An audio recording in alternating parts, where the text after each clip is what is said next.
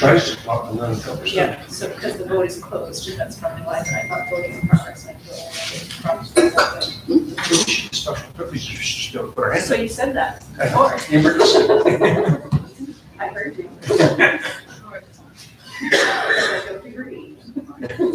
Well, that's not very nice.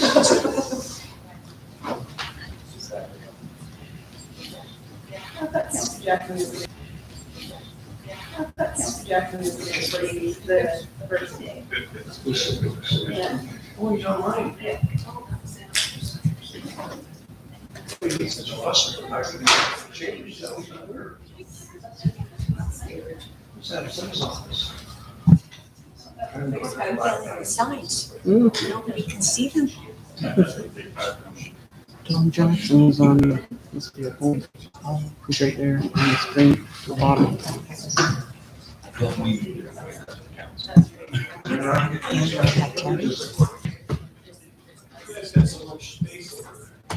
Get big elbows. Use that as high end. There's no counselor speaking. Want me to move? I asked them if I could. Cozy over here. This is a fiscal representation. Can I ask you all please rise for the national anthem?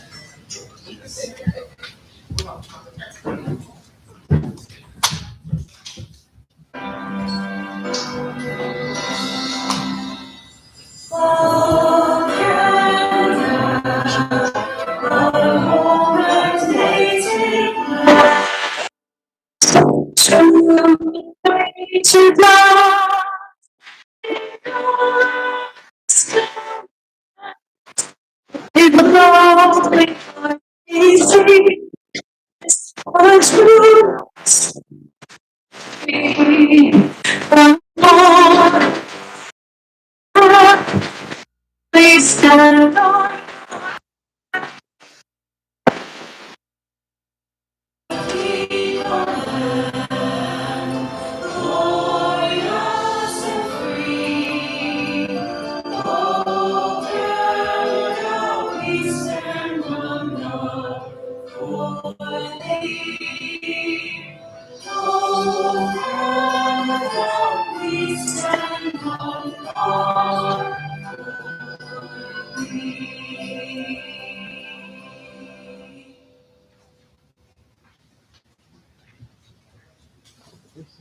So free that they don't really mean it.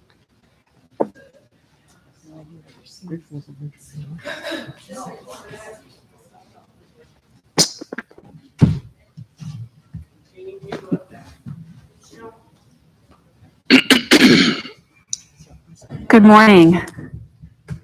Welcome to Hamilton City Council meeting of May the 25th, 2022. We are live. Clerk Holland, can you please confirm that quorum is present? Yes, acting mayor is present. I'd like to call this meeting to order. Hamilton is situated upon the traditional territories of the Erie, Neutral, Huron-Wendat, Haudenosaunee, and Mississaugas. This land is covered by the Dish with One Spoon Wampum Belt Covenant, which was an agreement between the Haudenosaunee and the Anishinaabe to share and care for the resources around the Great Lakes, the Credit First Nation. Today, the city of Hamilton is home to many Indigenous peoples across Turtle Island, and we recognize that we must do more to learn about the rich history of this land so that we can better understand our roles as residents, neighbors, partners, and caretakers. Members of the public are advised that our meetings are webcast live by the City of Hamilton and temporarily archived on the city's website, but the presentations and reports considered at this meeting are available on the city's website, and that members of the public can contact the clerk's office to acquire documents in an alternate format. As well, a reminder that all electronic devices are to be switched to a non-audible function during council meetings. Members are reminded of the 5-minute time limit, which will be adhered to. During this meeting, members can submit another request to speak if they require more time to ask questions or to make comments. Clerk Holland, are there any changes to the agenda? Yes, Madam Acting Mayor. There are 18 added correspondence items. Item 4.6, various pieces of correspondence respecting the municipal comprehensive review, official plan review of Phase 1 amendments to the Urban Hamilton official plan and Rural Hamilton official plan. Item 4, with a recommendation to be received and referred to the consideration of item 4 of the Planning Committee Report 22-008.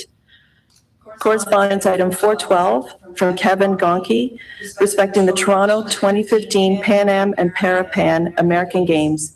Backgrounder on Auditor General of Ontario Special Report of June 2016, with a recommendation be received and referred to the consideration of item 7 of the General Issues Committee Report 22-010.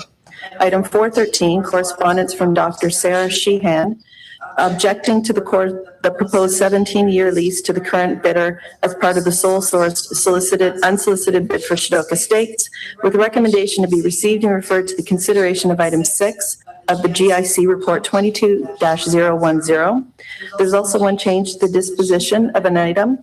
Item 410, correspondence from the City of Brantford requesting support for the resolution requesting the release of all federal and provincial documents related to the former Mohawk Institute Residential School, with a recommendation to be supported. There are 2 added notices of motion for today. Item 7.1, a budget increase for the housing for Hamilton Community Improvement Plan for the Roxborough Mixed Income Tenure Demonstration project. And also item 7.2, amendment to item 3.1 of the council minutes 22-001, respecting the amendment to the mandatory COVID vaccination policy. There is one added bill for today, Bill number 124, to repeal and replace bylaw number 22-110, removal of part lot control block 1, registered plan number 62M-1283, municipally known as 1288 Baseline Road in Stony Creek. That is everything for today. Thank you. May I have a motion to approve the agenda as amended? Moved by Councillor Hall, seconded by Councillor Danko. Any discussion? I recognize Councillor Nan. Thank you, Acting Mayor. Just a note to yourself, the public, and my colleagues that at 1 p.m. I'll need to step out for a virtual medical meeting to accompany my mom. Thank you. Thank you, Councillor Nan. Any speakers on this matter? Okay, may we have an electronic vote, please? It's duly moved and seconded.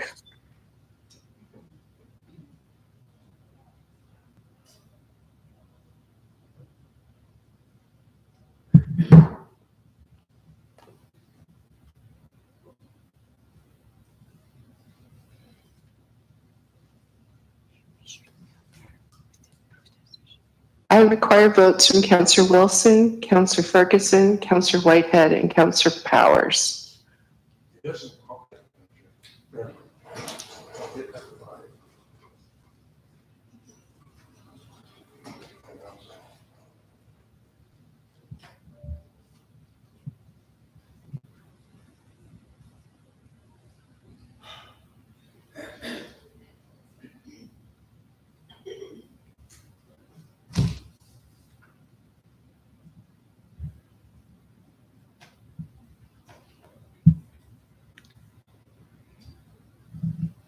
Councillor Powers, Councillor Whitehead.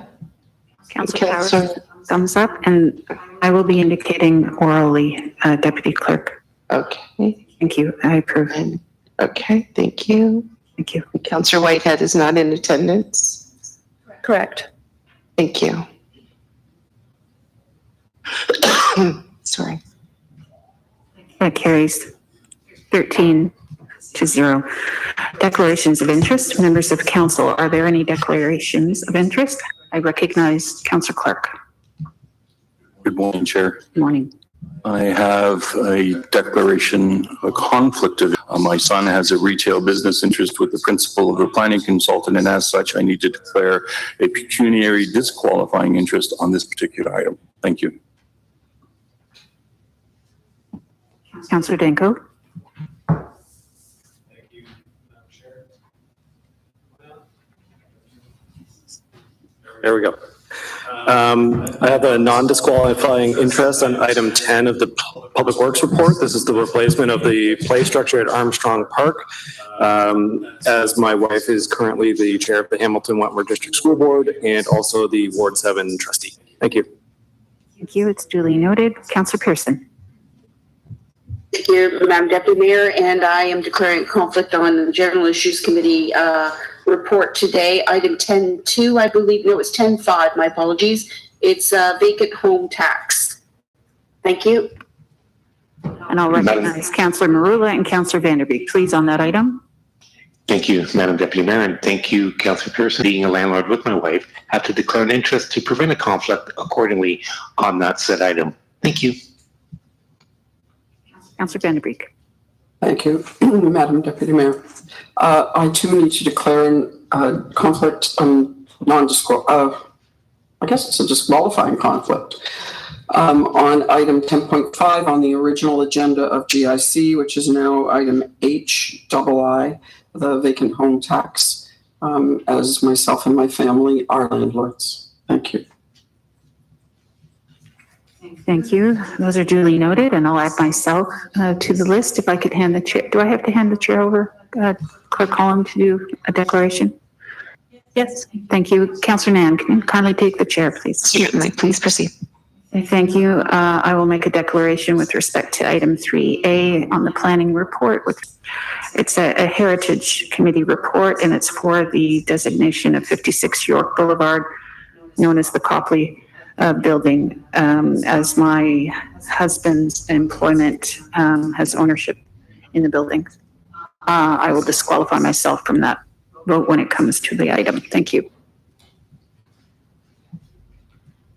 I'll take back the chair. Okay. No further speakers. Approval of the minutes of the previous meeting of May the 11th, 2021. May I have a mover and a seconder? Moved by Councillor Partridge, seconded by Councillor Ferguson. Any discussion on the minutes? Seeing none. Thumbs up for me. Thumbs up from Councillor Powers.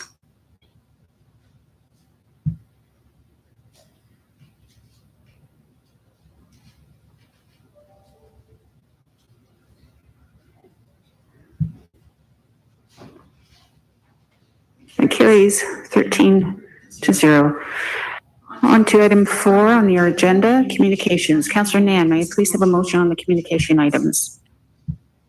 Certainly, that the May 25th, 2022 Council communications be approved as presented, moved by myself and seconded by Councillor Marula. Thank you. Any discussion on any of the communication items? I recognize Councillor Clark. Thank you, Chair. So item 4.11 and 4.112 is correspondence, one from Louis Rappaport, the partner of Gowlings, with respect to the 2015 Pan Am Games budget funding direction, one also from Kevin Conchi. Can I verify with staff that we have not made a final decision to invest in the games, and that we will have an opportunity to review the multi-party agreement prior to giving our final approval to invest, because these are startling numbers that came out of the Toronto Pan Am Games. I know the proposal for ours is different, but I still want to make sure that we have that opportunity. If the numbers are too much for the City of Hamilton, councillors can still vote against it. Thank you, Councillor. I'm going to recognize the City Manager, Jeanette Smith. Thank you, through the chair. Council members, I can confirm that first of all, the first stage, the MOU that we're doing with Hamilton 100 will come back to council for approval before the end of this term. And while staff may participate in the multi-agreement, any commitments from the city would have to come back to council for approval. We would have no authority to commit the city to any resources. Thank you, Chair. A supplemental, if I may. Thank you. What happens if council becomes a lame duck council under the I guess it's the Municipal Elections Act? Would that mean that these decisions would be put forward to 2023? See the bench deliberating. Council, City Manager. Through you, Chair, I've just confirmed with staff, the expectations is the multi-party agreement will take a bit of time and it will not be finalized during the election period. Thank you. That's very helpful. Thank you, Chair. Thank you. If I can hand over the chair to Councillor Nan, please. Certainly, go ahead. Thank you. On the same item, if I could just seek clarification on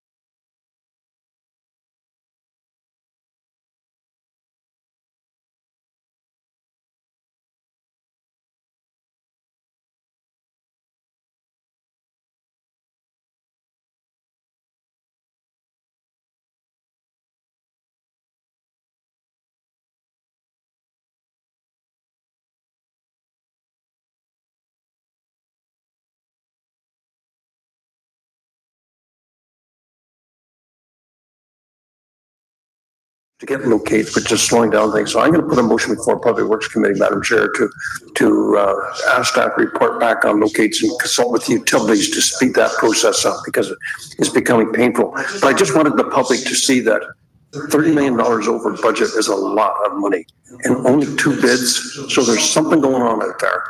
And we got to get our arms around that because we won't be able to afford to do many capital projects. You saw Councillor Pearson having hers canceled. We may have the same thing happen because we simply run out of money. And so that's all I got for today, but I will be picking us up further at Public Works next week. Thank you. Thank you. Councillor Jackson, please. Acting Mayor Wilson, good morning. Good morning. Yes, there'll be a few items throughout the day. Forgive me being out of town last week and not being able to join in on committees that I would just ask for some clarification for my constituents. Item 5, the housekeeping update to Parks Bylaw 01-219. 5B, that staff report back with best practices respecting the regulation of alcohol consumption in public parks. I've traditionally over the years had been opposed, but had great concerns. However, I just need assurances. This is simply staff doing an exploration and coming back with potential options that this simply isn't, they shall be proceeding ahead to implement alcohol consumption in public parks. Through you to either Acting GM Murdoch or Acting Director Cynthia Graham, please. Ms. Graham, please. Through the Acting Mayor is Cynthia Graham, Acting Director of Environmental Services. Yes, Councillor Jackson, that is my understanding that staff will be reporting back on all considerations related to what would need to happen in parks, not that we're proceeding with allowing alcohol in parks at this time. Thank you very much, Acting Director. That's the assurances I needed, Acting Mayor. Thank you.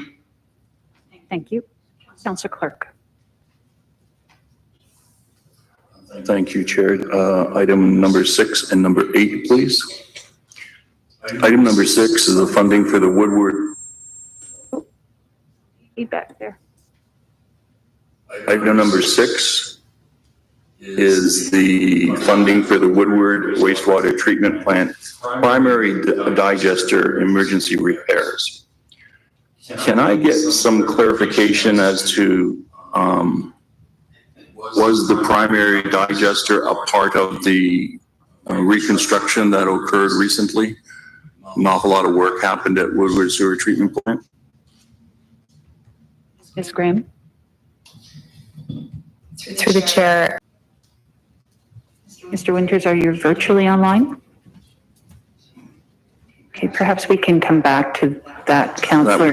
That would be fine. If I can move on then, Chair, to item number 8, the same item that Councillor Ferguson was referencing, a significant jump of $34 million in the costing. Item C says that Council approved the single source procurement pursuant to policy number 11. Councillor Ferguson indicated that this was an RFP and there were 2 tenders received. Now this document says it's a sole source, so I'm trying to understand what really did transpire. Is someone on the bench able to assist in this matter? Just a deliberation for a moment, Councillor. Ms. Graham? Through the chair, I apologize. I was trying to get a hold of Nick Winters. Could you please repeat your question? No problem. So it's with respect to item number 8, the budget increase for Dickinson Road trunk sewer. Councillor, it's a $34 million increase. Councillor Ferguson had just indicated that it did go to an RFP and there were 2 bidders. Yet item C in the report indicates that we're single sourcing the procurement. Can I get clarification as to which it is? Did we RFP it or are we sole sourcing? Through the chair, I'm going to defer that question to Susan Jacob, who is online. Thank you. Ms. Jacob, if you could introduce yourself, please. Acting Director, Engineering Services, Susan Jacob. I can take that question. Dickinson Road, we did do an RFP for the consultants. So IBI consultants were selected through an RFP process. This is to request for the time increase for doing the contract administration. So, Chair, can I ask then, why does item C say that council approve the single source procurement pursuant to the procurement policy number 11, non-competitive procurements for additional construction administration services? What is that in reference to the overall budget increase? Through you, Madam Chair, it is policy 11 is required because it's more than 250,000 that is being increased, and the cost for the increase of consultant assignment is 1.5 million. So we are not sole sourcing. We are utilizing the same consultant we had procured for detailed design and contract administration. We are extending their assignment. I'm sorry, so I'm hearing that the single source is because this particular consulting firm did work prior. Was it on the sewer trunk on Centennial? What work did they do prior that we're now enabling a single source? Through you, Madam Chair, the extension is for the work that they are already assigned for Dickinson Road trunk sewer. They did the detailed design and they also have contract administration, but with limited number of hours. So this is more to increase their hours so that they can cover the entire contract administration. Being a complex project, it is good to continue with the same consultant, and they already have a few hours for this project, and it is to increase their number of hours on site. I saw the Director of Procurement. Councillor, would you Yes, like Councillor to? Ferguson mentioned that Tina's on the line, so. Good morning. Good morning, through the chair. So this is being deemed as a single source because the procurement policy requires when additional scope is to be added to a contract, it needs to be cited as a single source via policy 11 non-competitive. So this particular consultant was engaged through a competitive process through a request for proposals. And we need to extend their contract in order to do additional consulting and administrative work. And therefore we require council's approval in order to do that. Thank you. That's very logical. I appreciate the answer. Thank you. I believe Councillor Powers and then Councillor Pauls. Thank you, Madam Chair. To whomever on staff, is there an urgency to do this work next year? Right at the moment, I'm inclined to vote against this motion. I mean, $34 million can be, but is there an urgency? Can it be put off for a year? And once again, with the chance that prices might go up even more, but also on the flip side is there might be more players in the game after kind of reviving themselves or surfacing from the impacts of COVID. I'd appreciate an answer from whoever if possible. Thank you, Madam Chair. Thank you. I'm going to ask either Acting Director Jacobs or Head of our Procurement, Ms. Ayoko, if they would wish to speak to that matter and help shine some light on it. To you, Madam Chair, to Councillor Powers, this is a very important project, a corporate initiative to do the airport industrial growth area. The sanitary sewer is required to support this development up in the airport industrial area. So it takes about 5 years to do the construction, and to retender that will take an enormous time as well. As you can see, the second bid was $250 million, which is much higher than the lower bid. And so it is recommended to go ahead with the low bid, given the time that we require to construct this project as well.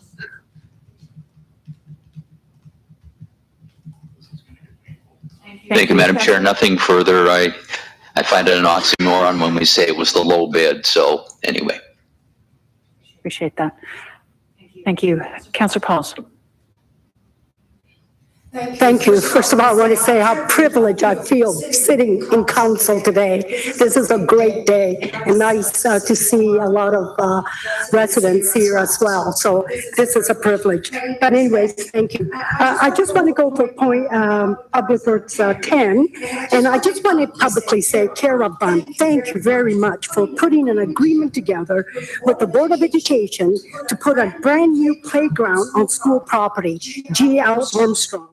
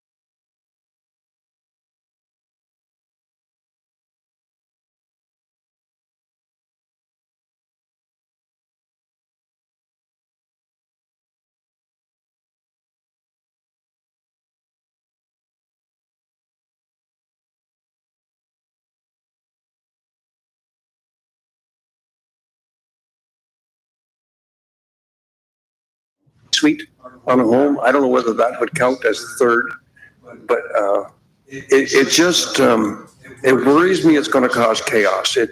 In my community, most people have 2 cars, and if they go from 1 family to 4 families, that's 8 cars. Where are they going to park? They're going to be up and down, plugging the street up, and I get complaints when people park on the street overnight. let alone they're parked there every day as a result of doing this. So I just think the public needs to be informed. If somebody's going to buy up a home and convert it into a fourplex or a threeplex without the neighbors being notified. And so I would urge my council colleagues to reject that provision of item 4. I may put it up as a motion, depending on what the reaction is today, but at the very minimum, I will be voting against this because I think it's going to be too disruptive to our residential subdivisions that have single-family homes now. And I'll leave it for that for now, Madam Chair. Councillor Nan?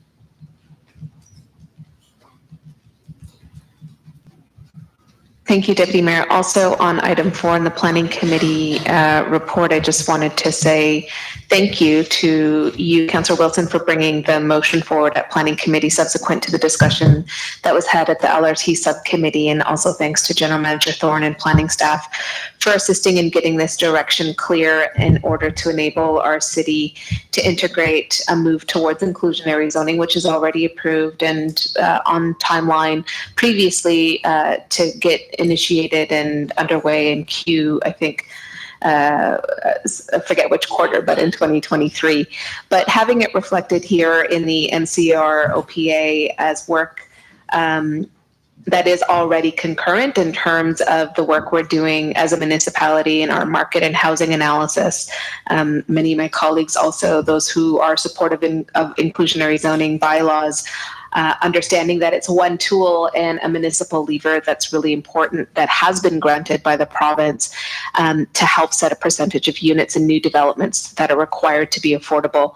And with 17 LRT stations and GO stations as well, there are significant spaces across that corridor as well as at the GO stations to help support not only density, but more importantly, ensuring that mixed housing and affordable housing is something that we're going to be requiring of our private developers in the city. So just again, I wanted to appreciate the work done to include recommendation D in this report. Thank you. Thank you. We have Councillor Partridge followed by Councillor Jackson. Councillor Partridge. Yes, good morning, Madam Chair. Thank you very much. 2 items. I want to speak to 3A and 4D, but I'll speak to 4D first since the previous speakers have been speaking to that. You know, we have been discussing inclusionary zoning, I think, for at least 10 of the 12 years that I've been on council. And I'm pleased to see that it is in this report. However, I'm you know, the fact that it is only on the transit corridors and not, and the LRT line specifically, and not throughout the city in, you know, there are many other appropriate places that we could have inclusionary zoning, but, you know, baby steps, I guess, and I'm just very happy to see it here. And I'm not sure if you have any other speakers on 4D, or if I can go ahead and speak to 3A, Madam Chair. I'm not sure. I would just ask that you proceed. You have the floor. Thank you. All right, thank you very much. And just very, very quickly on 3A, item 3A in the Planning Committee report, the Copley Building. I am a huge heritage fan and supporter, as I think most people know. And again, the Copley Building, I was delighted to see that the Heritage Committee was able to finally move this. You know, with the 8 years I spent on the Heritage Committee, it came up often. And, you know, now that the company is located in their new building and there is some adaptive reuse that's going to be happening with the Copley Building, I think it's, you know, it's one of the true jewels that we have. Thank you. Councillor Jackson, please. Thanks, Acting Mayor Wilson. Back to item 4, the Municipal Comprehensive Review, Official Plan Review. Again, this was one of the ones being out of town last week. And I want to get clear here because several speakers have spoken to different parts of it. There's A, B, C, D, and E. I want to speak specifically to C, and I think that's where Councillor Ferguson was speaking to. So through you to the Chief Planner Robichaud. C is about the adoption of the official plan amendment that would, what Councillor Ferguson was speaking to, that would allow for a single family home structure chief planner that hypothetically could be converted to a triplex or fourplex, in other words, 3-4 rental units within that structure? Is that the C part? And also, is that the part that, if approved, does not allow any right for the public to have a future public meeting? It'd be a right of proceeding. Through you, Acting Mayor, to get some clarification before I offer my comments. Thank you. GM Thorne. Right of proceeding. Through you, Acting Mayor, to get some clarification before I offer my comments. Thank you. GM Thorne, would you like to comment or are you going to delegate? Through the chair, I can. Jason Thorne, General Manager of Planning and Economic Development. To the councillor's questions, yes, that would be the effect of the implementing zoning bylaw. Just for clarity, what C is directing is that we bring that implementing zoning bylaw back to a future statutory public meeting, so that zoning would not be adopted today. The direction is for staff to prepare that zoning bylaw amendment and bring it back to a future statutory public meeting, which would occur at Planning Committee, and in which members of the public would have the opportunity to come and speak to it. Right. So, GM Thorne, first of all, my apologies. Still being at home, I didn't recognize that you were there, so my apologies. I heard Chief Planner Robichaud's name earlier, so in protocol, my apologies. Back to you, a supplementary. So, GM Thorne, but if that bylaw is ultimately approved, if this direction today is approved, if ultimately that bylaw is approved, is it true what Councillor Ferguson has indicated and interpreted, and I have, that in the future, anyone then can convert and could have the right to proceed without needing a future public meeting? Through you, Acting Mayor Wilson, please. GM Thorne. Yes, so through the chair, so if that future zoning bylaw amendment, once it's brought forward, is approved, then yes, there would not be a rezoning required. What may be required in some circumstances would be a variance application. If there's some sort of modification to the existing structure in order to accommodate a triplex or a fourplex, that could trigger a minor variance application, which of course would result in a public hearing before the Committee of Adjustment. But if that's not required, then the homeowner will be able to apply for a building permit for the conversion. Thank you, GM, for the clarifications. Acting Mayor Wilson, my comments. I'm going to be strongly opposed. I would ask that you would separate for C, please. Similar to what I was in the minority a year ago in April of last year with the secondary dwelling units, the detached secondary dwelling units that I strongly opposed. Unfortunately, in my humble opinion, the majority of council went ahead, allowing conversions of sheds and garages for rental units on single-family properties. This is another example of what I might humbly suggest is putting single-family, traditional single-family, modest neighborhoods in my East Mountain community under siege. I have heard loud and clear from several neighborhoods who have strongly opposed the detached SDUs. Now you're asking that automatically, if approved, a single-family home structure in a traditional single-family neighborhood, changing and altering the character further of that neighborhood, can become a 3-rental unit, a 4-rental unit. This is getting ridiculous. Out-of-town speculators, out-of-town landlords, those wealthy in communities beyond our borders, are coming in, gobbling up our lovely properties, converting them, no pride of ownership, no neighborhood considerations. In many situations, it's getting a lot of pushback. There's a minor revolt that's going on in our community regarding these conversions, and many traditional families, generational families that have lived in modest single-family neighborhoods on the East Mountain have seen this as a form of business, not necessarily a form of providing some affordable housing, but as a form of businesses that are proliferating within traditional single-family neighborhoods. No owner occupation whatsoever. I want to have C separated. And for the odd member of council who has said in the past publicly, Councillor Jackson, the province has directed us, we have no ability to turn it down. No. Staff brought a report forward a year ago on the garage conversions. Council voted for it. I didn't. Today, you have the ability to say no as well. Thank you, Acting Mayor Wilson. Thank you. Councillor Clark. Thank you, Chair. So on that last comment from my colleague, Councillor Jackson, can I get verification? Because I was under the impression that it was Premier McGuinty in 2007 who brought in as of right secondary dwelling units. At the time, they called them granny flats. So did that occur? So, yes, so through the chair within the Planning Act, secondary dwelling units, yes, those are required under the Planning Act. I'm sorry, I don't know if Mr. Robichaud can recall the exact year as to when that was brought in. But with respect to basement apartments and so on, yes, those are, municipalities are required to make accommodation for those within your zoning bylaws. And does that right of secondary unit also apply to a detached secondary dwelling unit on the same subject property? So through the chair, it would apply to, yes, to a basement apartment as well as a detached laneway suite type unit. So to be clear, secondary dwelling units, any individual who owns a home and wants a secondary dwelling unit for whatever reason, they have a right to it under Ontario law, and they have a right to it as a separate building on their property for one secondary dwelling unit. That's to confirm that. Yes, so through the chair, that's correct. That's subject to various standards. So of course, the city of Hamilton adopt those zoning standards, and it includes things like making sure you have adequate fire access, setbacks from neighboring properties, those types of standards do apply. So can I have a supplementary to that point? I have become aware of a number of times at the Committee of Adjustment.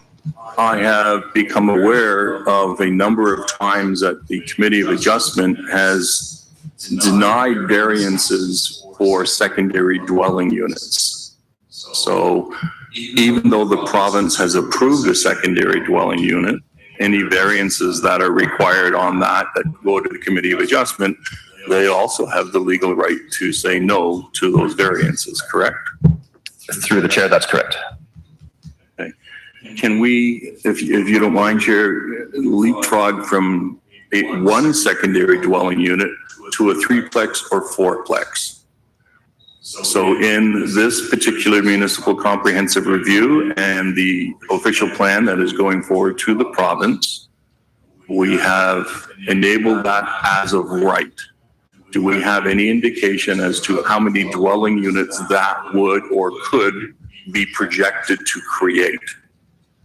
So through the chair, I may refer this one to Chief Planner Robichaud, but I would note that the discussion around as of right, sort of gentle intensification type growth, such as what is contemplated with this proposed zoning bylaw amendment, it is quite integral and critical to the overall growth strategy to accommodate a significant share of the city's future growth within the existing urban boundary. But specific to the councillor's questions, I'll refer that to Mr. Robichaud. Thank you, Madam Chairman. To the councillor, my recollection, Hempston had done some preliminary work as part of the growth forecast, and they were approximate 2,500 to 3,000 units. They were forecasting as being accommodated through the secondary dwelling units. However, our experience has been that there's been a higher initial take-up than we had anticipated. Some of that may be landlords seeking to legalize their apartments under these new regulations. In addition, it's also related to individuals looking to create second dwelling units for family members, as well as in response to some of the affordability challenges that we've been experiencing in Hamilton and Ontario over the last few years. So generally, it's not compared to 3,000 to 4,000 dwelling units a year, might be doing 50 to 100. So it's not a large number, but it is an important number going forward in terms of how we accommodate growth within our existing neighborhoods and communities by allowing for this gentle form of intensification to occur through the conversion of an existing dwelling to contain more than one dwelling unit. Thank you. And I'm sorry, Chair, I'm putting Mr. Robichaud on the spot. My apologies. Do you have a recollection as to how many units would be created from fourplexes? Was that the 3,000 or that was the secondary dwelling units? To Deputy Mayor, our annual housing production targets are about 3,000 units per year, of which we are seeing 50 to 100 secondary dwelling units being created on an annualized basis based on current building permit and Committee of Adjustment activity. That's why I'm saying it's an important element of our housing needs because it allows for the better utilization of existing housing stock, but we don't anticipate that every house will convert to 2 or 3 or 4 units, but it is providing that flexibility either for intergenerational housing or providing that a secondary dwelling unit in response, second, third, or fourth dwelling unit in response to some of the affordability challenges that we have been seeing in the city over the last 2 to 3 years. Thank you. 2 more questions. I'm not sure how my time is. You have 4 seconds. May I put you on for a second time, sir? You may. Thank you very much. For understanding. I recognize Councillor Pearson, followed by Councillor Danko for first-time speakers. Councillor Pearson. Thank you, Madam Deputy Mayor. And I just wanted to put on the table that at the appropriate time when we deal with item 4, the MCR, OP, UHOP, that I am opposed to A, B, and C. But now with the questions being raised on inclusionary zoning, I want to be careful because we're talking about rental units. I didn't interpret it in inclusionary zoning being all rental units. So I'm not sure that I need to declare a conflict there. Because this could just be intensification. I mean, we can go to fourplexes on any property that could be condo, etc. So I will leave it at that, but I will at the appropriate time ask for a separation of the vote for 4 and deal with it at that point. Thank you. Councillor Pearson, maybe to be of assistance, I'll recognize. Relates to threeplexes or fourplexes as well as inclusionary zoning. Could refer to either rental or ownership housing. It does not distinguish. Thank you. I would suggest that either one could apply to any type of household. Indeed. Thank you. Councillor, is that helpful? It's yes, thank you. Yep. Thank you. On that point, Madam Deputy Mayor, I think I'm in the same boat as Councillor Pearson.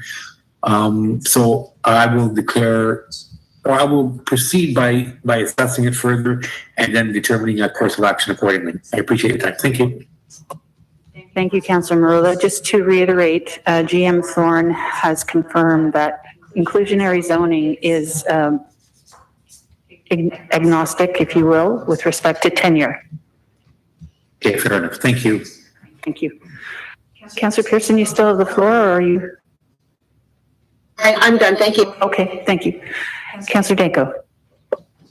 Thank you, Madam Chairman. So just on inclusionary zoning and the concerns raised about secondary dwelling units and detached secondary dwelling units, there was a report at the previous planning committee meeting that reviewed the bylaw provisions for SDUs and detached SDUs. And there are some revisions that are coming. It was referred to a future planning committee meeting. I think that's next week. So there is some discussion about the controls on SDUs, as Councillor Jackson has noted. And then just on inclusionary zoning, as was mentioned today, that we're not approving inclusionary zoning, but we are including it in our plan that we are submitting to the province as part of the municipal comprehensive review. So through you, Madam Chair, my question through to Director Robichaud or GM Thorne is, what we're submitting to the province needs to be approved by the province. So how important it is to the city's growth plans to include inclusionary zoning as part of our planning growth in the future? So through the chair, I'll let Mr. Robichaud elaborate if he wishes, but I would suggest that, given that it is ultimately the province who is going to make the determination to approve or not the city's growth strategy with respect to the no boundary expansion, which is the proposal that's being put forward to the province, then certainly it will be important to demonstrate that the city has done what it can to accommodate the growth within those aggressive intensification targets that are assumed. Thank you. So in my read of that, then C is very important to include in what we submit to the province for their consideration. And a follow-up question to that, Madam Chairman, is if we do then proceed with inclusionary zoning, what other controls are on those properties for what is built? Because I do share the concerns raised by Councillor Jackson, Councillor Ferguson, and others about the change in communities and what that will mean. But it's not like every single family home will automatically be changed to a fourplex. And I'm wondering what further controls are in place. It's not like every single family home will automatically be changed to a fourplex. And I'm wondering what further controls are in place if property owners decide that they wanted to proceed with a conversion in the future. So through the chair, I'll start, and Mr. Marosha may wish to add to it. So in terms of controls that are in place, first of all, and importantly, what the recommendations are for you, but again, just to emphasize that the zoning is actually not in front of you today. It's direction for staff to prepare this zoning amendment, is for the conversion of existing structures. So not for creation of new. threeplexes, fourplexes, not for demolition rebuild, but for conversion of existing structures. Those conversions would have to meet all applicable zoning standards with respect to setbacks, heights, all of those sorts of things that already apply within those neighborhoods. And similarly, they would require building permits that would make sure that any construction alteration to the building is done in a safe way in accordance with the building code.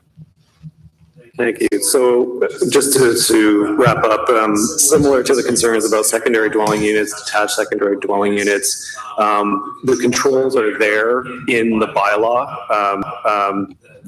to manage that, and those are under review and will come forward at the next planning committee. But for inclusionary zoning, this is critical to include this in our submission to the province.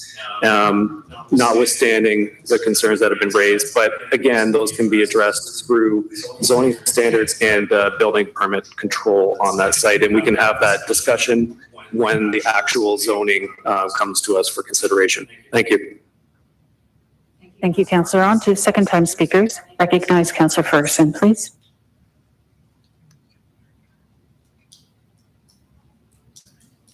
Councillor Ferguson. All right. So I'd like to move an amendment if I can. Is it appropriate to do it right now? Yes. Okay. If I can get a seconder to this, I think Councillor Jackson may be interested. I'd like to move that anyone wanting to convert a single-family home to a 3 or 4-plex home must go through a public process to obtain approval. And so if I can get a seconder, I'd like to speak to that if I can. Is there a seconder for the motion? I recognize Councillor Jackson with his thumb. Okay, I appreciate that. Yeah. Look, I always hear this, well, we're going to have another crack at this down the road. Well, when we get down the road, the crack at it will be, we already approved it back on May 25th. And so that'll be the rub at that time. I just not on to allow someone to go into an existing residential home in a single-family subdivision and by right be able to put in 4 units. The developers are going to eat this up. It's an opportunity to quadruple their revenue on rental properties. And it'll create chaos in our nice single-family subdivisions to allow this to proceed without having to go through a public process. The neighbors have a right to know. It affects them. And let's deal with this right now to make it clear. They can already have 2 under the current system, but if they want to go to 3 or 4, they need to go through a public process. So subject to any other questions, I'd like to let my amendment stand. Thank you. Councillor Clark on the motion. Thank you, Chair. Can I just get some clarifications from staff and with respect to Councillor Ferguson's motion? On the face of it, it seems very rational. I'm trying to understand if the city of Hamilton generally in an average year approves 3,000 units for construction, and we've experienced 50 to 100 SDU applications in a year.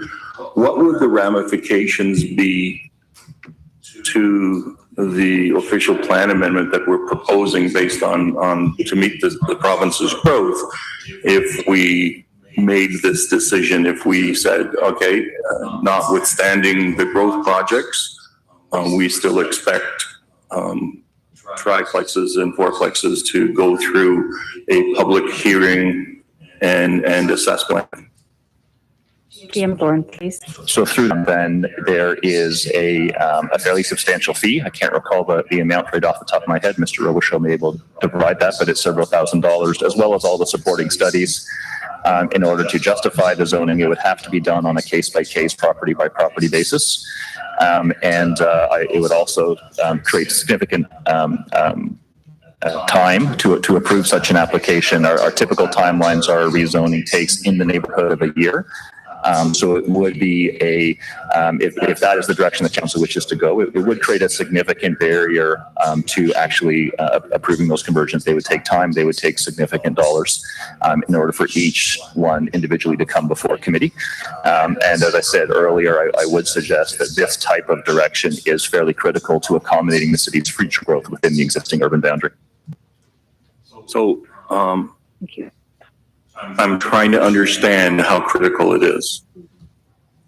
And I have yet to receive the expected numbers of how many triplexes and fourplexes do we expect under the official plan amendment. So can someone give me a punt or point me to the right document that shows the numbers?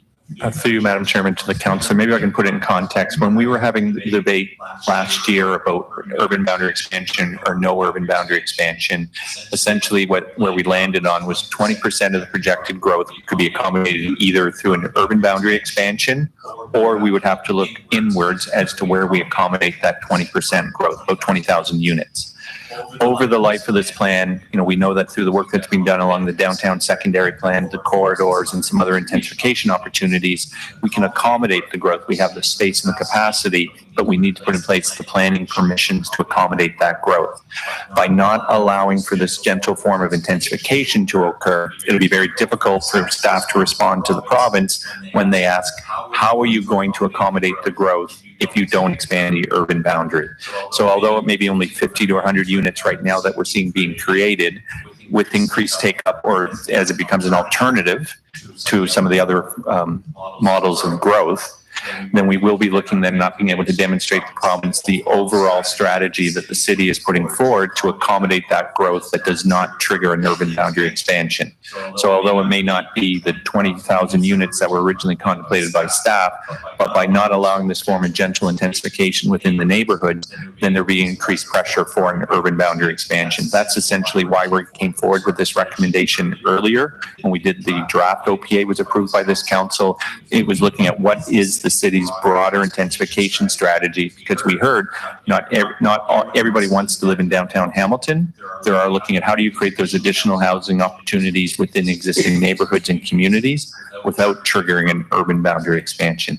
So that's essentially why we came to develop this recommendation and came forward with this proposal, was in order to accommodate the city's future growth based on a firm urban boundary and looking for accommodating growth within existing neighborhoods. The city's official plan has had a long-standing standard where 20% of new growth would be accommodated within existing neighborhoods. That may be a surplus school site or the conversion of a commercial plaza or a severance or an infill opportunity. But that has required applicants, as Mr. Thorne has indicated, to either go through an official plan amendment and a rezoning process. And when you add all the reports and the studies, that can be $100,000 to $150,000 required to create one or two additional units. That may be a sufficient barrier to hurt somebody from proceeding with that. So we were looking at how can we remove that barrier. The other point I'd like to note is that the Provincial Affordable Housing Task Force, I looked at this as an alternative on a province-wide basis, but the province decided not to proceed with it. Instead, they went with Bill 109 dealing with fee relief.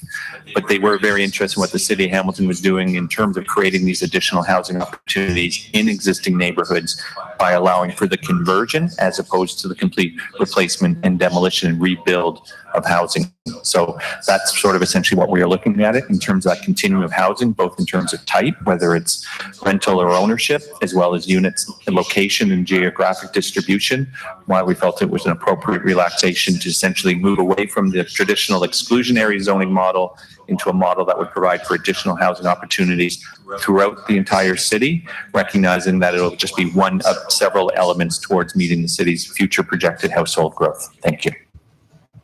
It's a very comprehensive answer. Yes. And I ask staff, Chair Wilson, if they have an estimated cost to do a conversion to a fourplex from, first off, not every building can do that. A semi-detached home is not going to have a threeplex or fourplex because you'd be gutting the building and making outside entrances, and the cost would just go through the roof. So do we have an anticipation in terms of what those costs are? And do we have an anticipation in terms of where in the city of Hamilton, what type of homes would be most prominently used for triplexes and fourplexes? Mr. Thorne? So through the chair, we've not done construction estimates for a triplex or fourplex. We did look at that at the time that council was considering the permission for basement apartments. And just for a basement apartment, there's of course a very wide range because, some basements would be, apartment ready. Others will require very significant work. But it's in the order of tens of thousands of dollars typically to create one unit with an existing structure, let alone 2, 3, or 4. So it would not be a cheap exercise. And similarly, and to the councillor's point, I'd suggest that, given the very diverse housing stock within the city of Hamilton, many of them, and keeping in mind that what we're talking about is converting existing structures, many of them are not going to be of a size or of a type that would accommodate 3 or 4. Some of them I would suggest probably can't even accommodate 1 or 2.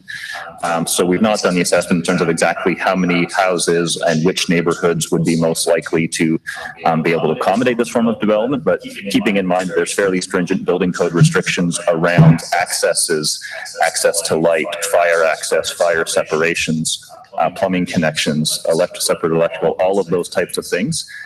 It will be a fairly expensive construction exercise to convert an existing dwelling. And depending on the nature of your lot, the ability to have separate entrances, it's going to be restricted in a number of units across the city. I don't know if that answers the councillor's question. That's probably the best I could do at this point. Yeah, and I don't mean, I did surprise them, Deputy Mayor Wilson, with that question. I didn't give them that question in advance. My last question would be with regards to the Committee of Adjustment. So in reading this proposed official plan amendment, and with the potential for significant increase from where we are to where we could be with regards to triplexes and fourplexes, do we require that the members of the Committee of Adjustment have some planning knowledge or experience, some experience in terms of the types of decisions that they're going to be asked to make? How do we, because they are going to be much more busy, in my estimation, with what's being proposed here and all of the variances that will be required to go to the Committee of Adjustment. That's my last question. Thank you. GM Thorne. Yeah, so through the chair, I concur with the councillor in terms of, we would anticipate more applications before the Committee of Adjustment. We're certainly seeing that with some of the secondary dwelling unit applications, and ultimately that committee would be a new committee would be appointed by the new term of council. I'm not sure if Mr. Robichaud can speak to what the terms currently say about the qualifications of members, but if he's not aware of that, then we can certainly look that up and get back to the councillor. Through you, Madam Deputy Mayor, that's my recollection. We do not require that they have a planning background in terms of their ability, but we as staff across various departments and parts of the organization to take the effort to train and update the Committee of Adjustment members whenever we bring forward a new city initiative, such as on secondary dwelling units or the new commercial zoning, so they understand the purpose and the intent of the zoning. And then we do monitor the Committee of Adjustment applications, and if there are issues or the committee is seeking further guidance, then we will sort of go through the workshop again with the committee. We recently did that on the secondary dwelling units because there was, I believe it was 58 applications, of which 50 were approved. But there are certain specific regulations. It may be because of a fire code or a health and safety issue, just to provide that clarification and that ongoing support to the Committee of Adjustment members so they understand what the intent and the purpose of the zoning regulations are and why they were developed and crafted in such a way. And then we as staff, if there are issues with the bylaw, we will come forward with a housekeeping amendment to correct those technical issues or concerns relating to the operation of the bylaw. Thank you. Thank you, Chair. I'm going to continue to support the staff recommendation. I think they've really covered all of the options. I can't support the amendment at this time. Thank you. Thank you. Councillor Genko, you're a second-time speaker. I have Councillor Nan on, I believe, for first time. Is that correct, Councillor Nan? It would be the second time as I spoke to a recommendation D in item 4. I beg your pardon. Councillor Danko, my apologies. Thank you, and I am speaking to the amendment that's on the floor. So I guess my question is, what is meant by a public process? And if a public process is a non-statutory public meeting, notification of neighbors, or notification of the councillor's office, that kind of thing, I'm fine with that. If a public process means rezoning, then that is contrary to what is in item C. So through you, Madam Chair, if I could get clarification from the mover of specifically what is meant by a public process. Councillor Ferguson, please. Yeah, I'd be happy to do that. My intent is not to go through a rezoning.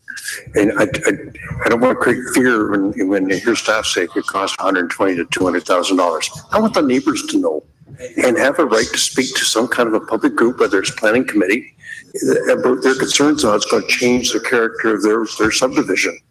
And I think that's just a fair, reasonable thing to do because developers won't care how it affects neighbors. We've been through that many times. And so if they can come in by right, just apply for a building permit, that's not fair to the neighbors. That's not right. So I'm not a planner. I can't put the right words into this, but I don't want a public meeting. I want the ability that neighbors have to be notified. There's an application in. And is that called a non-statutory public meeting? I'm not sure. But if that's what I just want the neighbors to be circulated, have the right to come before planning committee to make their pitch why they have issues with this. And so that it doesn't make it, committee needs to know about that. So to answer your question, it's not, I don't want a public meeting, but I'd like staff to report back what would it look like using planning terms rather than me trying to make it up in a resolution. I just want the committee to give direction today that some kind of public process an applicant must go through, and the staff can tell us what that looks like. Thank you. So I guess, Madam Chair, I have a procedural question. Can an amendment be referred to planning committee? Because this is the discussion that should by right being had when the rezoning bylaw is brought to planning committee, when we have a public statutory meeting, when we have a full discussion, not on the fly here at council. Because frankly, at this point, I'm not really clear of the implications of this decision, which would be final as of today. So can an amending motion be referred to planning committee? Clerk Holland, please. Through the chair, it depends on the nature of the amendment. If the amendment significantly changes the motion that's before you today, it would be considered a reconsideration. So I will defer to the chief planner and the general manager to comment on whether they think it would substantially change what is before you today. Thank you. GM Thorne or Mr. Robshaw, please. So through the chair, the directive in front of you today is for the staff come back with an implementing zoning bylaw.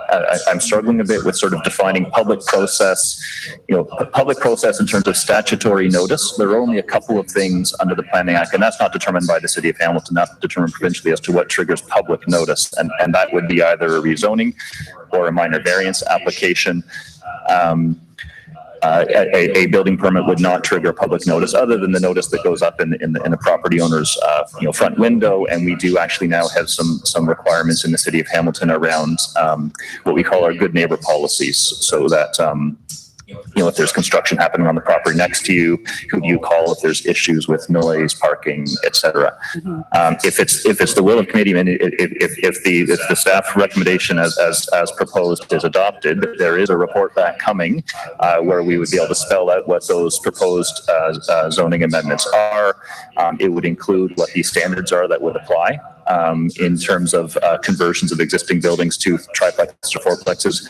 We can certainly include in the staff report some discussion around what would be the sort of the default level of public notice or public awareness that's created, and we can speak to things like the building permit process and the good neighbor policies. And staff can give some thought to what else we might be able to do in terms of public awareness. So we can certainly take that as direction, include that kind of information in the staff report. And committee and council can decide at that time if that's sufficient. But as I said, there are limited opportunities for statutory and committee and council can decide at that time if that's sufficient. But as I said, there are limited opportunities for statutory notice under the Provincial Planning Act. Thank you. Thank you. So I guess if this amending motion is clear that we're talking about a non-statutory process, then I'm fine with it. If we're talking about not proceeding with inclusionary zoning by default as adding a new statutory process, then I'm not. So as long as we're talking about non-statutory notice of public, I'm totally fine with that. So I think that's what I heard from the mover, but I just want to, confirm that one last time. Councillor Ferguson, please. Mover. If I could just, if you permit me to, I'd like to just ask Mr. Robichaud a question, because I'm not a planner. I'm not sure what are the subtle differences between a statutory and a non-statutory. I just want a public process. If that's a non-statutory public meeting, I'm fine with it. Just as long as the neighbors are informed of what's happening. So through you to Mr. Robichaud, if you allow me, explain the difference. Your council, it doesn't have any legal basis in terms of why we're holding the meeting, but the purpose of the meeting is to engage with the community. As I'm listening to the discussion, the issue is what would be the trigger to require a proposed property owners proposing to convert their property to give notice to the other property owners within a predefined radius distance separation from the property. As Mr. Thorne indicated, we currently have our best practices now in terms of infill housing, in terms of notification and communicating with adjacent property owners. But if somebody chooses not to do that, would the city be able to force them to have that sort of non-statutory public meeting?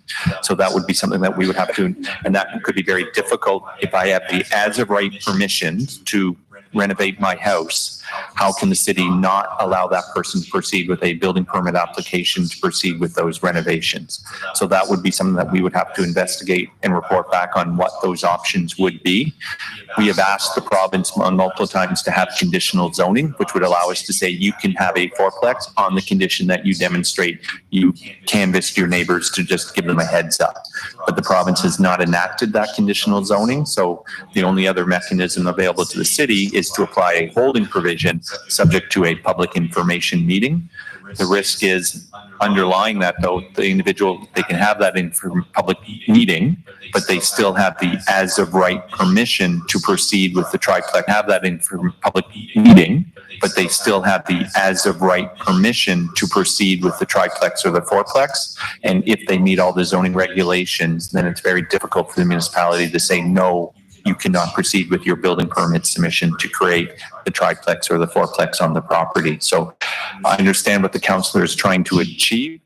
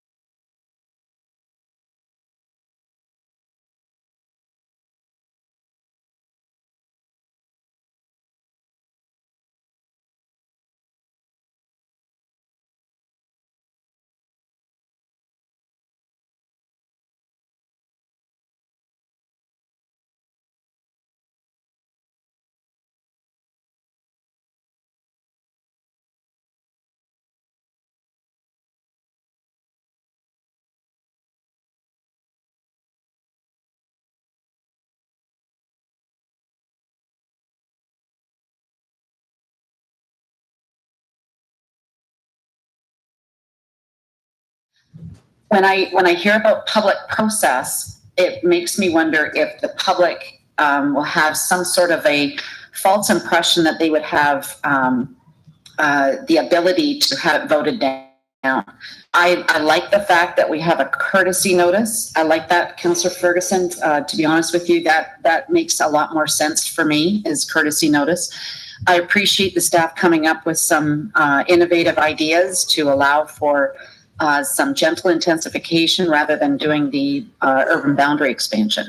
So in order to maintain the line, we need to figure out some ways of bringing housing inside the urban boundary and not expanding it. So if this is one way of doing it, I'm on board with the courtesy notice to let the neighbors know that this is what they have.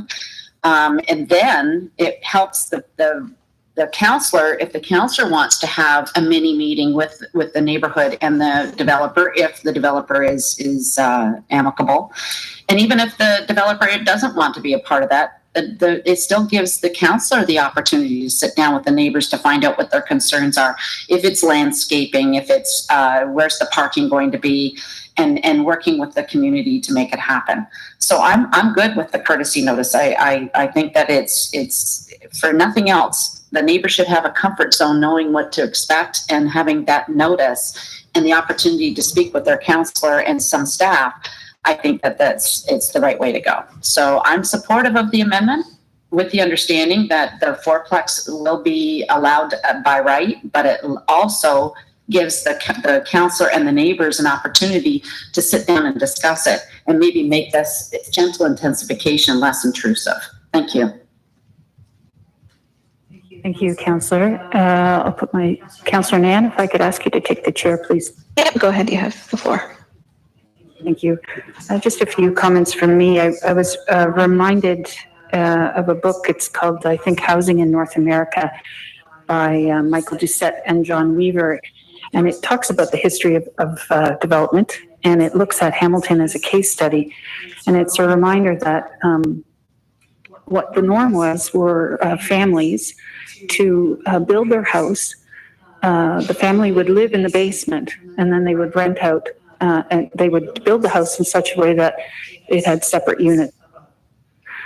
And that way it enabled a family to gain some equity and also provide much needed housing to a growing Canadian landscape, including a growing Hamilton. I would submit that, of course, it's irreconcilable not to enable gentle density like fourplexes throughout the city and call for a firm urban boundary. You can't have one without the other. And so I will maintain my strong commitments, and our neighborhoods are enriched when we allow for people of all means, of all incomes, to live in those communities, to go to school in those classrooms, to frequent those streets and those parks. To suggest otherwise, that there are some single-family neighborhoods that should be excluded, that's the definition of exclusionary zoning.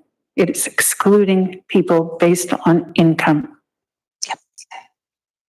So I love my neighborhood so much, but I don't want anybody else to live in it.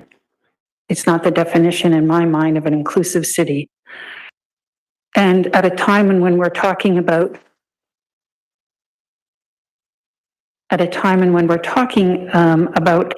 a housing crisis and the need to get units on the market, this enables young families, families of all means, in which to keep their home or buy into a home and carry that mortgage when they're able to rent out other parts, and therefore putting supply on the market. I too am concerned. We have now a good neighbor guide.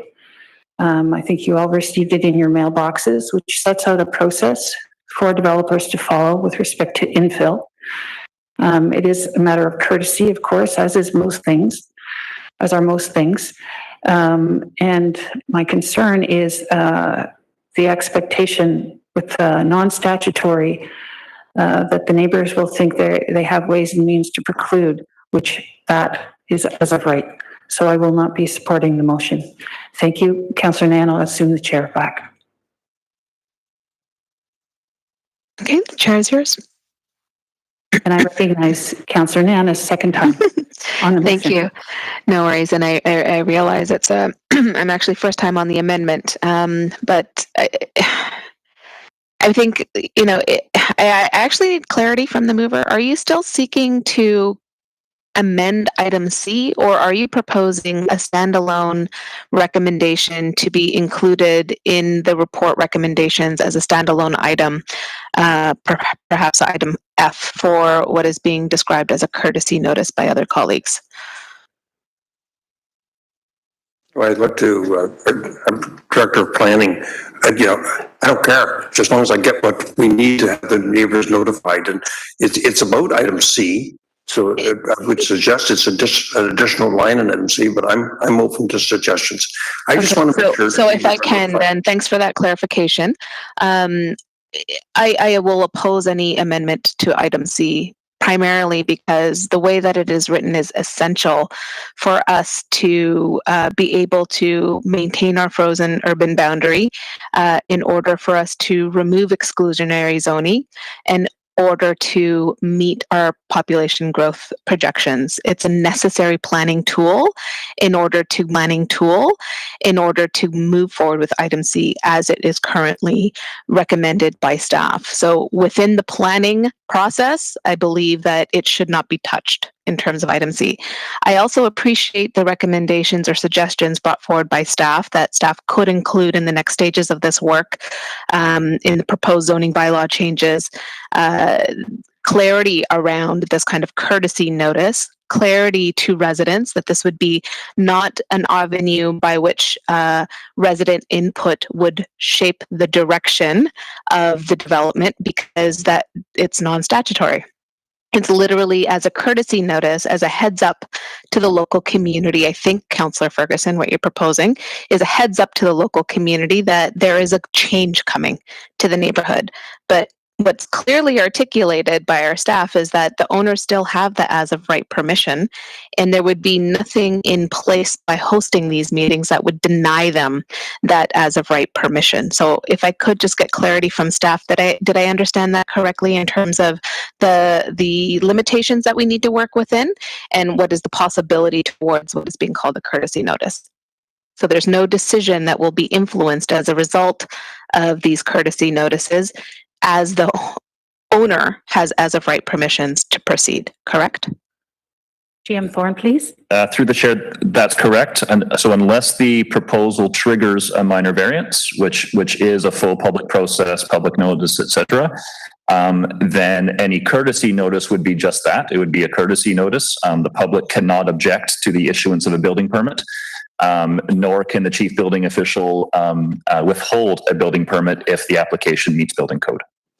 Thank you for that clarity, because I think it's really important for if Councillor Ferguson, Councillor Jackson, and other councillors want to see that courtesy notice, that the public be very clearly informed that they're not going to have an ability to object to the work that's underway, that this is simply about giving residents an opportunity and neighbors an opportunity in the community, an opportunity to understand a little bit more about what very, very clearly, if it is an amendment to item C, I will not support it.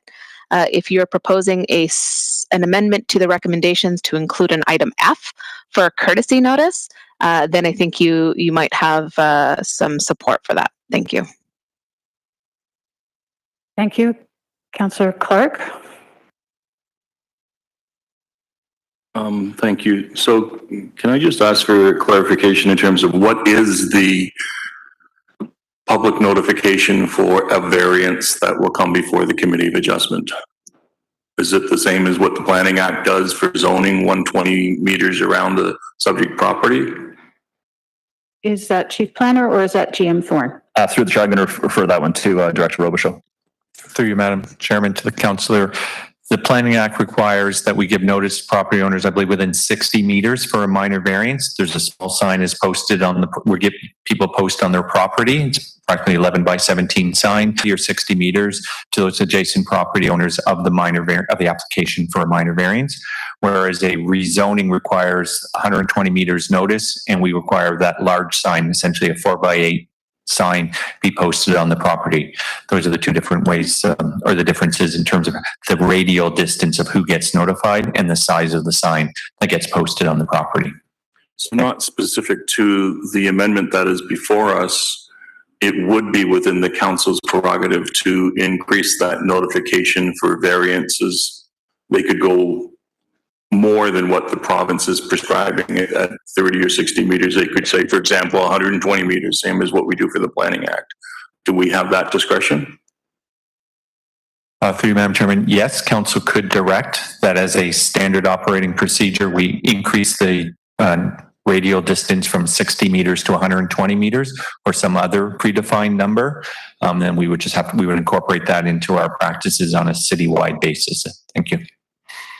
Thank you. Some quick comments. If the mover of the motion agrees to do it as a standalone item F, I'll support it so we get the report back from staff. But with this one caveat, what we're creating if we go down this road is a feigned public consultation. It's fake because there's no authority to it. So we're notifying that they're going to look at this, but as of right, they can do it. And so what we're saying to the public is that we want to hear from you about this change, but whatever you say, we can't change what's coming. And that's not good for civic engagement. If we're addressing it specific to variances, then it is a public consultation, a legitimate public consultation where there actually can be decisions by that committee of adjustment and subsequently up through council, the ratifications that would take into consideration the concerns of the residents around it.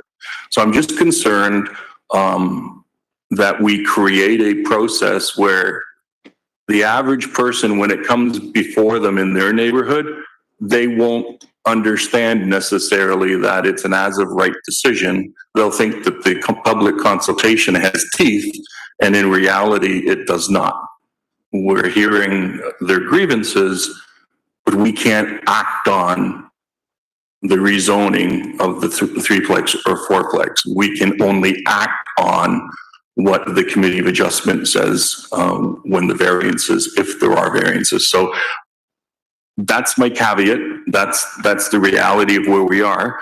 But I'll support it if it's a separate item so that we can get that report back and have a more fulsome discussion in terms of how this non-statutory public meeting would work. Thank you, Chair. Thank you. So we do have a motion on the table, and I will ask the clerk if there's some way in which it could be put up on the screen, because there's been quite a bit of discussion about it. And I think it's fair to say there's some lack of clarity, at least on my part, of its location within the item 4 and the wording. And if Clerk Holland? Yep, I can display that in one moment, please.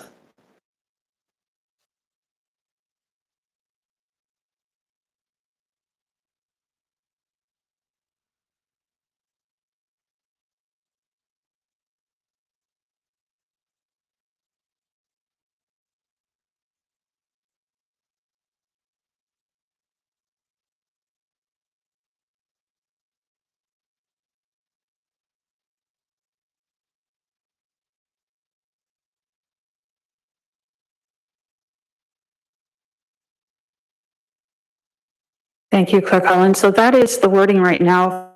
If I could ask the mover just a point of clarification, is it your intent to keep that wording and to keep it within Amendment 4C as it's presently written? Well, first of all, I think I did a friendly amendment to this to say a 3 or 4plex home must go through a non-statutory public process to obtain approval. And then let me just read the part that Mr. Thorne sent to me. Just got to find it. Mr. Thorne, who speak? Here it is. I got it. And staff include in the report, and that staff report back, obtain approval, and staff report back including in the report options for how the city could proceed for non-statutory public notice. May proceed. Proceed forward.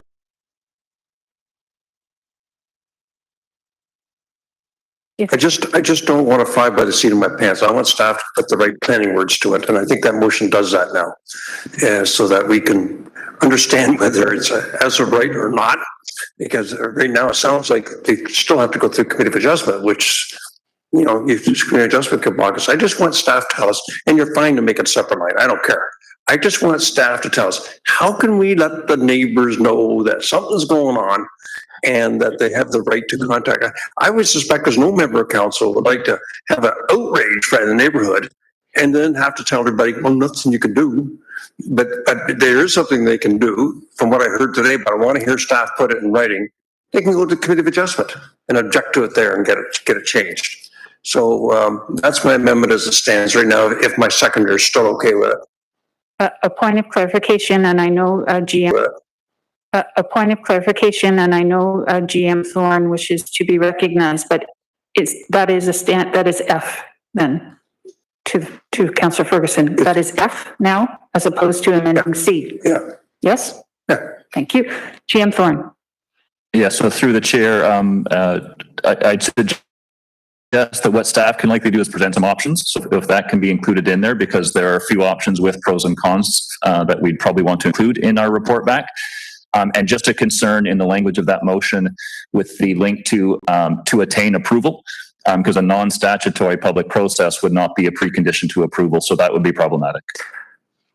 Well, I don't agree with you, through you, Madam Chairman and Mr. Thorne. They have to get approval by committee of adjustment. That's what I heard earlier. And so I think that word is appropriate. And then if a ward councillor gets a lot of pushback, we can go to the committee of adjustment on the neighbor's behalf and invite the neighbors in and get either approved or denied at that location. But this is why, Jason, I don't want to do this on the fly. I want you to report back. I think I've given you a lot of latitude in this motion. Tell us how we can let the public know so they're not shocked when this starts to happen in their community. That's all I'm looking for. GM Thorne, did you wish to comment or not? I have two other councillors who have yet to speak to that, which is up on the screen.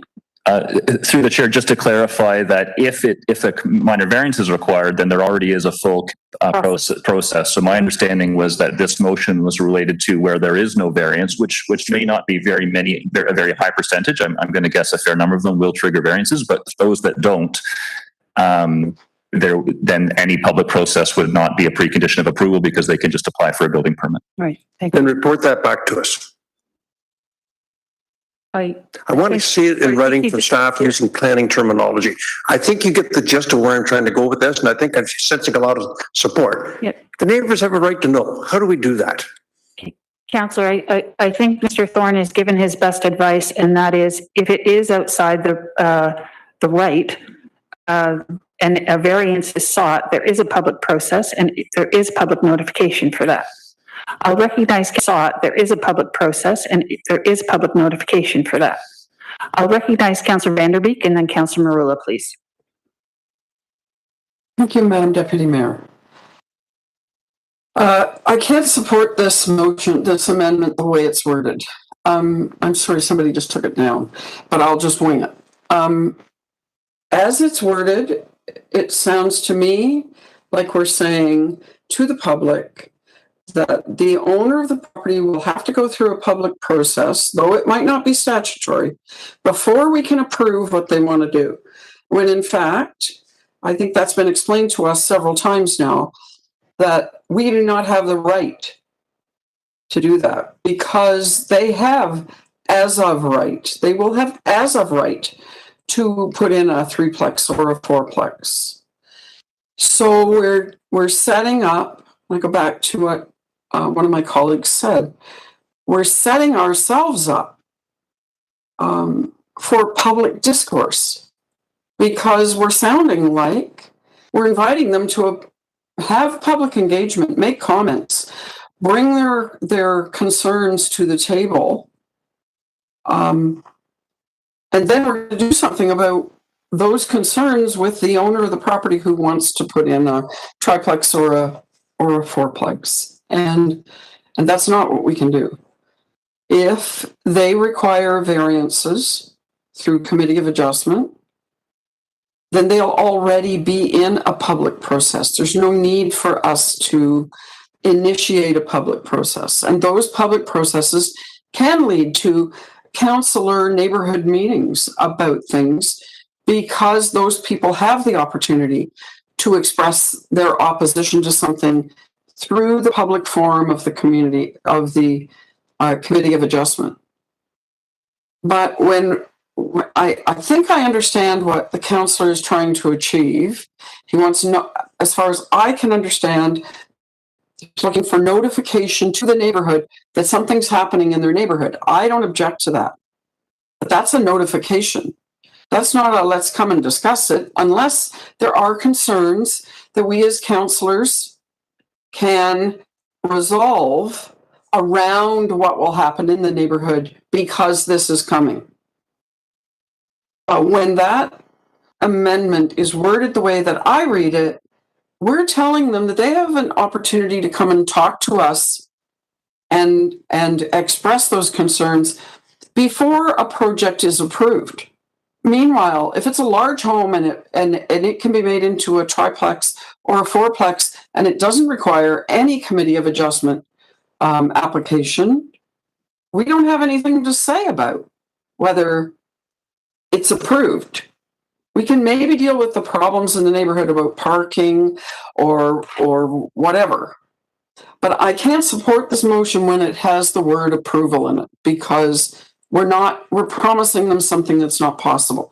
And I heard the councillor say that he wants staff to tell us that. And that's fine if we're asking for a report on what would happen if we were to put this out to the neighborhood for notification that a change is coming to their neighborhood. But if we're saying that that a property owner must go through a public process, even though it's non-statutory, before they get approval, we're wrong, as far as I'm concerned. And I can't support that. And I'd like to be able to support notification to the public, because I think that that's a good neighbor. So I won't be supporting it unless that section of that motion, that amendment is changed. Thank you. Thank you. Councillor Marula. Thank you, Madam Deputy Mayor. Let me start off by saying that this is reminiscent of what it was like in about 2005 when supporting affordable housing was not cool, even in the East End or in the inner city, because there was a direct correlation between that kind of housing and the perception that it was going to destroy the neighborhood.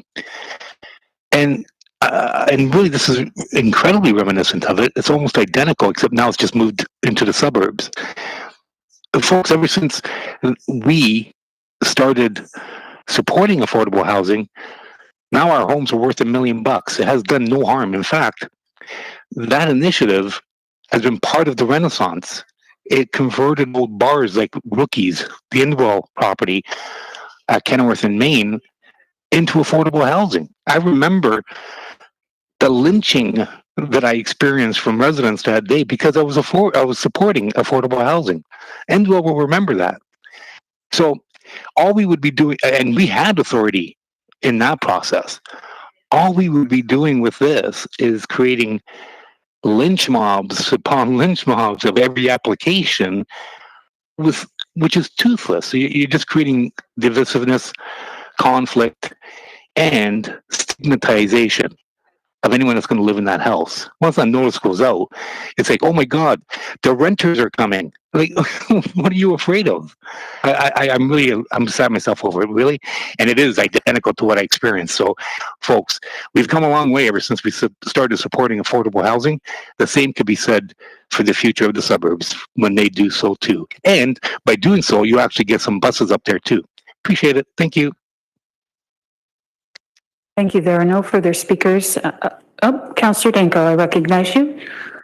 Thank you. Sorry, my microphone request wasn't working. So if we can just take out the word for approval, I think we're there. I'm in full support of a report back on some sort of public consultation or public notification process. As an example, we have an 8-story apartment rental building, on Upper Wellington. It's as of right. It's C5 zoning. There's some variances. We are holding non-statutory public meetings just to notify the public. They know full well that they don't have any right to oppose what's there. But it's been very valuable to have that discussion with the public, to hear their input, to talk about things about their concerns, like will there be a fence, will there be landscaper buffers, where's the garbage going to be, and have that discussion with the developers. So I'm in full support of developing some sort of public notification process. Let's just take out the word subject, to that it's not subject to approval, and then staff will report back with a process. And I think there is value in that. Thank you. Thank you, Councillor. So I'm going to ask the clerk to put the motion up again, please. Thank you. So if I could ask as chair, Councillor Danko, I'm just seeking clarity on what your comments were. So from the discussion with staff, the issue was that the subject that the public process to obtain approval. So just take out to obtain approval, and then I'm good. Because we'll get a report back, and then we're not handcuffing or pigeonholing anything into a specific. Clerk Holland. Through the chair, if I can just check with Councillor Ferguson that he accepts it as a friendly amendment. Otherwise, we'll vote on that as an amendment to the amendment. Thank you. Councillor Ferguson. This is getting really complicated for something I just want the public to be informed of what's going on. And it's not an as of right until we approve it today. And so I just want more information from staff on how we protect the public if something's going on next door to them. And that through a non-statutory public process. So Councillor Danko. Take out the words process or to obtain approval. To attain approval is, do you take that as a friendly amendment? Just take it out and see what it looks like, Madam Clerk.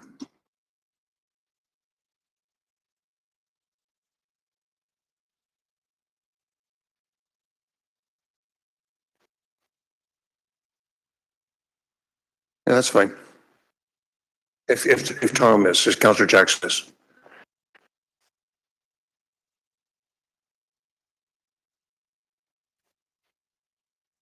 Thank you. Oh, yes. Oh, that's a big thumb. Okay. Let's do it. So Clerk Holland, are we voting on F first? Yes, we're going to vote on the addition of F. And then we will vote on 4 as a whole. Thank you. My colleagues, we're voting on F and then 4 as a total. Councillor Nam, did you wish to speak to that which is being proposed?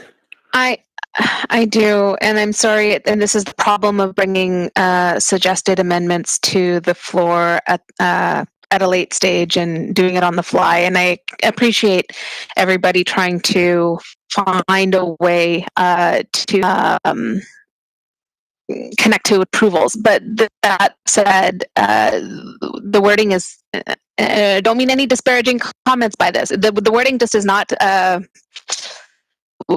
sufficient from my perspective. And I think that if it was something along the lines of that staff report back with options that the city may proceed with to require non-statutory notice to inform residents of any conversions of single detached homes into 3 units plus, leading with the language of anyone wanting to create something, like I'm sorry, it's not good.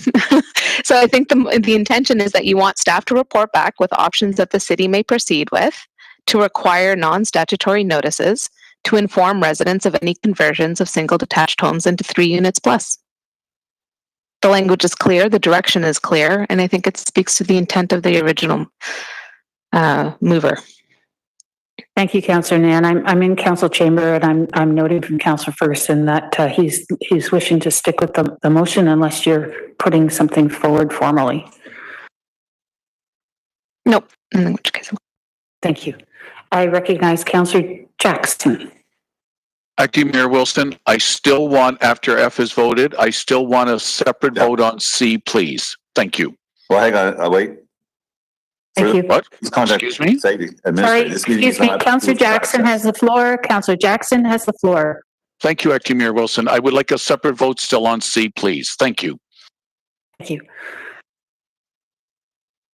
I'm recognize, is that Councillor Whitehead? Yes. Would you like to speak to this, to F, sir?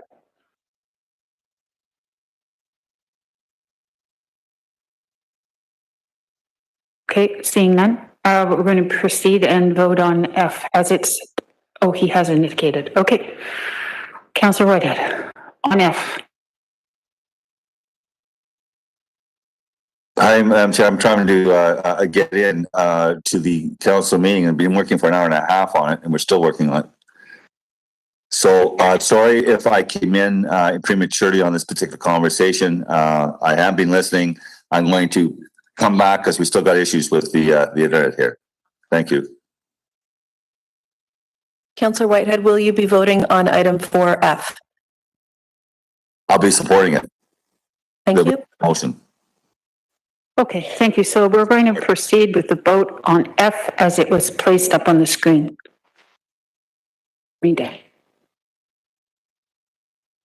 If you, pardon me, I think every member of council is aware of what's on the floor. Thank you. Deputy Clerk, if you can indicate my thumbs down, please. Thank you.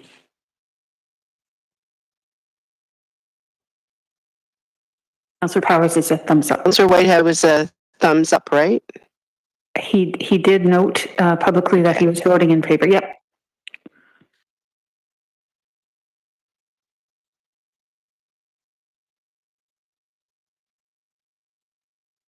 That carries 10-4. Okay, thank you. Now we will go to item 4C for a separate vote. 4C for a separate vote as requested by Councillor Jackson.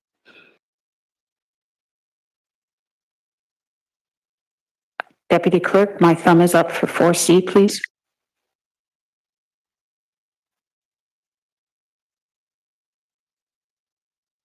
Thumbs up from Councillor Powers. Councillor Whitehead, if you're present, if we could get your vote, please. He's not on the screen visibly. We'll note him as absent.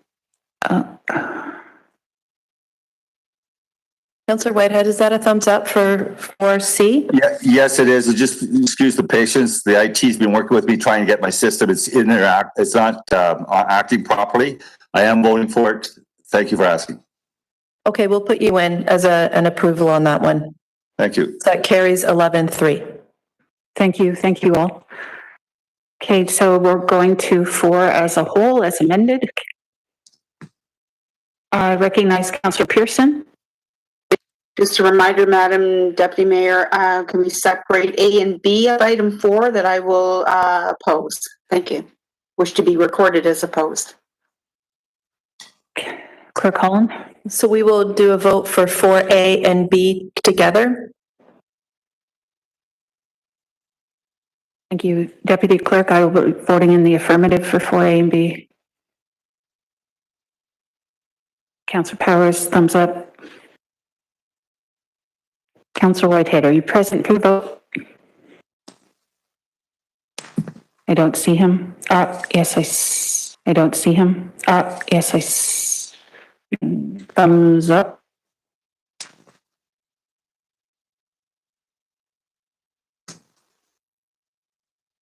That carries 12-2.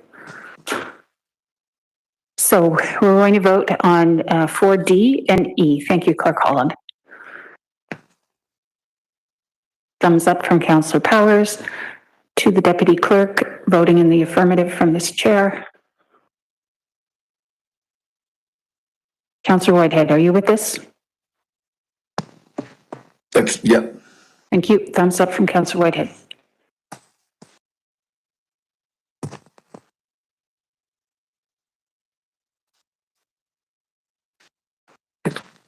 Point of order, Madam Clerk. I didn't see the results of 4A and B, and then there'd be the balance of the report before we do the planning committee, wouldn't it? So for A and B carried 12-2. We're on D and Or Items 4D and E are up for the remainder of item 4. are there any outstanding votes for that? I thought I already voted. And my colleagues here have voted for D and E already. Councillor Marula's vote is what we're waiting for. Okay, thank you, Deputy Clerk. And then we'll vote the remainder of the planning department report. We have the conflict on 3A, so we'll have to take a separate vote on that as well. Thank you. Yes, thanks, Janet. So D and E carries 13-1. Thank you. Okay, are we able to move on then to a separate vote on item 3A? That carried, I think. Janet, are we set for 3A? We are. I'm going to put that up right now. Thank you. Thank you, Deputy Clerk.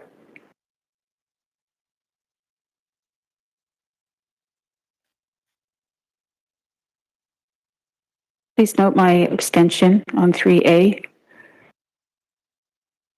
Please note Councillor Powers, thumbs up. Councillor Whitehead, are you with us on 3A?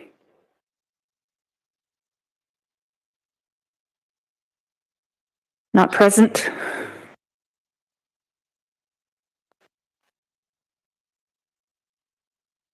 Thank you. That carries 12 to 0 with one abstention.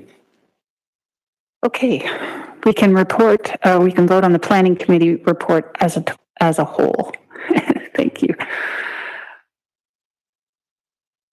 Deputy Clerk, please note my affirmative vote. Please note the thumbs up from Councillor Powers. Councillor Whitehead, are you with us?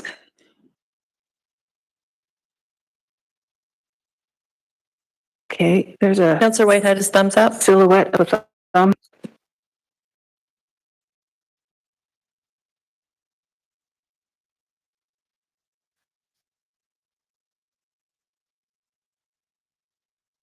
That carries 14-0. Thank you, Clerk, for all your help on that matter. Okay, we're on to General Issues Committee report. Councillor Nan, may I please have a motion to receive and approve the recommendations within the report of the General Issues Committee?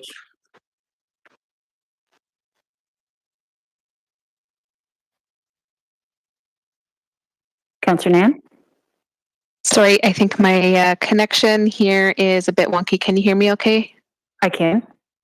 Okay, excellent. That the General Issues Committee Report 22-010 being the meeting held on Wednesday, May 18, 2022 be received and the recommendations contained therein be approved. Moved by myself and seconded by Councillor Danko. Thank you. It's been duly moved and seconded. I recognize Councillor, I have Councillor Pauls first and then Councillor Pearson. Madam Deputy Mayor, thank you. And I apologize. I'm just going through the agenda trying to find, I think it was GIC conflict of 10. Just want that unnoted. Thank you. It's in the information section, Councillor Pearson, so there won't be a separate vote on that. It's just going to be received then, Madam Clerk. Sorry, through you, Madam Deputy Mayor. Deputy Clerk, can you just clarify that it's not on the agenda for a vote? It's not on the agenda for approval. It's to be received. It's in the information section only because it was referred back. Okay, thank you for that. No problem. Councillor Pauls. Thank you. Yes, I want to speak on, first of all, I want to thank every resident of the city of Hamilton that showed up today. Well done. Thank you. And the reason is because they're demanding transparency and they're demanding the cost to their taxes, what they're going to have to pay. So first of all, I want to bring the couple of facts. The medical and HR has indicated that it was not necessary. Point of order, Madam Chair. I recognize the point of order. What's the point of order? What item are we speaking to? Item 10. on the vaccination policy at the cost of the motion. Item 10, general issue. Thank you. Thank you. Councillor Pauls. I'm sorry for not mentioning that. I thought I did, but anyways, I just want to say, first of all, we all know that the medical and HR has indicated that this is not necessary, so I applaud them. To terminate them is arbitrary and unreasonable. Equally important, it is. Councillor Pauls. Yes, I'm talking about this. Yep, the motion that's on the floor is about a cost. The cost, and that's what- It's not on the mandatory. Right, and it's about the cost I'm talking about right now. So if you allow me, this is all related to the cost. It's related to the cost because we are terminating 440 employees. So let me please give me the lenience to put some employees. Always allow you and every other councillor to do this, or to do the same. So please, I'm no different. I'm a new councillor, yes, I agree, but I've learned a lot in the city, and I know that I have a right to speak. So thank you.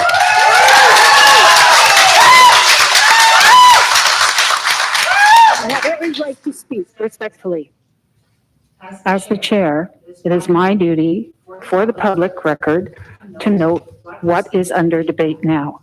The debate is not on the policy that has already been declared and ratified by this council, which is a mandatory vaccination policy. Exactly. The item 10 deals with the account of the costs for public disclosure. And that's where I'm going right now. Okay, equally important, it is the duty of council before making such an arbitrary and unreasonable decision to know the potential cost to my taxpayers on Ward 7, Ward 1, Ward 2, all the wards. So it's very important.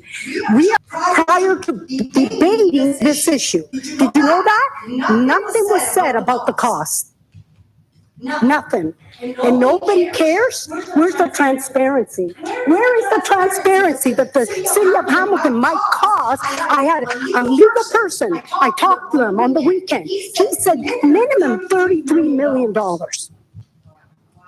Listen, where is the transparency?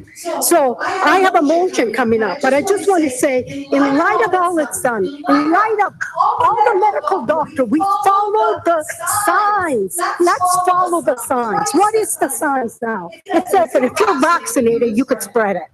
That's what it says. We have 94%. 94%. Excuse me, Councillor Pauls, the motion that is on the floor is with respect to the cost of a policy. Point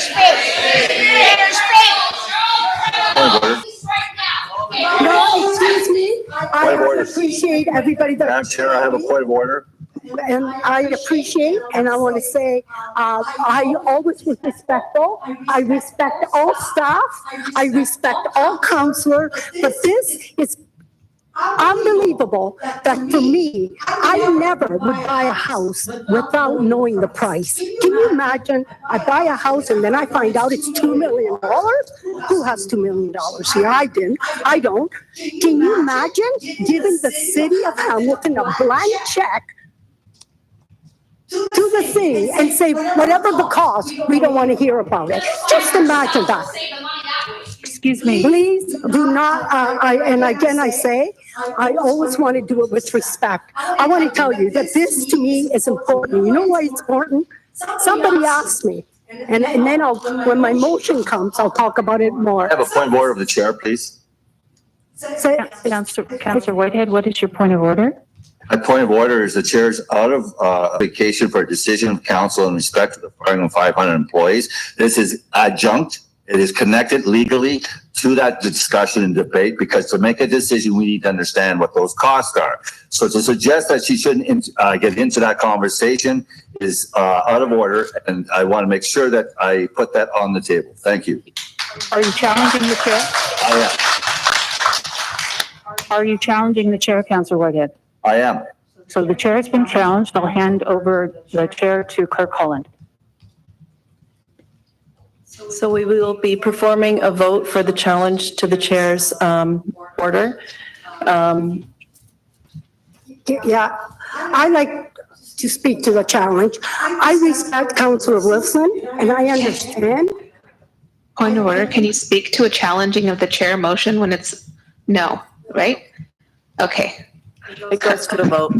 Thank you, clerk. Can I have clarification on the challenge? What do we challenge? The cost of firing 500 employees is completely adjunct to the decision of what being the fine. It's completely 500 people. You better know the cost. So for Madam Councillor to put forward and dip into that conversation is quite right, objective, and connected to the overall debate. You can't have one without the other. You're going to fire 500 people. There's a cost. So we get into the cost versus the firing. That's one conversation, not two. So the chair has been challenged. We will be putting to a vote. I'm just going to display what we have in the procedural bylaw so everybody is clear in how they are voting. If you could just give me a moment, please.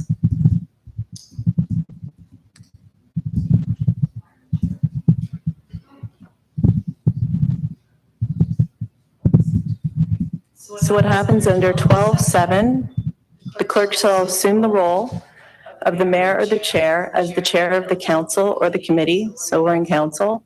When a ruling of the mayor or chair is challenged by a member of council, the clerk shall take a vote of the challenge for the members of council in favor or opposed to the ruling. The ruling fails when there are 2/3 majority vote in favor of the challenge. So if you vote in favor, you are with the chair. Madam Clerk, may I intervene for a moment? We could have maybe allowed Councillor Pauls to finish. We would have taken less time. And I really don't endorse this kind of challenge. And I wish we could have we're at an impasse. Let's figure it out. Yes. You have to allow Councillor Pauls to finish your thought. Thank you. So there's been a challenge to the chair, so we have to proceed procedurally. To finish your thought. Thank you. So there's been a challenge to the chair, so we have to proceed procedurally with that vote. Just point of order, Clerk Holland, please. Point of order. What you showed us there, again, to be crystal clear, if I vote in favor of the challenge, I'm supporting Councillor Whitehead's challenge, or please clarify that again for me, please. Councillor Jackson is the opposite. If you vote in favor, you are favoring the ruling of the chair. Okay, I see. All right. Thank you. But my question, Madam Clerk, is what is the ruling of the chair? I need clarity on what exactly is the problem. The ruling of the chair was that Councillor Pauls was out of order in discussing the policy rather than the motion which outlines the cost of the implementation of that policy. Do we not need a seconder to challenge the chair? That's a good question. Did anybody second the challenge? I didn't hear anybody. Can I just say something? It doesn't require a second. There's been a challenge. Thank you. Can I just say, I was the speaker. I just want us to all get along. You know, I really do. And if I may interrupt, please, there is a vote on the floor to challenge the chair. If we could please vote either in favor or opposed to the ruling of the chair. Thank you.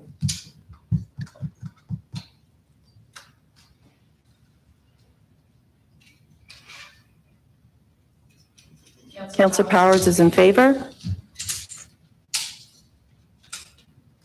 Councillor Whitehead, did you opposed?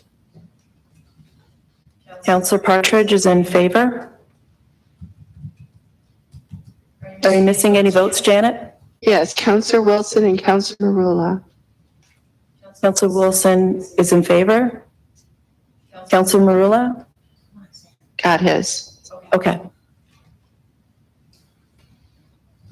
That carries 10-4. I'll hand the chair back to Deputy Mayor. Congratulations, Madam Chair. And Councillor Wilson. Madam Chair? that comment wasn't on the floor, nor did the counselor have the floor based on. Calling a point of order, Councillor Whitehead. And so that was that comment. Councillor Whitehead, are you calling a point of order? Excuse me, you have not been recognized until I recognize you. Councillor Whitehead, are you calling a point of order? I'm calling Councillor Partridge out on interfering and not being on the speaker unless they're making a comment. Thank you. Yes, he's not trying. Councillor Paul? You know what? Please proceed. As a new counselor, I always want to get along with people because it's people. I do not want to go against you, Councillor Wilson, because you understood that, but I did because this is evidence that sometimes I get my mic shut off, sometimes just because I'm a new counselor, I don't have a right, and I just want to make it clear. I want to support human beings. The last thing I would say, and my train of thought, here I knew what I was going to say, and I'm going to say it again. The last point I wanted to make before my motion that's coming on later, and I hope everybody supports it, was that I was asked by someone, why do you care so much? Can you believe it? Why do you care so much? All weekend I thought about it. They said, you're like a dog with a bone and won't let go. And I said, why do I care so much? You know why I care so much? Because it's not about roads. It's not about somebody calling me to fix their potholes. It's not about someone saying urban expansion or not. It's not about anything to do with material things. This is about human lives. 500 employees. Why do I care? Because I care the 100 plus, and I counted them this morning, and I read them over and over. The heartbreaks, saying I might be on the street. Do we want homelessness? We talked about housing. Councillor Wilson, you're an advocate of that. I love it. We need housing. We talked about that. But no, not for our employees. They don't deserve it. I read over and over. The cost is important. I'll go back to the cost. Councillor Paul, go back to the motion. Go back to that. There's no motion here. I'm going to speak on the motion. To the ruling. Respectfully, it's gratifying to see members of the community in council chambers once again. But our procedural bylaw dictates that there is an expectation that courtesy be afforded and that we not be interrupted in our deliberations. And that we not be interrupted in our deliberations. Thank you. Okay, so I'm going to talk about this motion. I had lots to say, but the bottom line is this. I will have a motion and I'll talk about it again. The cost. Let's go back to the cost. Do you really want to give the city a blank check and say whatever the cost? Look at the transparency. All of us here, Council, I'm so proud to be here today. You don't know, I take this seriously. This is people's lives. I came this morning at 7 o'clock thinking how I could do this. Because it's human life. I had an email today about a parking spot, and I thought, yeah, that's important. But look, I'm here for a different cause, and it's human life. So I just want to say, I want to thank for the residents that came because they're concerned about their taxes, and we all are. Every time Mike C comes when we do our budget, oh, taxes, wow, 7, 8, 9%. Oh, taxes, wow, 7, 8, 9%. Just imagine another blank check to the city. And we're not good at winning lawsuits, grievances. I think the 4 years I've been here, I think we've lost every one of them. So I just want to say, when the motion comes, I'm going to be just as passionate because it's not about garbage pickup. It's not about roads. It's not about any of that. It's about people's lives. So thank you for hearing me out. And thank you, Councillor Wilson, for giving me the latitude. Thank you.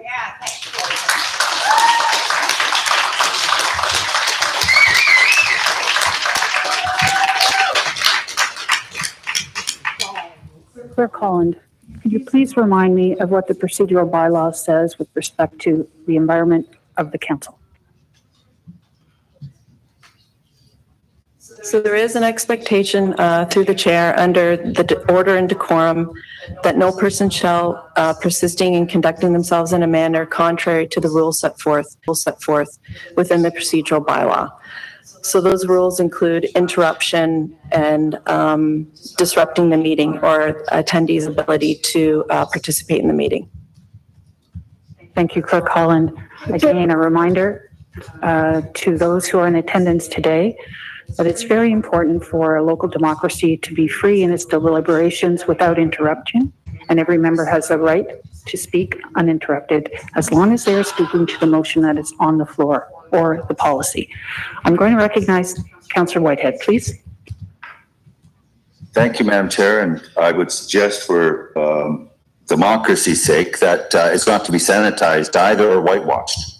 The reality is we're dealing with a conversation that is very personal to many people that are watching or being directly impacted. Families, children, coaches in our community, volunteers, that's who's being impacted by the costs. I want to make sure, because apparently I got to stick to the cost of this conversation. So can you imagine a council making decisions on anything, cost implications? Well, it's not just cost implications, Madam Chair. We're talking about interruption. We're talking about corporate memory. I've been told, for example, by general managers that the capital projects that we have been working on with our community in consultation for the last 4 years could be in jeopardy as a result of 500 employees being impacted. So this is not just order, Madam Chair. This is about impact. I'm sorry. I want to make sure. Point of order. Go ahead. I'm very sorry, but Councillor Whitehead is out of order. He's speaking to direction that's already been passed and approved. He's not speaking to cost. How's that cost? Cost. By the way, impacts and costs are the same thing, right? Councillor The fact that I may have my capital projects interrupted. Councillor Whitehead. Employees are gone. That's Councillor Whitehead. Councillor Whitehead. Madam Deputy Mayor, may I intervene? Thank you. Item 10, potential costs associated with the termination of non-vaccinated city employees. That is the item in which you are speaking to. Yes. And I would like you to keep to that item. Madam Chair, as has been suggested. Thank you. I am. So when I talk about the fact that there's going to be additional costs that are even incorporated in this motion, such as the interruption of the of capital programs within, for example, my ward that's been planned for 4 years. That's a cost. That's a cost. Let's not play around with it. I've been told by our senior management that's a cost. So that is part of the cost that has not been incorporated or understood with the actions of this council. It seems that we're much more efficient to deal with bullying than we are with 500 employees being fired. Isn't that incredible, the impact? Thank you. Councillor Clark. Thank you, Deputy Mayor Wilson. I have some questions. Can I ask, through you, Madam Chair, the employees that have not complied with the current vaccination policy, they will be terminated with cause? On the bench, is it City Solicitor? Will you be responding? Or will it be Executive Director Fontana?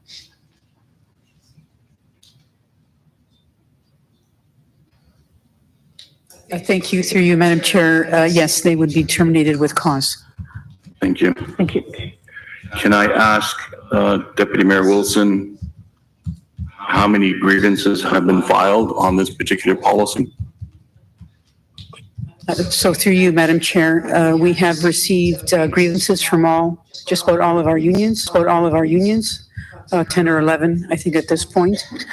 We were in arbitration yesterday with QP 5167, inside-outside workers, and our amalgamated transit union for first day of hearings for the respective unions. Can I ask Deputy Mayor, are we proposing to consolidate the 10 to 11 union grievances into one arbitration process? Or will we be proceeding with a hearing on every single individual employee as a grievance? So through you, Madam Chair, we are not intending on amalgamating all of the grievances. We will hear them as a union, as a whole. So for QP 5167, we will listen to the grievances with respect to that union. They have different language in their various collective agreements, which provides for various provisions, and they'll need to be addressed on a union-specific basis as a result. Given that there are different collective agreements for all of the 11 unions, that's how we would be proceeding through arbitration. Deputy Mayor? Through the chair, that's correct. Can I ask, Deputy Mayor, how many employees currently have not complied with the vaccination policy and are poised to be terminated? So through you, Madam Chair, that number right now sits around 322.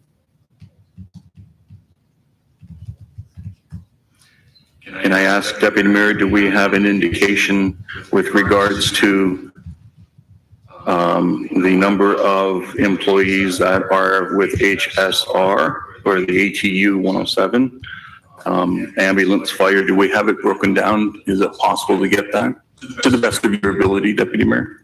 So through you, Madam Chair, yes, those numbers are broken down. So the ATU, there are currently 63 employees that are either participating in the rapid antigen testing program or are non-compliant and are on an unpaid leave of absence. Do we have numbers for ambulance? Through the chair, for the paramedics, there are 9 employees participating in the testing or non-compliant with the policy and are on an unpaid leave of absence. And with regards to our roads division respecting capital construction? Through the chair, I would only have that number with QP 5167. Those employees are in the QP 5167 collective agreement, and my number for QP is 144, but that is corporate-wide. That's not just within the Capital Works program. Okay, so I'm trying to get a handle on cost, Deputy Mayor, and I'm hoping that you'll provide me the latitude. HSR losing 63 operators, is that going to impact, I can't speak, I'm sorry. Thank you, impact our services? I have to iron my tongue this morning. Need coffee? Yes. Just also a reminder, sir, that you're at 1 minute. Thank you. Through the chair, I'm not exactly sure whether or not it will impact our transit operations. I think the director of transit would be best to respond to that question. We will afford courtesy to all people in this chamber, including our senior staff. Thank you. No. So ladies and gentlemen, I'm trying to ask some rather serious questions. I know you're quite concerned about this, but you are not helping me. Please. My time is up. Can you put me on for another 5 minutes? Thank you. Thank you. If I have to express my concern, and if another member.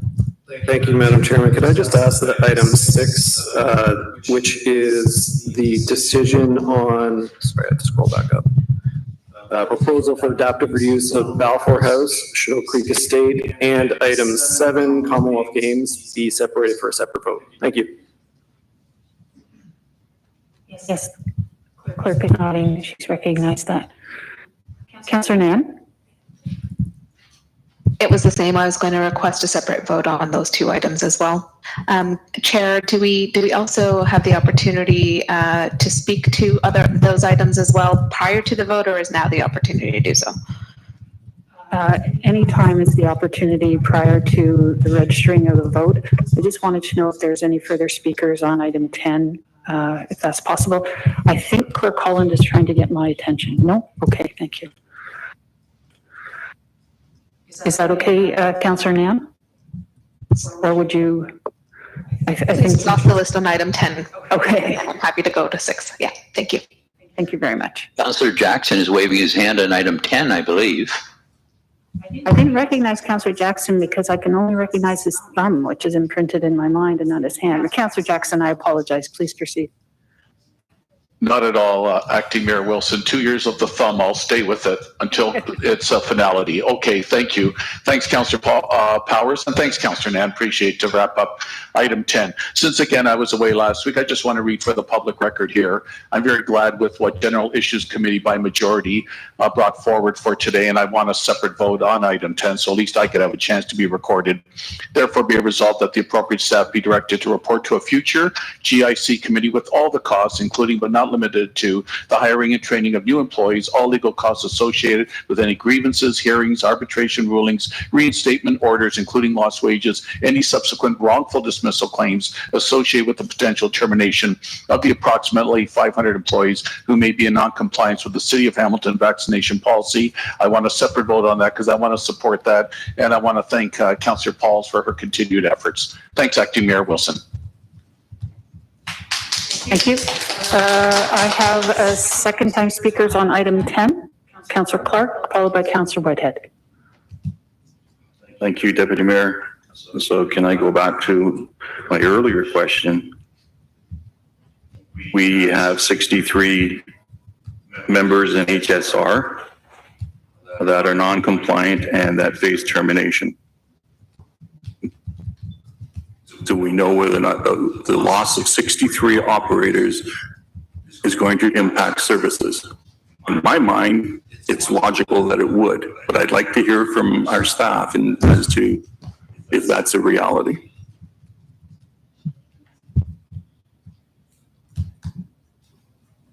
Oh, I'm sorry, Acting Director Graham. Director Graham. Through the chair, I'd like to refer this question to Michelle Martin, who is logged in online as a representative for the HSR. Thank you for that. Hello, Ms. Martin. Good morning. Yes, acting for Director Cousin Heath this morning. I wasn't prepared to speak to this question, but I will get some information for you as quickly as possible and can provide it during the meeting. Thank you. Councillor Clark.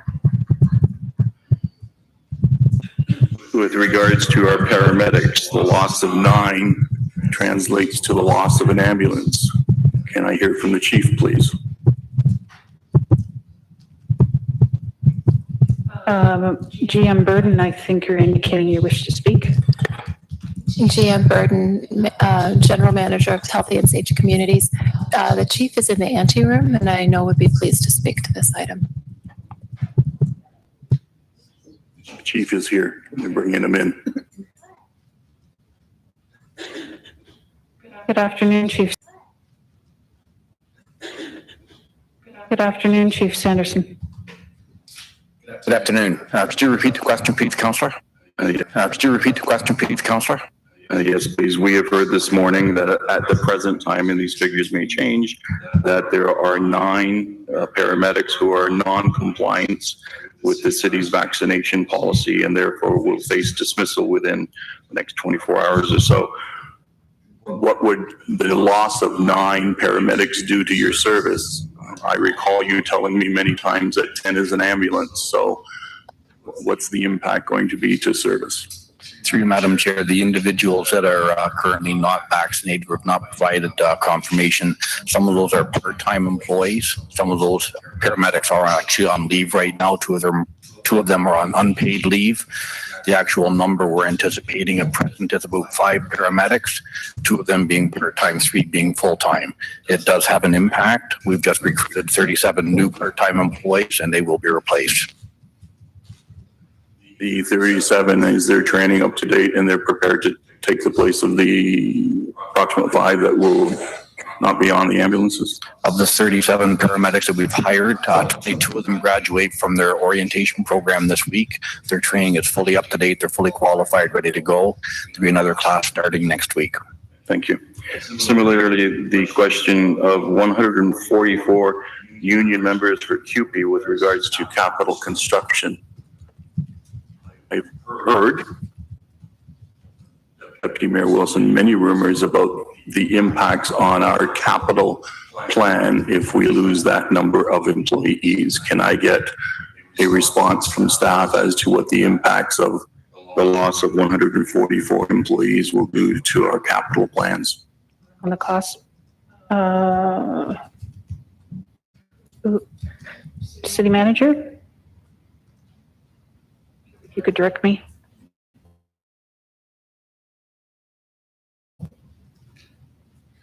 Through you, Chair, I have a chart here related to Public Works. So if you just give me a moment, I'll go down. I think you're looking at engineering services. And in terms of the in contract section, 1 of 3 staff would be affected. That will slow down work in this area. In design, there's 1, and so that will slow things down. Those are the 2 highest impacts. There's in construction, they have options exist, which will minimize the impacts to service levels, 1 admin, and they are in recruiting, an infrastructure renewal. There's 2 staff, and it will slow down the EAM project. Under geomatics and corridor management, there's minimal impact as other staff can use to cover the work. There's 1 employee. In terms, so that's engineering services. In terms of compliance and regulation, they can't allocate these staff to others. There's 1 impact. The supervisor of quality assurance is working shorter modified hours, and their tasks have already been reallocated to other staff. And in terms of sampling responsibilities to maintain compliance with drinking water program that will be affected, there's 1 PM. This would have a high impact. The day-to-day sampling responsibilities will be provided by the supervisor position to maintain compliance with drinking, to maintain compliance with drinking water program, and recruitment's underway. Under, again, compliance, there's a regulatory field technician. They're in recruitment. They have some limited options, so it'll slow things down. Water and wastewater planning and capital, 1 position. They are in recruitment. It will slow things down. Some minor delays in implementing the back. They are in recruitment. It will slow things down. Some minor delays in implementing the backflow prevention bylaw while they're recruiting. Responsibility for coordination of utility locates, which is critical during construction season. We heard that earlier today.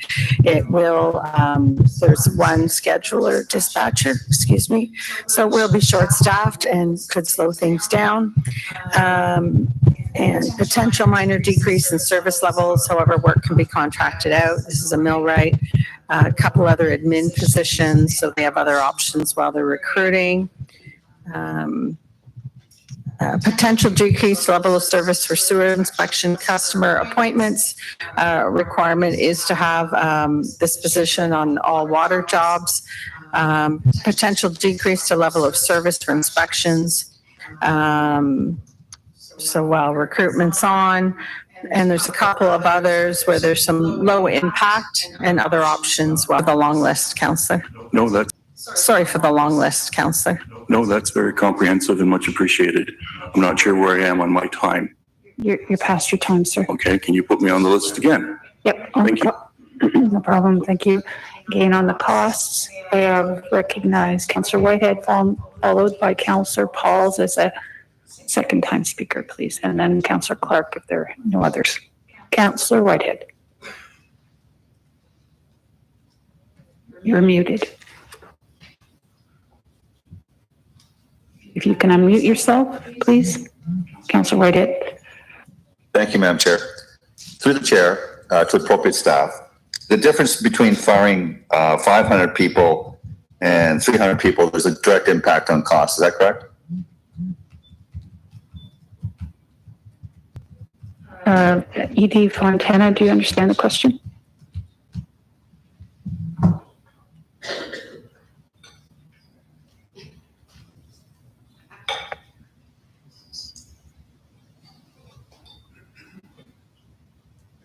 Through you, Madam Chair, the answer is yes. It's also my understanding through the chair, 1972, I believe, the federal government constituted a decision on a vaccine and forced in regards to employment. Does that ruling, or would that ruling that I just become aware of, and I'm sure our lawyers are becoming well aware of, have a potential cost on our defending our position? So I'm sorry, I'm seeking clarification of the speaker. You're seeking the cost implications of a federal ruling? Has been a decision rendered in 1972 by the courts in respect to vaccines forced upon and firing of employees. I'm asking, are they aware of that ruling? Because I just became aware of it in the last week. It's pretty profound. And it applies quite considerably to our situation if you read it. And it sounds to me that it will have significant cost implications in regards to what we expect on the outcomes of our arbitration and lawsuits. So I want to know if we've taken that in consideration and do we understand what those implications are? So you asked if someone is familiar with the ruling of the federal court, and I'll either ask the city solicitor if he is available, if he is familiar with that ruling. That was the question. 1972. Through you, Madam Deputy Chair, Ron Sabo, Acting City Solicitor. No, I'm not familiar with the decision Councillor Whitehead has referred to. Thank you very much for that. I'll forward to you. But by reading it, it's going to have significant financial implications to this community.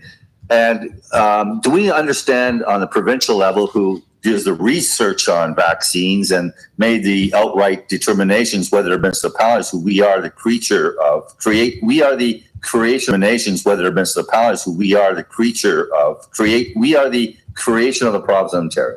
The province of Ontario is the overcoming governance in the context of municipalities. They decided not to punish their employees. Do we know what savings they had from making that decision? Through the chair. You're asking what are the cost implications of the province not requiring a vaccine mandate for its provincial employees? I'm asking what the savings were to the province of Ontario for not firing all the employees that didn't get vaccines.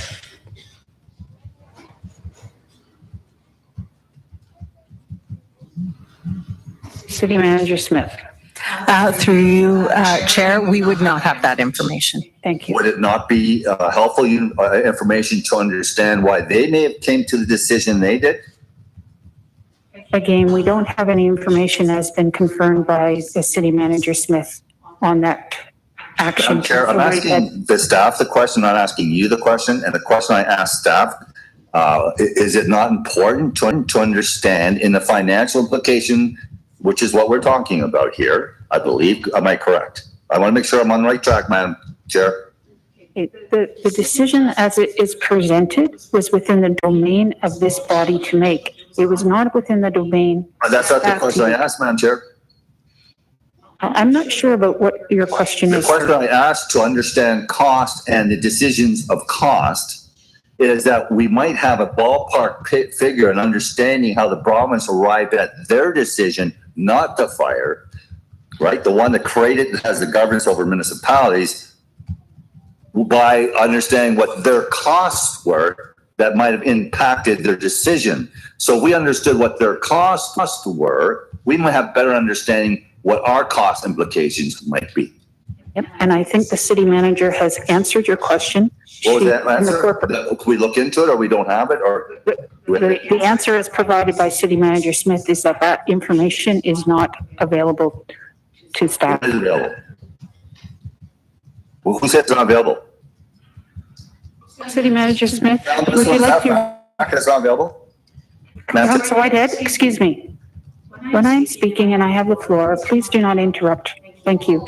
Sorry to interrupt, but I'm asking, you put something on the floor now as public record. Councillor Whitehead, you've asked a I'm asking you question. I'm going to precisely recognize. now, are you assured me that the province of Ontario doesn't and hasn't provided the information in regards to the savings of not firing those employees? Edie Fontana. So through you, Madam Chair, I'd like to say that we have considered a number of options and considerations. The province has a different structure. We have different collective agreements. There are different scenarios and implications. So we have considered a number of them.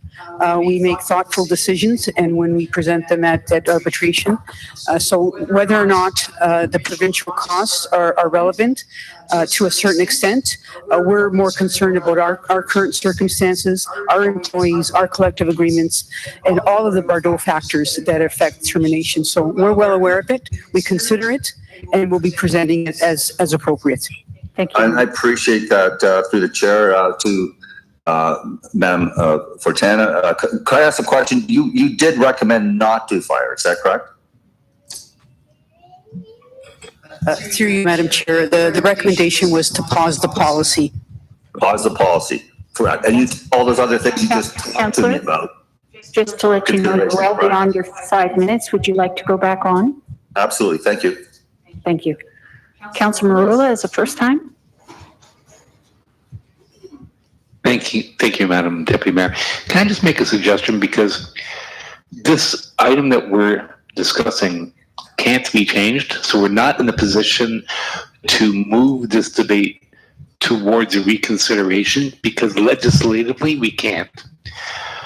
So it does beg the question what the objective or purpose is. So at present, and I was all for get anywhere on this issue because we just don't know right now.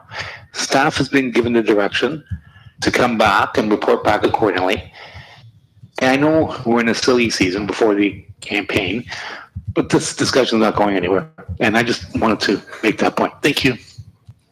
Thank you. So as the chair, I'll just reiterate what is on the table. Therefore be it resolved that the appropriate staff be directed to report to a future GIC with all costs, including but not limited to the hiring and training of new employees, all legal costs associated with any grievance hearings, arbitration rulings, reinstatement orders, including lost wages, and or any subsequent wrongful dismissal claims associated with the potential termination of approximately 500 employees who may be in non-compliance with the City of Hamilton vaccination policy. That is what is on the floor. That is the direction that has been given to staff, and that's the direction that came out of GIC. And that is what, to Councillor Marula's point, we're ratifying as a council or not. Thank you. Councillor Pauls. Okay, thank you. And Councillor Marilla, thank you. I will have a motion where we are going to discuss that, where we don't need a reconsideration. We just, so I'll do that later. But I want to tell you, when I first got elected, I talked to the mayor. And you know what he said to me? We are such a wonderful city because we are a service provider. And I heard our wonderful Jeanette Smith, city manager, saying, yes, we will be delaying services. Yes, we will have that problem. Yes, we'll have that problem. So really, we are a service provider. Second of all, I just want to ask Laura Fontana one question. What does it mean to fire someone with cause? On the issue of costs? Yes, on the issue of costs. Please, what does that mean? City Manager Smith. I apologize. Laura Fontana, the Executive Director of HR. Oh, there she is. She just had to step out. No problem at all. And I want to say, Laura Fontana has been fantastic. I've called her many times. So I just want the question is, what does it mean when we fire someone with cause? What criminal activity did they do? Through the chair, so when you terminate someone for cause, is for doing something that is inappropriate to the point that it justifies a termination of employment. In this case, the cause is being non-compliant with our city's vaccination policy. There are other reasons for being terminated for cause, such as fraud, theft, and so forth. But this is one of the considerations that we've put forward, that the non-compliance with the policy is considered cause for termination. So can I ask another question? So if I was with cause terminated, I couldn't collect severance pay. Through the chair, that's correct. So I worked for the city for 25 years, 36 years, one of the HSR. I can't collect one thing. I'm out in the street. I cannot pay my bills. Is that what you're saying?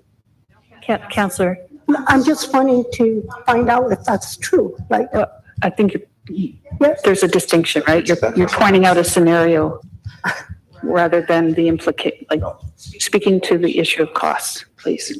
And the direction that I've just read out under therefore be resolved, please. So my question, I'll read. So I am terminated by cause. Can I go to another employer and say, I was terminated because I did something illegal? Something that I believe it's my own body, my choice. Remember, my body, my choice. I just want to put that out there.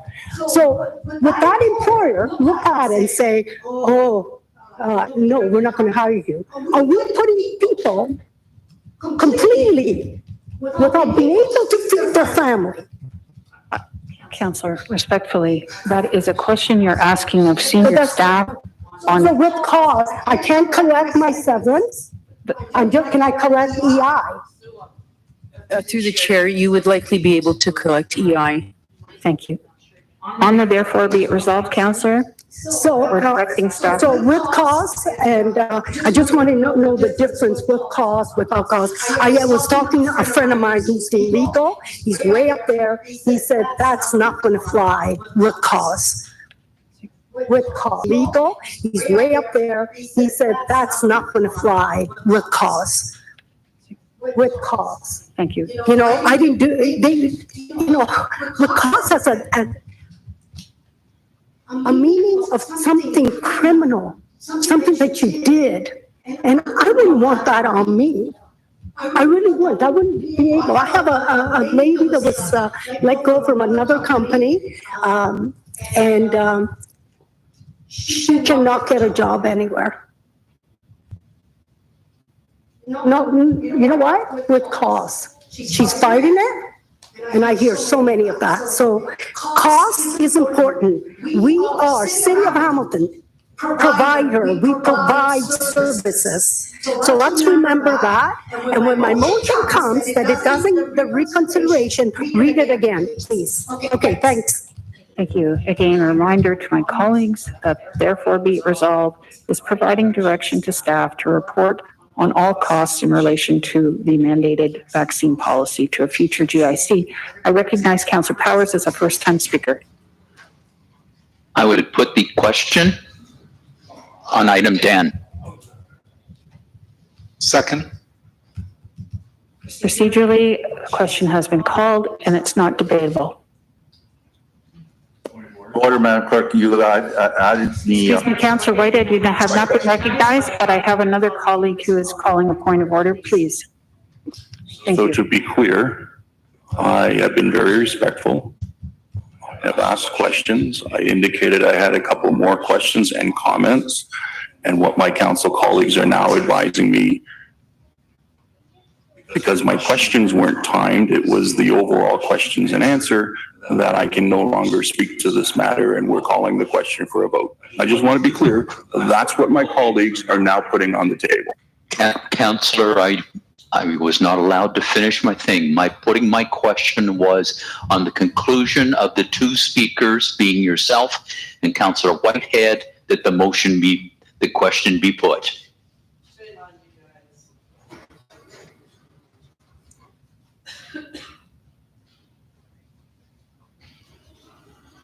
I just, as chair, seeking clarification. When a question is called, it is called at the point it is stated. So I would recommend, therefore, Councillor Powers, that at the conclusion of the speakers list, which includes Councillors Whitehead and Clark, if you so wish to call the question then, otherwise it's not debatable now. I will take your direction, Madam Chair, and take that back. Please put me on the list for after Councillor Whitehead. After Councillor Clark then. Okay, thank you. So that has been, you've retracted that. Councillor Whitehead, you have the floor, please. Again, on the motion, on the therefore be it resolved that appropriate staff be directed to report to the future GIC on all costs. I believe Councillor Clark was prior to Councillor Whitehead. So if you want that order, then I would suggest that when Councillor Clark would tell speaking, I asked to be added to the councillor list, and Councillor Clark actually went ahead of me as a second time speaker. So I mean, Councillor Clark is being very gracious and is allowing you to proceed if that's that important. Thank you. So my question is to the city manager, I guess, is substituting in for the general manager of public works. Is that correct? City manager? The city manager. Through the chair, Cynthia Graham is here on behalf of Craig Murdoch, who couldn't be here today. Thank you. So any direct conversation had with Mr. Murdoch, which I've been directed to do by council in respect to the delays on my capital, are you aware of those conversations? Is that a question to me, Councillor Whitehead? No, well, there's an acting. So I mean, my challenge now is I've been told directly that capital projects will be jeopardized in my ward as a result of what is taking place with these employees. And now I'm asking the question to the city manager, who was so gracefully answering the 150 or whatever, the categories and where the delays were. I want to know if she understands the direct impact in my ward. Through the chair, I don't have a list in front of me that speaks to the delays per ward. Thank you. Only the overall. Now, you also answered in your questions through the chair that you made it really simple, and that sounds very easy that we can just get a contractor to do that job. I've been told very clearly by Mr. Murdoch that it's very hard to get contractors right now this late in the game. So there's a conflict between what you have suggested and what I've been told. So maybe there's just a misunderstanding. Could you clarify that? Councillor, so therefore be it resolved is that the appropriate staff be directed to report back to the future I'm asking you allow the city manager to answer questions in respect to Councillor Clark's questions about the possible delays, which are financial impact consideration. You're asking the city manager to comment on conversations he is not privy to. No, she provided that answer. She provided the answer that contractors would be, in some cases, would be simply contracted to do some of that work. That's exactly quotation the city manager provided. Now I'm going back and asking that city manager when I was told that actually it's not all that easy because a lot of these jobs are already, a lot of these contracts are already committed. So I'm asking the question now, is that fact that it won't be any further delay, or it's going to be that easy to find contractors to ensure that the expectations of our capital expenditures for the citywide operations will be completed this year with no delay? City manager, would you like to comment on that? Through the chair. So to the councillor, I can't speak to the conversations you've had with General Manager Murdoch. What I can say is in the chart that's been provided to me, there was one specific area where they said they could look at bringing in some contracted services, but certainly it wasn't for all the different types of work. I appreciate that. So the point I'm making in respect to the cost is I'm hoping then, through the chair, to the city manager, that there's an understanding and appreciation, and we list the delays that and the impacts of such a decision and put a financial cost on that, and what projects may have to be delayed till the next year. Could we get that as part of this report? Because I would think this financial report is all encompassing, so hopefully it would anticipate that there would be capital projects that will not be done this year as a result of this decision. Would you like me to reread the wording of what's included in the report back, Councillor? Sure, absolutely. That the appropriate staff be directed to report back to a future GIC with all costs, including but not limited to the hiring and training of new employees, all legal costs associated with any grievance hearings, arbitration rulings, reinstatement orders, including lost wages and or subsequent wrongful dismissal claims associated with the potential termination of approximately 500 employees who may be in non-compliance with the City of Hamilton vaccination policy. So it pertains to the employment or the lack thereof. So, but Madam Chair, that doesn't answer the question whether the well thought out capital programs from each and every one of these councillors around this table today. Any of those projects, certainly the one I'm concerned about is the ones in my ward, are jeopardized from a timing perspective and being done or completed or even started this year as a result of this decision. Okay, I think I have clarified and answered your question.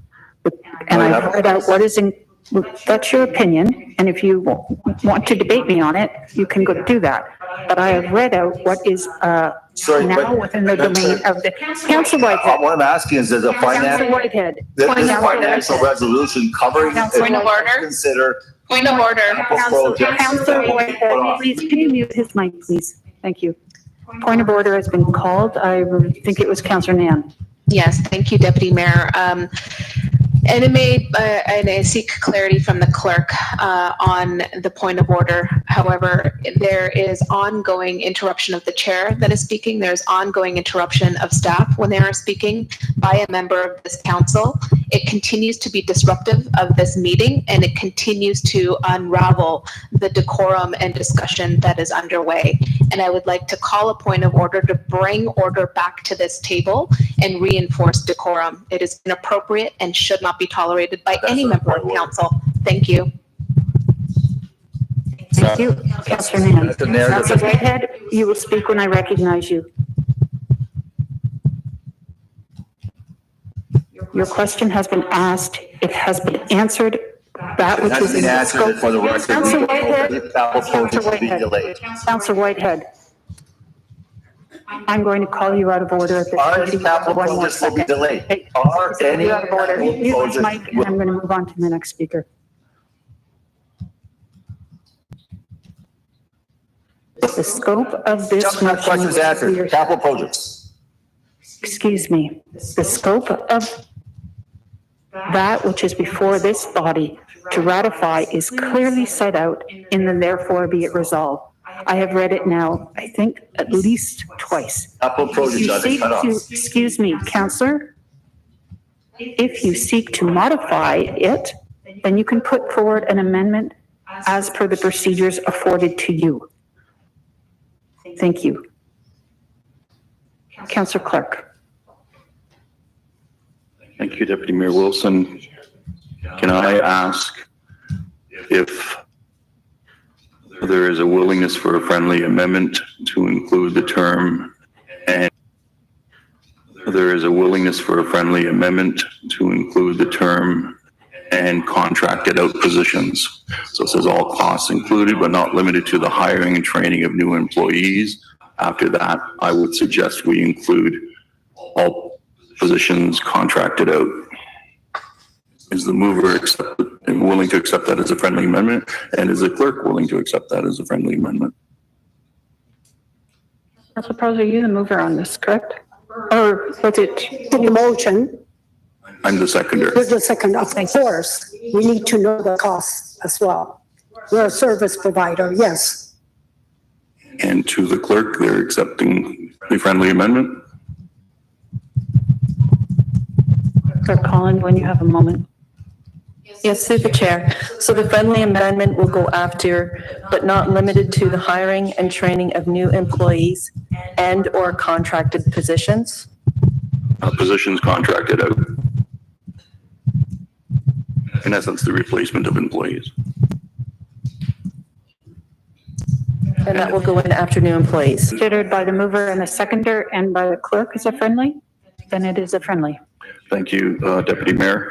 So I'm going to change my questions into comments to accelerate this, given that my council colleagues has allowed me the opportunity to continue to speak, and I sincerely appreciate Councillor Powers and my colleagues allowing that. So as I understand it, we're looking at the potential costs of the decision that council made with regards to ensuring that the policy on compliance for vaccine mandates continued. I understand that the provincial state of emergency has been repealed. I understand that the City of Hamilton emergency has been repealed. I understand that there are now 10 to 11 unions that are grieving, and that we will be going through that grievance process. It is challenging for me to understand what all of the cost implications are going to be, given that the city is going to have a challenge of going to an arbitration hearing and explain why the council rejected the advice of HR and legal. That will come up. They will have a challenge going to grievances with regards to the provincial state of emergency being repealed and the city's state of emergency being repealed. That will come up. The potential ramifications if employees for the city of Hamilton choose, for whatever reason, not to comply with this policy, the financial ramifications will be significant if those employees are terminated with cause. I am hoping that as we go through this grievance process and as each union, as the arbitrator for each grievance, let me rephrase that, as the arbitration for each grievance is heard and decided by the arbitrator, that our HR and city manager will come forward with the cost implications of those decisions. So as we move down that line, and I'm seeing, for the record, a nodding of heads from Ms. Fontana. I wish I could roll back the clock, but I don't think we can. Unless, of course, the council considers a motion much like the province did and the city did with repealing the state of emergency, and we repeal the policy that ultimately resulted in the termination. Not sure how the clerk would respond to that type of motion. It's something that we may wish to take into consideration. But I think it is different than the word suspend. Repeal is permanent. I think this motion, and I thank Councillor Pauls. I understand her passion, and sometimes her passion gets her off track with regards to procedural rules. But I think her intent is clear and her concerns are clear. I share those intents and concerns. I am hoping that council will support this motion because it's going to be prudent. Let the public understand what the ramifications of that decision was in terms of cost to the municipality, which, by the way, is cost directly to the taxpayer. I understand the comments about it being silly season, but this motion, in my opinion, is a legitimate motion. It is moved out of the concern of what the taxpayers will pay, and I will support the motion as it is. And I will support the motion as it is worded here today with the friendly amendment. And I thank Councillor Pauls for her attention. Councillor Ferguson. Order. Yeah, thank you, Madam Chairman. And I was going to stay quiet to this because, I opposed moving forward with the termination. I opposed this motion at committee because they aren't supposed to report back until they know the actual cost, which could take years. I think our staff, I'll ask Mike the question, I think our staff are very capable of forecasting costs. And so through you, if I can, to Mr. Zagarek, Mike, if we're going to terminate 400 employees and we assume that it's with cause, and that cause is overturned, can you not tell us what our cost would be? We know the salaries of every employee, we know the years of service they have, which are the two main drivers of a termination payment. If we put together, if we're able, or your department is able to put together a $2 billion budget and forecast what our costs will be for the next year, what our costs will be for the next year in our budget, can you not forecast what our costs would be if it was deemed that we did not terminate these employees with cause? Through you, Madam Deputy Mayor, we would have to work with our colleagues in HR to develop some of those assumptions, and we could forecast out what the financial impact would be, subject to those assumptions.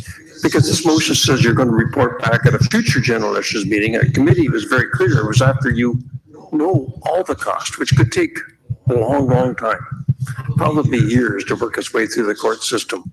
And so I'm going to oppose this motion today because I'd like you to report back before the new date that Councillor Pauls is putting up in a few minutes to the September date, and tell us what's your best guess, your best projection, because you're good at that, what the cost would be if this moved forward. And yes, you have to put certain assumptions to it, but there are assumptions that can be easily ratified.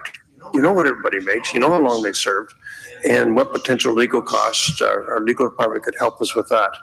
So I'm going to oppose this today because I want them to report back now, not 2 years from now, or however long it takes to gather all the cost. And so I'm going to stay that way, but I look forward to, and I hope, Madam Chairman, we can, but like we do all the time, is deal with Councillor Paul's motion for the September date right after GIC approval, because there's been a lot of people waiting in this gallery for that decision. They have jobs to do, they have places to go, they have families to get back to. And typically when the gallery is full of people who have a very keen interest on a certain issue, we do move items up on the agenda. So after we finish the receipt of the General Issues Committee meeting, I'll move a motion that we move that notice of motion from Councillor Pauls to the next item. That's all I have. Thank you. Thank you. Did you, Councillor Clark, wish to speak, and then we'll have Councillor Powers? Sorry, can I just get clarification though? The original motion was estimated, provide a range of costs. I helped draft the motion. It was brought to GIC and we were advised by staff that they couldn't do that. And so the motion was changed to report back afterwards. And now I'm really confused. So which is it? So through you, Madam Deputy Mayor, if I understood Councillor Ferguson's question, if staff were to estimate using some assumptions, basing on some assumptions, again, I referenced working with our colleagues in HR. We haven't had the conversation around our confidence around those assumptions. So I don't want to assume our confidence in surrounding those assumptions, and we would be subject to that conversation with our colleagues in HR. That still leaves me with the quandary. The original motion was written for estimates and provide a range of costs, estimated costs, because we knew it wouldn't be, you couldn't do it bang on, but you could estimate what those costs were. And at the last meeting, when this motion was presented to GIC, we were advised that we couldn't do that. And as a result, we had to amend the motion on the fly to actual costs. And now I'm being told by Mr. Zagaric, we're being told by Mr. Zagaric that we could estimate the costs. So the original motion could have moved forward as written. So I'm diplomatically flummoxed by the position that I'm in at the moment. I look to the city manager for any suggestions. So we have a motion on the floor. That is what is within our domain. If there's a change to it, then that has to be put forward. Edie Fontana, did you wish to Still through you, Madam Chair, and if I can, because I spoke to this last week, I believe, when Councillor Pauls presented her motion. And one of the challenges was even knowing the number of employees that are affected by this decision. In January, I think council is aware that the number was 505. Last week it was 440. Today it's 322. So I think when General Manager Zagarek talks about the assumptions and working with human resources, it all comes down to having confidence in the range. And there are so many variables. We have 11 collective agreements. We have different language. We have, of course, a number of employees with different situations, their employment dates, their seniority, service, position. There is such an array of factors that need to be considered.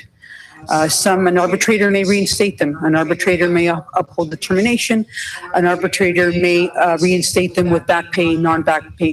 This is the array of circumstances that we're going to be presented with. So when I spoke to it last week, I spoke to it with the understanding that I'm not confident in the range. I can give you a huge, provide you with, a certainty in terms of some of the assumptions that are made. The assumptions here are so vast that I can tell you I don't have confidence in presenting something unless, I want to talk about $1 to $20 million. That's the situation that we find ourselves in.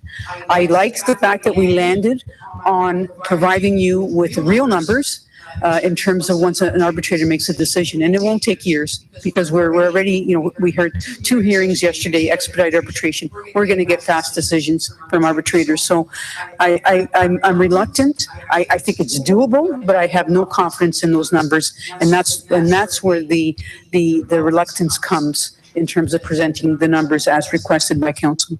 Thank you, and you've stated as such. Councillor Clark, are you finished? Because we do have a motion on the floor. Yeah, I understand that we have a motion on the floor, but it is frustrating to be in a meeting and hear one thing in one meeting and something else in another meeting, especially when we're making decisions on that advice. I'm fine with moving forward with the motion that's before us, but I want the public to understand that what we were told last at the GIC, I'm hearing that from finance, yeah, it's doable if they meet with HR, but that's not what we were told last GIC meeting. And so that is frustrating. And imagine, Deputy Mayor, that you're one of the employees who is facing this. Imagine the anxiety and the frustration you must have hearing these questions and these answers. So we'll continue with the motion as is written today. I'll support it. I hope my colleagues support it, hearing what has transpired. But I think it's important that we get these numbers as soon as possible. Thank you. I am going to put myself on for a moment. If I can ask Councillor Nan. Thank you. My own opinion on this is I heard clearly from staff when this was debated in GIC and the decision was made, do we want estimates or do we want real costs? I heard from staff that there is always a process in place in which those costs are always provided to this body. So to reiterate and in defense of, I believe, the staff who are with us and have provided such excellent service, that distinction was made and this body erred on the side of wanting accurate as possible. Thank you. Councillor Powers has called the question.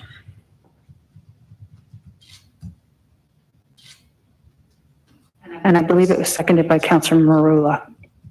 Thank you.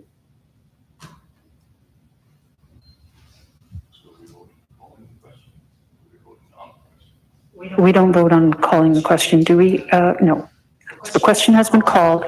We're on item 10. Affirmative from Councillor Wilson, Deputy Clerk, and a thumbs up from Councillor Powers. Councillor Whitehead is approved as also. Oh, thank you. Councillor Partridge is approved.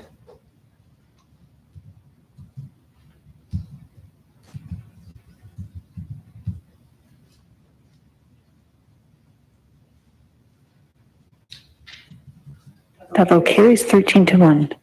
Thank you, colleagues. For your information, it is my intent to finish the GIC report, and then I'd like to break for lunch if that meets, if that's fine with my colleagues.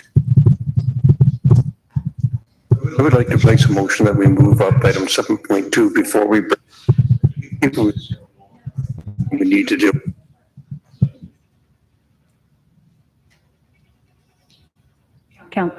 Clerk Holland, is that in order?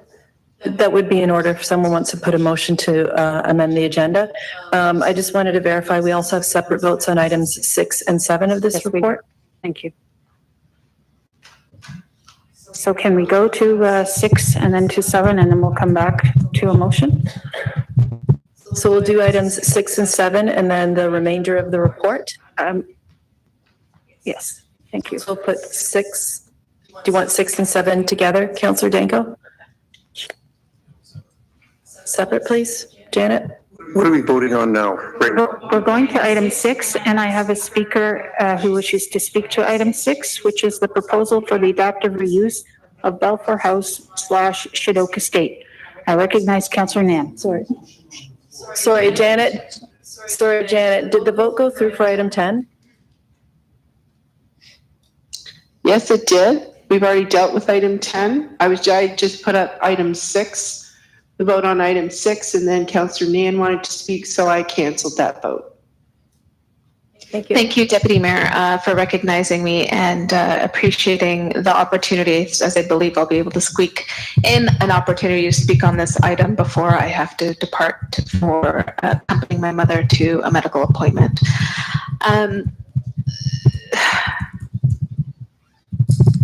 On this item, if I could, Deputy Mayor, share some comments.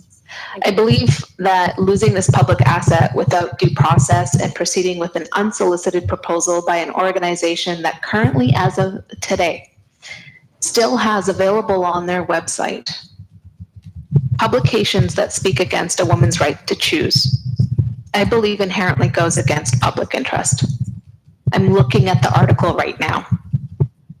Affording this public asset to an organization that continues the pursuit of such stances under the guise of research and policy as a think tank that pursues political lobbying goes against fostering belonging, it goes against universal human rights that are recognized in this country, and against universal access to health care, including reproductive health. My body, my choice was quoted earlier in this council meeting.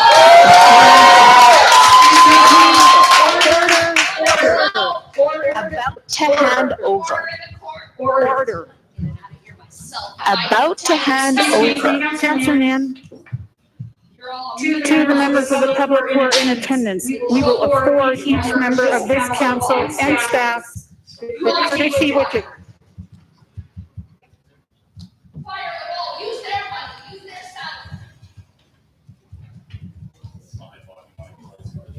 Excuse me, order. If I have to call this chamber to order one more time, I will dismiss members of the public in this council chamber. Madam Chair? No, you do not have the floor. Yeah, but I have, well, Here we are. we have a procedural bylaw you must You do follow. not have the floor. Councillor Nan has the floor. Councillor Whitehead? May I proceed? Please do so. And here we are, colleagues, about to hand over a public heritage property simply because it requires deep capital investment to maintain. And I have to ask myself as a member of this council, what happened to our equity, diversity, and inclusion term of council priorities in this scenario? The EDI priorities we committed to says that this city will create and nurture an environment that is welcoming and inclusive, where equity-seeking communities feel safe, supported, and have an enhanced sense of belonging through strengthened community capacity, city responsiveness, and inclusive engagement opportunities. By proceeding with this item as it stands in this report, this council will have failed. We will have failed due diligence by not pursuing an open bid process that could have guaranteed public access to this site. It could have guaranteed revenue generation. It could have enabled an opportunity for a tenant to come forward prepared to make leasehold improvements that would have tended to the capital repairs that are necessary in alignment with heritage principles, while also paying rent. It also means that this council is making a decision based on cost avoidance, but in doing so is also going to end up reneging on our delivery of a safe and supportive city, especially for equity-seeking residents. So, Deputy Mayor, I cannot support this item. It's a drastic step backwards. It's a drastic step backwards on progress that's been made by many well before me and well before my personal commitment to pursue human rights and defend them. I cannot support it as it is also poor governance of a publicly entrusted asset that the city has carriage over. And so I'm truly disappointed that we're at this stage.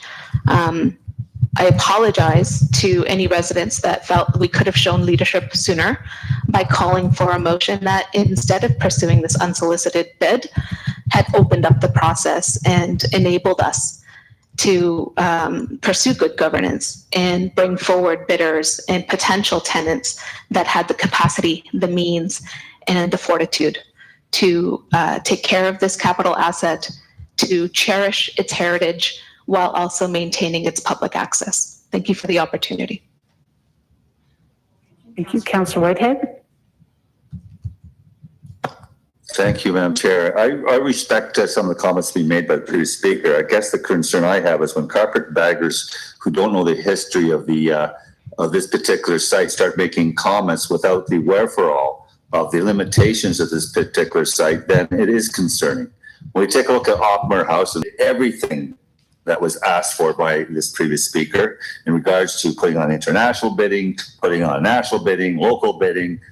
We did everything we practically can, and we end up actually giving up a couple of really good proponents like Columbia International Schools that had an interest in bringing into a student residence in the context of the Ockmer House. So we've had some, and wouldn't bid on the project either because of the way it was written. You know, I just heard a person speak against 50% of our, or if not more of our community when we talk about our Catholic community and our Catholic schools. Some counselors can forego and the public and Catholic system and send their kids to private school, but not many citizens have that opportunity. And so when we talk about some of the values that you speak to, or the former speaker speaks to, she's in fact speaking directly to the Catholic school system. And the fact that they insinuating that I have anything against the Catholic school board or any Catholic individual. It is absolutely against the decorum, and it is absolutely not. I was referenced to me as a speaker. Yes, you have been referenced in terms of your points. I didn't reference it. And it is absolutely inappropriate for the councillor to continue to put narrative and false narrative and apply them to any member of this council. It's disrespectful of this council chamber. It is disrespectful of the role of council. It is totally disrespectful to the people who have been, who have voted to elect the representatives around this table. It is inappropriate, Councillor Terry Whitehead. Councillor Whitehead.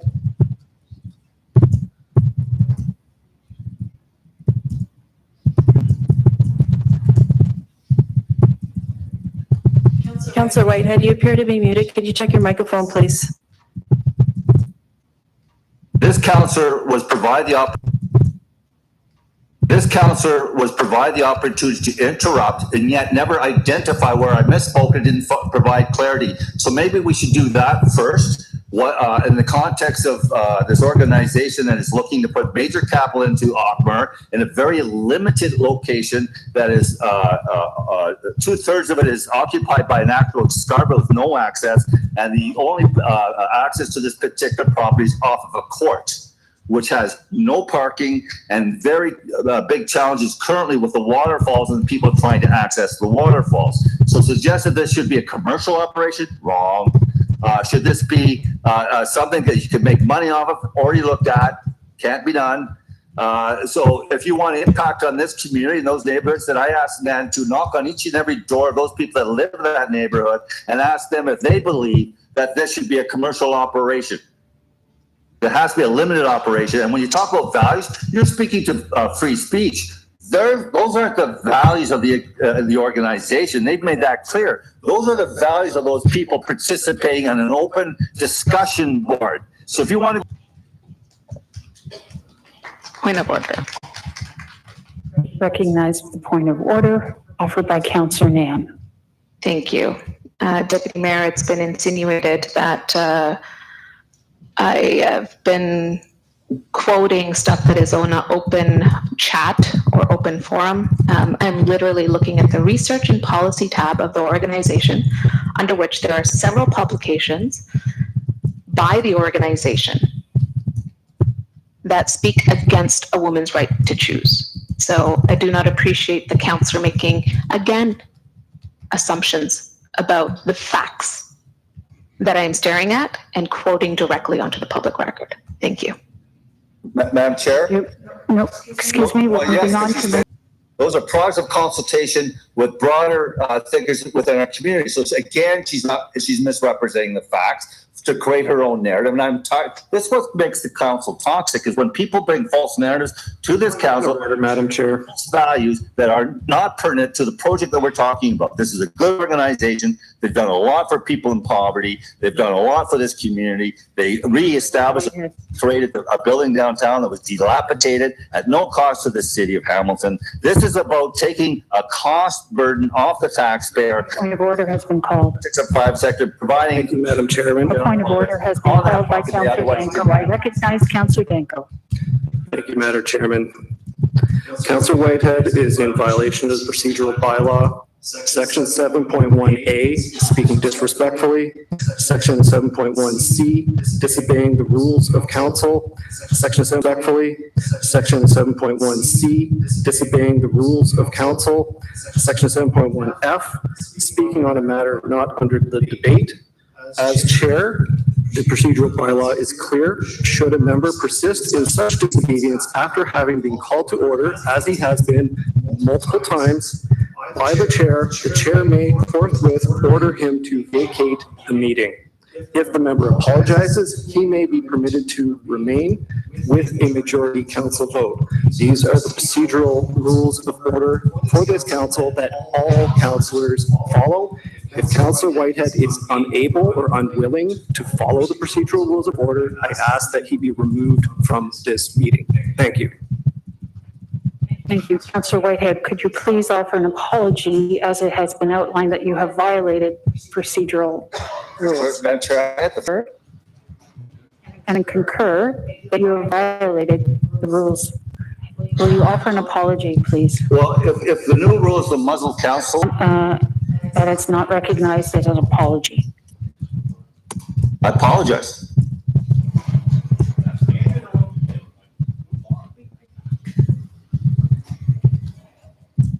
I recognize Councillor Clark. Thank you, Deputy Mayor Wilson. And may I ask Mr. Zabo, who is our, I believe he's our acting city solicitor at the moment, about the freedom of expression clause in the charter, and can the municipality refuse to enter into a lease with an organization that has, for all intents and purposes, is a denominational think tank? City Solicitor.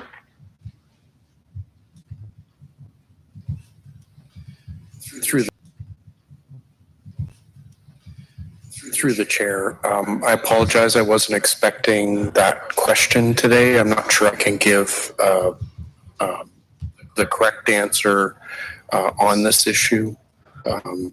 Thank you. Councillor Clark.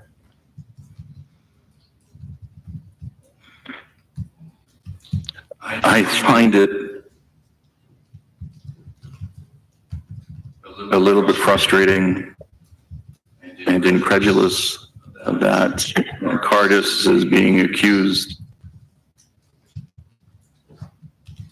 of certain things when they are clearly announced as a denominational think tank, that being a Christian think tank.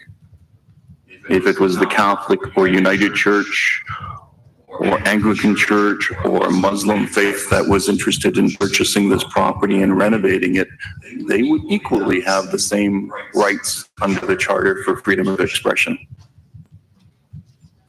Municipalities do not have the right, nor do they have the authority to deny a lease to anyone, nor does any lessor have that right to deny a lease to anyone based on their religious freedoms. So regardless of the statements that have been said this morning, and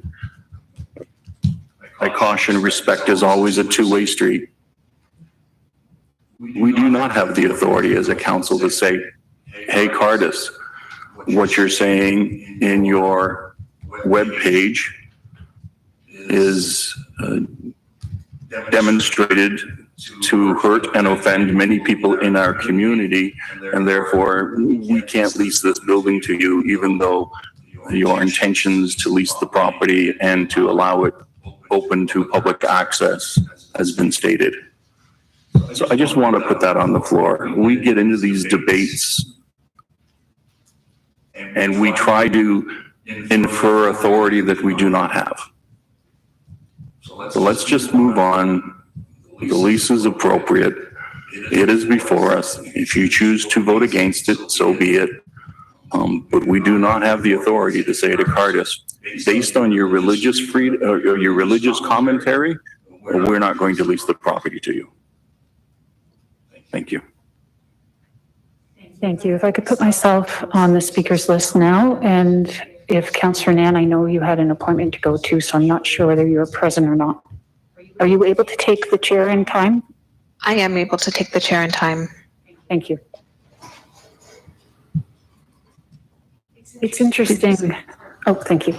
It's interesting being in this seat here today because I am afforded a view behind me of a rainbow crosswalk. And in 2 weeks from now, I will probably be afforded a view of a trans flag and a pride flag in recognition of Pride Month. And 2 years ago at that time, recognition of Pride Month. And 2 years ago at that time, our head of council stated the following: we know there is still much we need to do to ensure equity and inclusion for our 2S LGBTQIA and communities in our city. Now, more than ever, we need to continue meaningful dialogue to ensure all people in the queer and trans communities in Hamilton feel respected, supported, celebrated, and safe. We make these statements and we fly these flags because we are a public think tank, in a way. We try to set out and support values which either the courts or our communities have told us is important and that we need to recognize.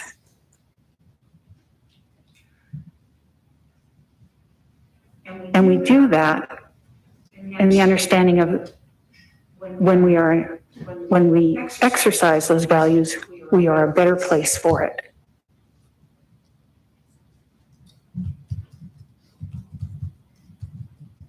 When this proposal was brought to this council, we were under no legal obligation to accept it under the guise of our charter or under the guise of human rights.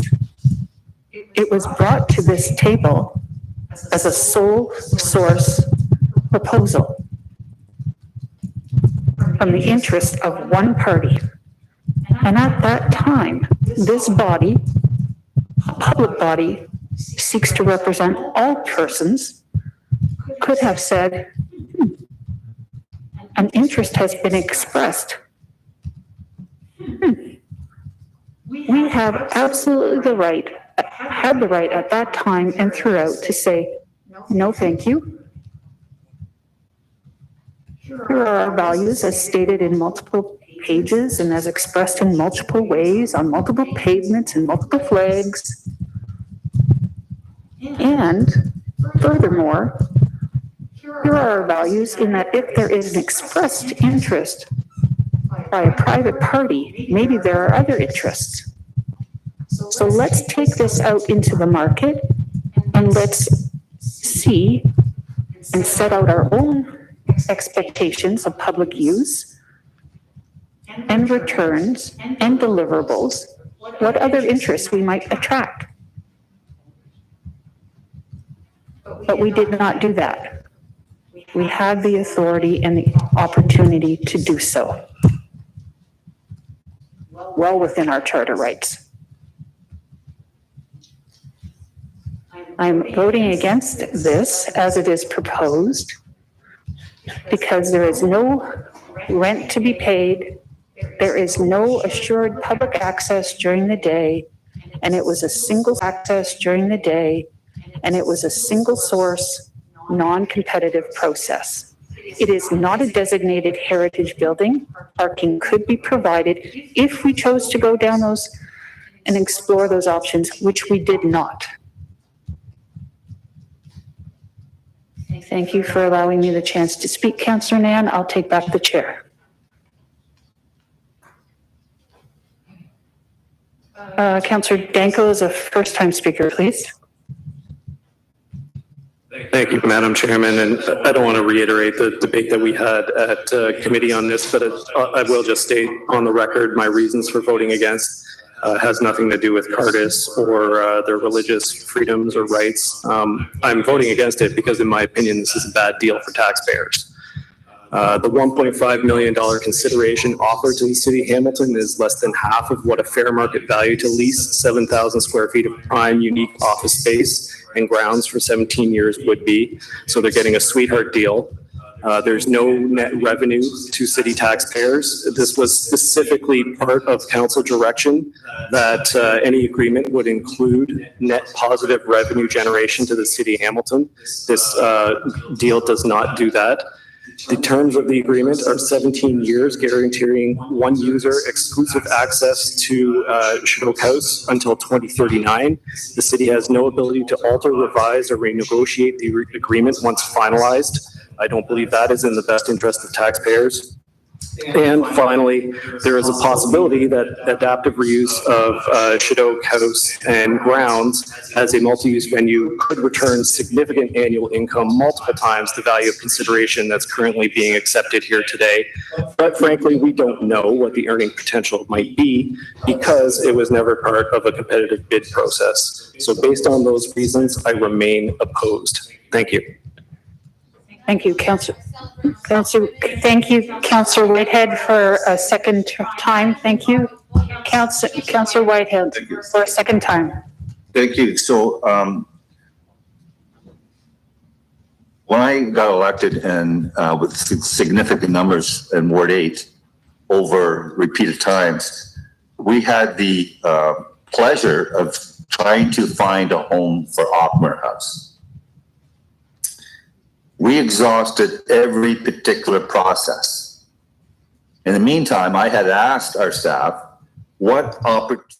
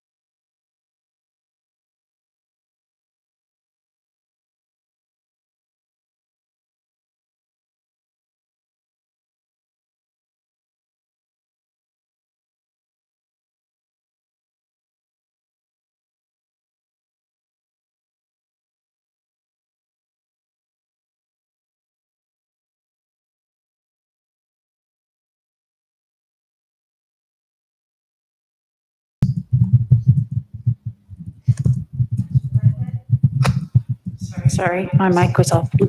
Councillor Whitehead, if you could just wait for the floor. Councillor Pearson, are you? No, I believe Councillor Whitehead is correct. Thank you. Thank you. Councillor Whitehead, would you like to speak to this matter again? No, sir, I just want,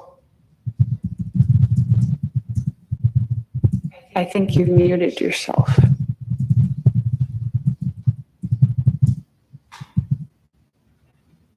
Councillor Whitehead, I believe your microphone is off. We can't hear you. we actually own, Ockmer House where we could have done something in the last 4 years, but nothing's happened. But in Balfour House, we don't own it. It's owned by the province of Ontario. We're the stewards of it. And we have to work with the Heritage Trust. So I want to make sure that people understand, we do not own, that particular property. Thank you. Thank you. Okay, there are no further speakers on this item. Sorry, you are a speaker? Okay. We're going to have a vote on item 6.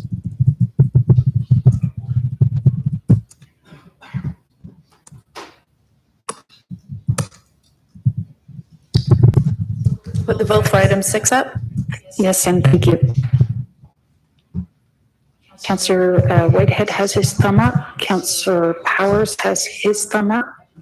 Any other members have to indicate that way? Councillor Wilson, you'll have to indicate. My thumb is down. I do not approve. Thank you.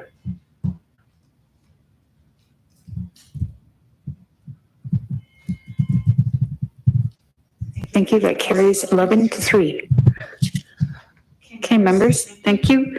We're on to item 7, the Commonwealth Games 2030 update. Sorry, Councillor Pauls?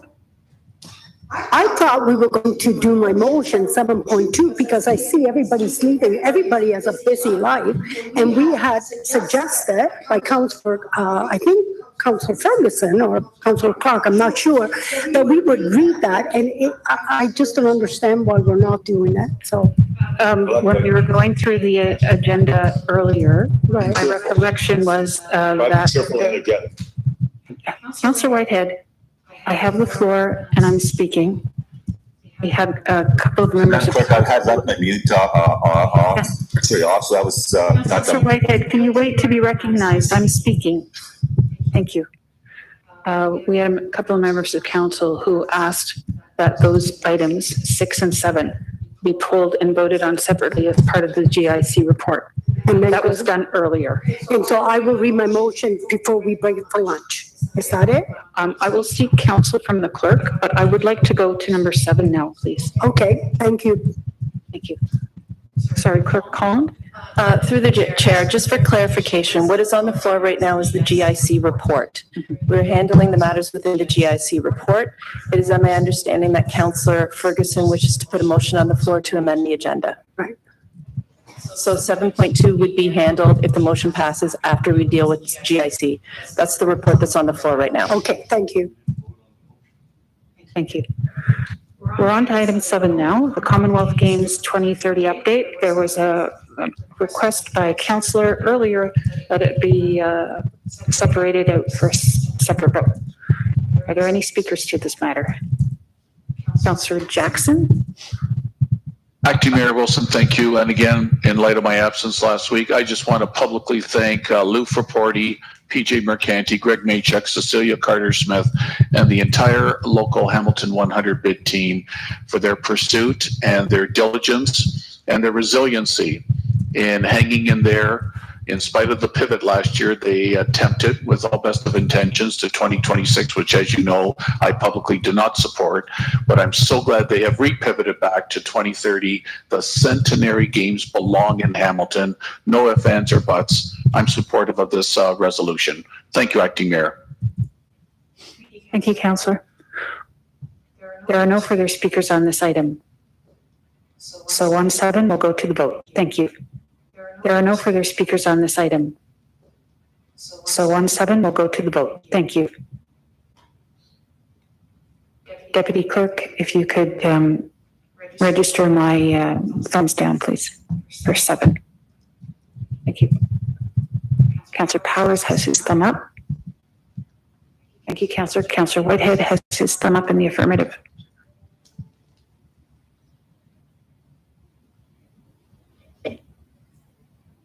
That carries 11-3. Thank you, members. So it's been a long time in GIC. I'm just looking to the clerk that we're going to vote on. We're going to vote on the balance of GIC. Affirmative.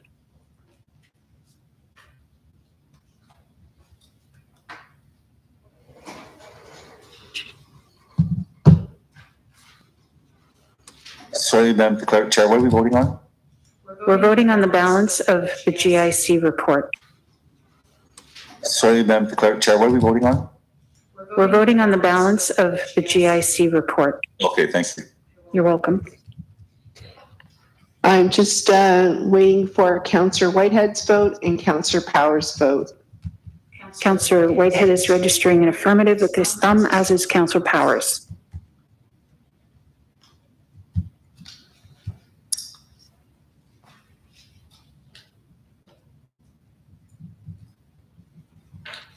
That carries 14-0. Thank you, members. So, members, it is 1:30, and Clerk Holland has her mic on, but I noted earlier, I think a break is in order, but Clerk Holland. Councillor Ferguson has a motion to put on the floor to amend the agenda. Yes, I'd like to move that item 7.2 be moved up now in order to have the discussion. There's been a lot of people in the audience today. A lot of them have left, but I think we need to get to the meat of the issue, which is on 7.2. So I'd move that it be moved up and dealt with now. You have a seconder for that, sir? Okay. Councillor Clark seconded it.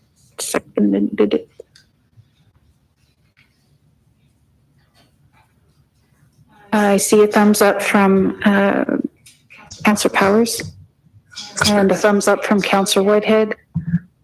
I'm fine. Thumbs up from me.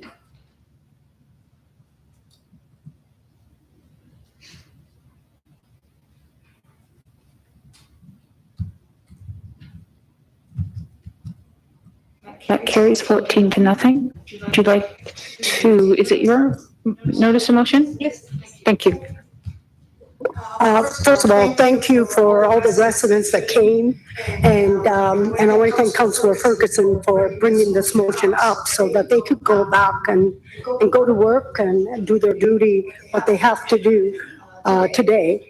I just want to say that this motion is, first of all, I actually need to waive the rules, okay? No, sorry, waive the rules. And I need 2/3 of the support to waive the rules. I'll look at the screen. I see affirmative in Councillor Whitehead's thumb. I just need seconder. Oh, sorry, Janet, it's moved by Councillor Ferguson. Sorry, it's moved by Councillor Paul, seconded by Councillor Ferguson. Thank you. Affirmative from me, Deputy Clerk. Affirmative by Councillor Powers.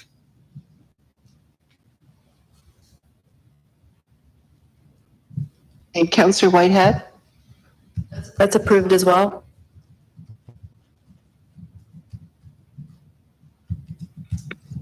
That moves 13-1 to waive the rules, so the permission has been granted. Councillor, would you like to introduce your motion? Thank you, and thank you for voting. Madam Chair, I'm really sorry to interrupt, but I do have a point of order on procedure before we proceed.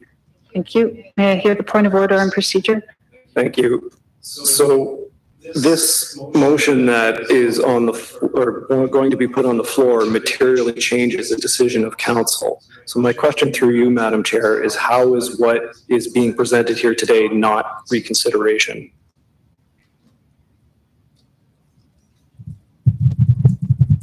So what is, through the chair, what is before you today is amending the implementation date of the policy.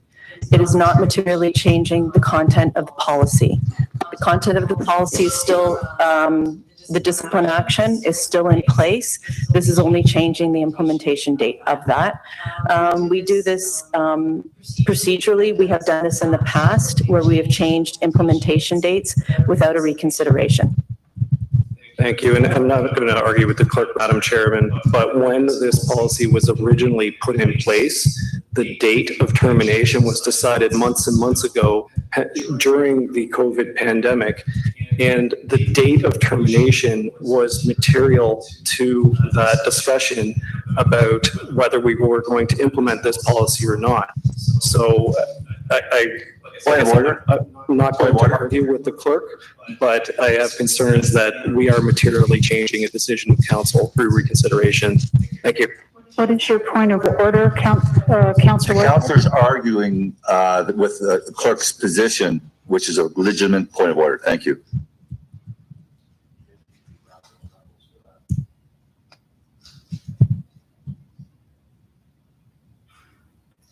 Councillor Clerk Holland, I didn't hear a question. Yeah, thank you. Okay. I'm skipping ahead in my notes. So Councillor Pauls, 2/3 of majority has been granted for you to introduce your motion. And thank you. And thank you. And this motion is seconded by, I know Councillor Ferguson wants a second, but I already asked Councillor Clark. So, but thank you. I really appreciate that. Yeah, you're third. That's great. Thank you. The reason I'm doing this, I came early this morning and trying to figure out how we could get the cost.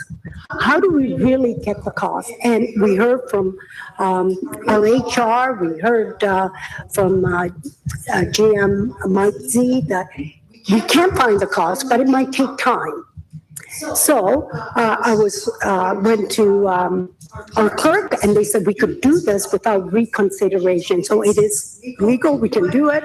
And so I will read my motion and basically I'm saying, let's give 3 more months to try to get the cost till September. I think I put September 30th. If the council here wants to get it longer, I'm fine with it. If we want it shorter, I'm fine with it, but I think we need to do this and find the cost. The most thing I learned about the city is, and every council here knows, they want transparency. They want to make sure we are transparent with the money they pay their taxes with. We receive the money, we do services, and they want to know what kind of services they want. So, in my opinion, this is the most important thing that we do for the city, for the residents of Hamilton, the cost, transparency. And I quoted before by saying, you know, for me, it's people's lives. And that's more important to me than the cost, but cost is number one. And I think every resident needs to know that. So I'm going to read the motion, second by Councillor Clark, third by Councillor Ferguson. Thank you. And I'll read the motion. So amendment to item 3.1, council meeting 2201, respecting the amendment to the mandatory COVID-19 vaccination verification policy. Whereas council on January 12, 2022 approved the amendment to the mandatory COVID-19 vaccination verification policy HUR 21008A, requiring those unvaccinated staff or those who have not disclosed their vaccination status will have until May 31st, 2022 to provide proof of full vaccination or approved medical exception, at which time any failure to do so will result in termination of employment with the city. And whereas it is necessary to provide those unvaccinated staff or those who are not disclosed their vaccination status with more time to provide proof of full vaccination or an approval of medical vaccination status with more time to provide proof of full vaccination or an approval of medical exception. Therefore, be it resolved that item 3.1 of January 12, 2022 council meeting be amended to change the date of May 31st, 2022 to September 30th, 2022 to read as follows. that the recommendation amendment to the mandatory COVID-19 verification policy requiring proof of full vaccination in the workplace and that those of unvaccinated staff or those staff choosing not to disclose their vaccination status without an approval medical exception be subject to discipline up to including termination of employment to be approved. That those unvaccinated staff and those who have not disclosed their vaccination status will have until September 30th, 2022 to provide proof of full vaccination or approved medical exception, at which time any failure to do so will result in termination of employment with the city. The unvaccinated employees or those who do not disclose their vaccination status and those employees who are subject to an approved exception will be required to continue to practice in rapid testing program until September 30th, 2022. That in the event the city is unable to secure an adequate and appropriate supply of rapid tests between the date of the amended policy and September 30, 32, any employee who would otherwise be restricted from attending at work will be placed on paid leave of absence, pending the condition of the program at the earliest available opportunity. The amended mandatory COVID-19 vaccination policy continues to apply to all city employees, including permanent, temporary, full-time, part-time, casual, volunteer, student, members of council, member of tier student, members of council, member of council appointed committees as appropriate except where excluded otherwise, subject to the terms and conditions of the applicable collective agreement, and that the city clerk be directed to report to the Governance Review Subcommittee with recommendation for amendment to the Council Code of Conduct and Code of Conduct for local boards, council mandate committees to ensure members' compliance with the corporation vaccination policy, and now sanction may be applied to member of council who do not comply. So I'm just plainly saying, let's extend it at least what it were May, June, July, August, 4 more months. And I'm at the will of the council here. If you want to do it further, give our staff time to see all the litigation, all the grievances, all the things that are thrown at them right now. I know HR, Laura Fontaine is working so hard. By just taking even my calls, I'll tell you, I'm on the phone all the time. So let's give them some time. Let's pause this. Until then, find out how much our taxpayers are going to pay. And like I said before, I heard it was at least 33 million, but somebody put it on an email to me, if you did this, this, and that. So I'm not saying it's 33 million. It could be a lot less. It could be a lot more. So I hope you could support that. And so that our staff, our employees can go back to work. They will do testing. And as you recall, all cities, most cities rescinded it. And Burlington, when I called them, they said they couldn't afford the cost to the taxpayers. So you know what they did? They said, okay, just get testing. And so we chose the most punitive for our employees. Instead of considering, maybe we should do what Burlington did if we really believe that the unvaccinated are the ones that are causing the problem. And I want to say I've had a lot of emails that said, you know, I worked the whole 2 years and never once got sick. You know who got sick? The people that were vaccinated. And I go, okay, I can verify that, but I know lots of emails that said, there's a gentleman that I talked to 36 years with HSR. Throughout the pandemic, wasn't sick one day. Can you imagine 36 years servicing our city? The people that want to take the bus. We all know we want people to take the bus. Can you imagine? I heard there's about 60, almost 100, 60 that drive the bus. So I'm just saying, we don't want disruption. We want to make sure we do the right thing. And like I said to you, and I'm clear again, I am concerned about cost. But for me, all weekend, we had a long weekend. I went away for a few days, and that's all I could think about is people, human life. My husband said to me, you're supposed to enjoy, we went to our cottage, you're supposed to enjoy it, put the phone down, don't read any more emails. But I can't. You know why I can't? Because it's human life. And I know every counselor here feels the same. I know we all care for each other. And we cannot choose the most punitive action. Thank you, and I hope you can support this.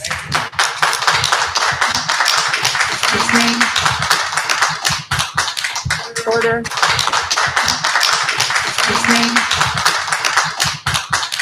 Order. We have Councillor Pearson, Clark, Danko, Whitehead, and Jackson. Councillor Pearson. Thank you, Madam Deputy Mayor, and to Councillor Esther Pauls. Thank you for your passion, your concern, and your caring and speaking. I would say for myself as well, you know, we do care about our employees, and I was supportive of lifting the mandates back when we dealt this, and unfortunately it did pass a committee and died on a tie vote at council, which is very, very unfortunate. My only question, and I continue to support this, but if I could through you to Madam Chair, I'm not sure if I should direct it to staff. The date of September 30th, 2022, was that vetted through HR? For you, Madam Deputy. Thank you. To Edie Fontana or to the mover? I'll ask Edie Fontana, please. Thank you. So through you, Madam Chair, I'm not sure I understood the question. What, September 30th? The motion that is before us is. I'm not sure I understood the question. What, September 30th? The motion that is before us is stating 2022. I just want to be sure, has that date, and I'll say why I just want to be sure that has been vetted through staff is because our last council meeting is September the 28th. After that, there will be nothing further that can be done. So the decision that's made today will stand up to September 30th for any employees that are still not vaccinated. That's my concern. So through the chair, as I understand this motion, May 31st is replaced with September 30th. So the policy remains in place. All the terms of the policy would remain in place, including the rapid antigen testing of the affected employees. And then October 1st would be the new termination date. Yep. Thank you. Thank you for that clarification, because as I stated, and I'm supportive, but I just want to be sure that we know at this table, our last council meeting, September 28th. So if this goes to September 30th, there will be nothing that can come back at that late date that can be dealt with. Those employees who decide not to continue or not to vaccinate and meet this mandate will be terminated. But I am supportive, giving the employees the additional time. Thank you, Madam Deputy Mayor and Councillor Esther Pauls. Councillor Clark. Thank you, Deputy Mayor. And asking myself, how did we get here? And for myself, it was missing the council meeting, or actually the vote in council, because I was present for the council meeting, but had to leave for a medical procedure, and then I came right back afterwards. Unfortunately, the council was much quicker than normal, and they passed this. They defeated the staff recommendation on a tie vote of 6-6. That's how we got here.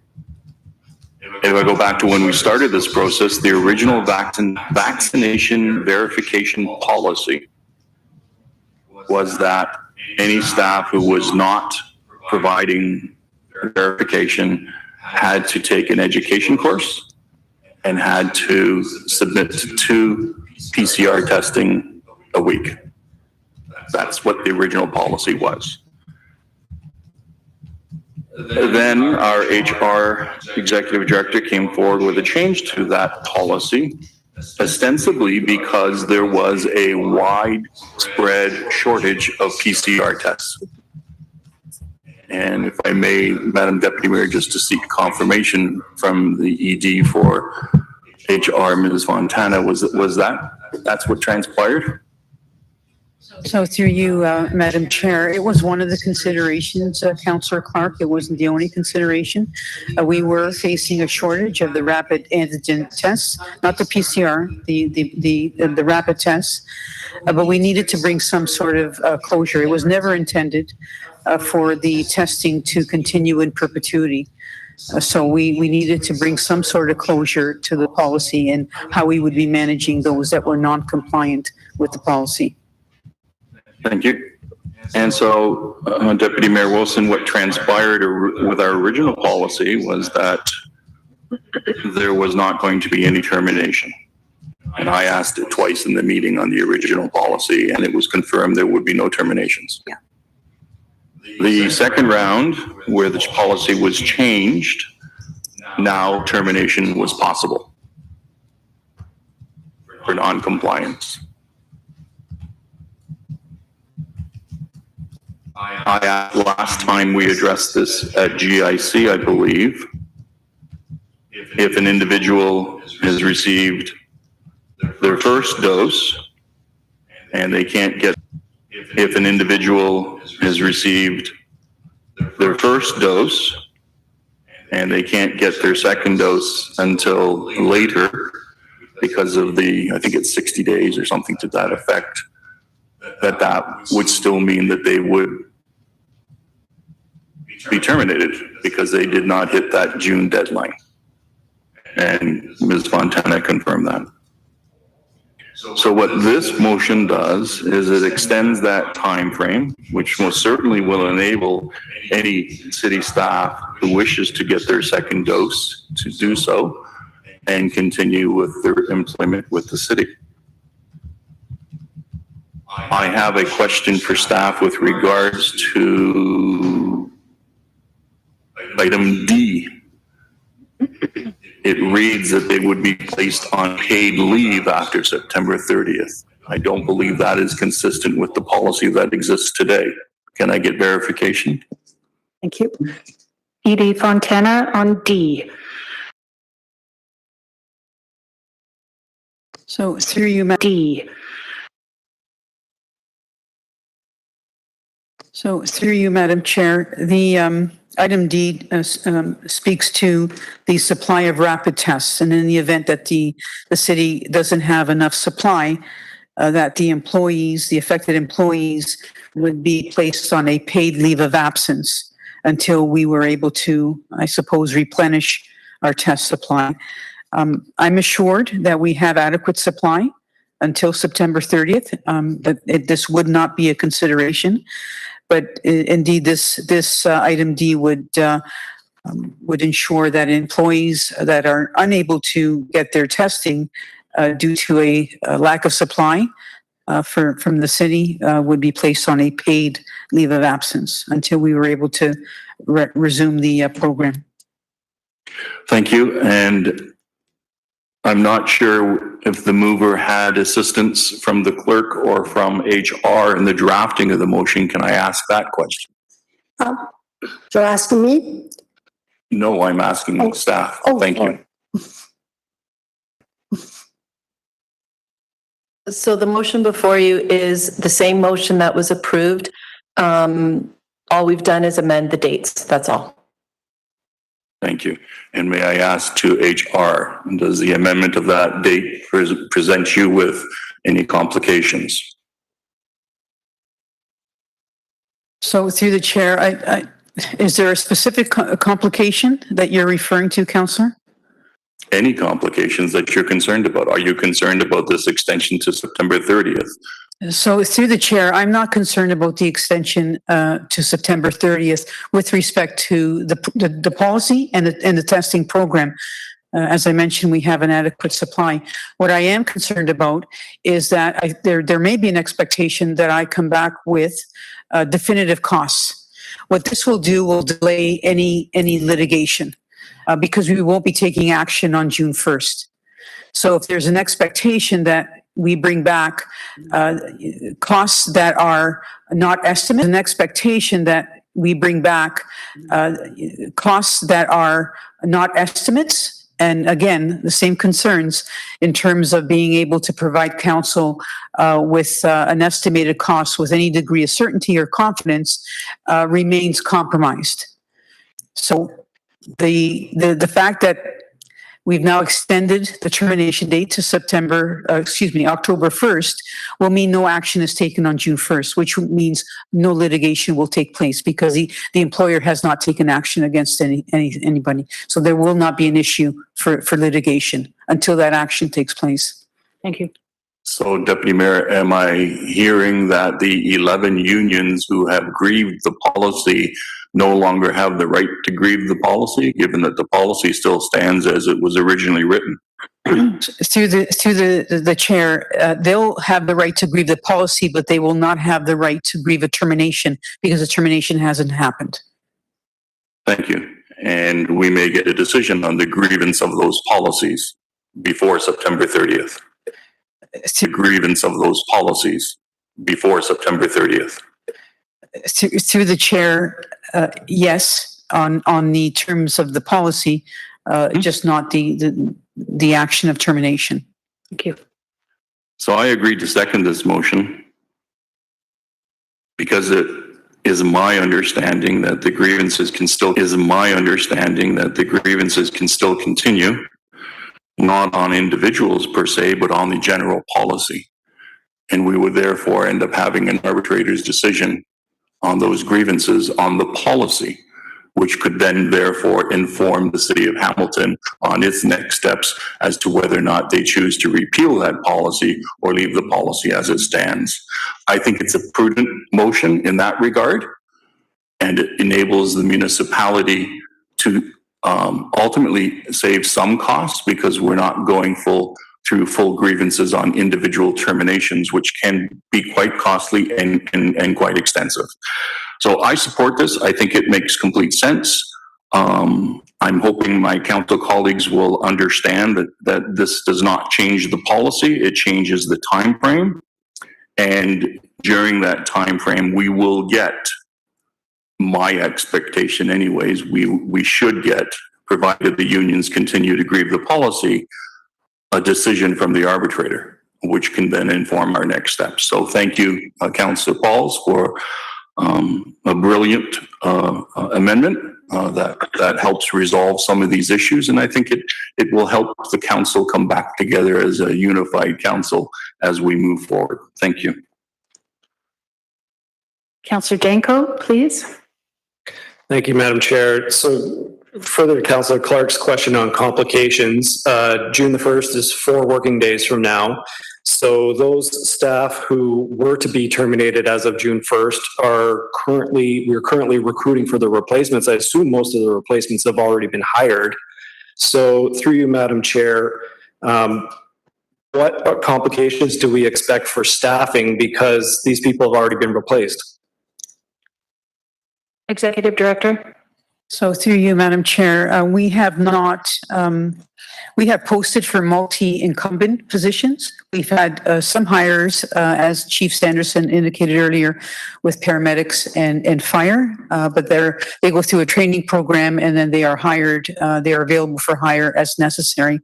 We haven't hired anyone else in the multi-incumbent positions. We have started the recruitment process indeed, but we have not hired anyone. So there's no additional cost, no additional risk as a result of delaying the date from May 31st to September 30th. Okay, thank you.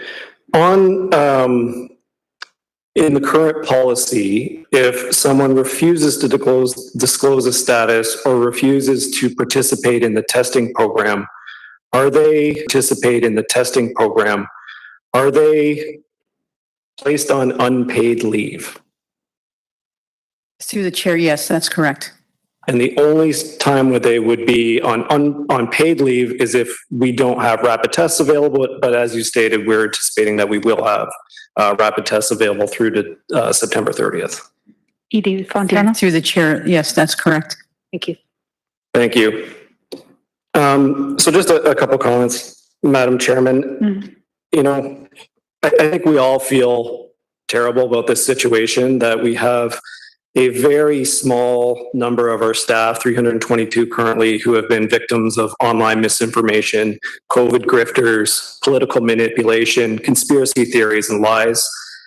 And it's really sad that they would be willing to sacrifice their livelihood to make an ideological Point of order.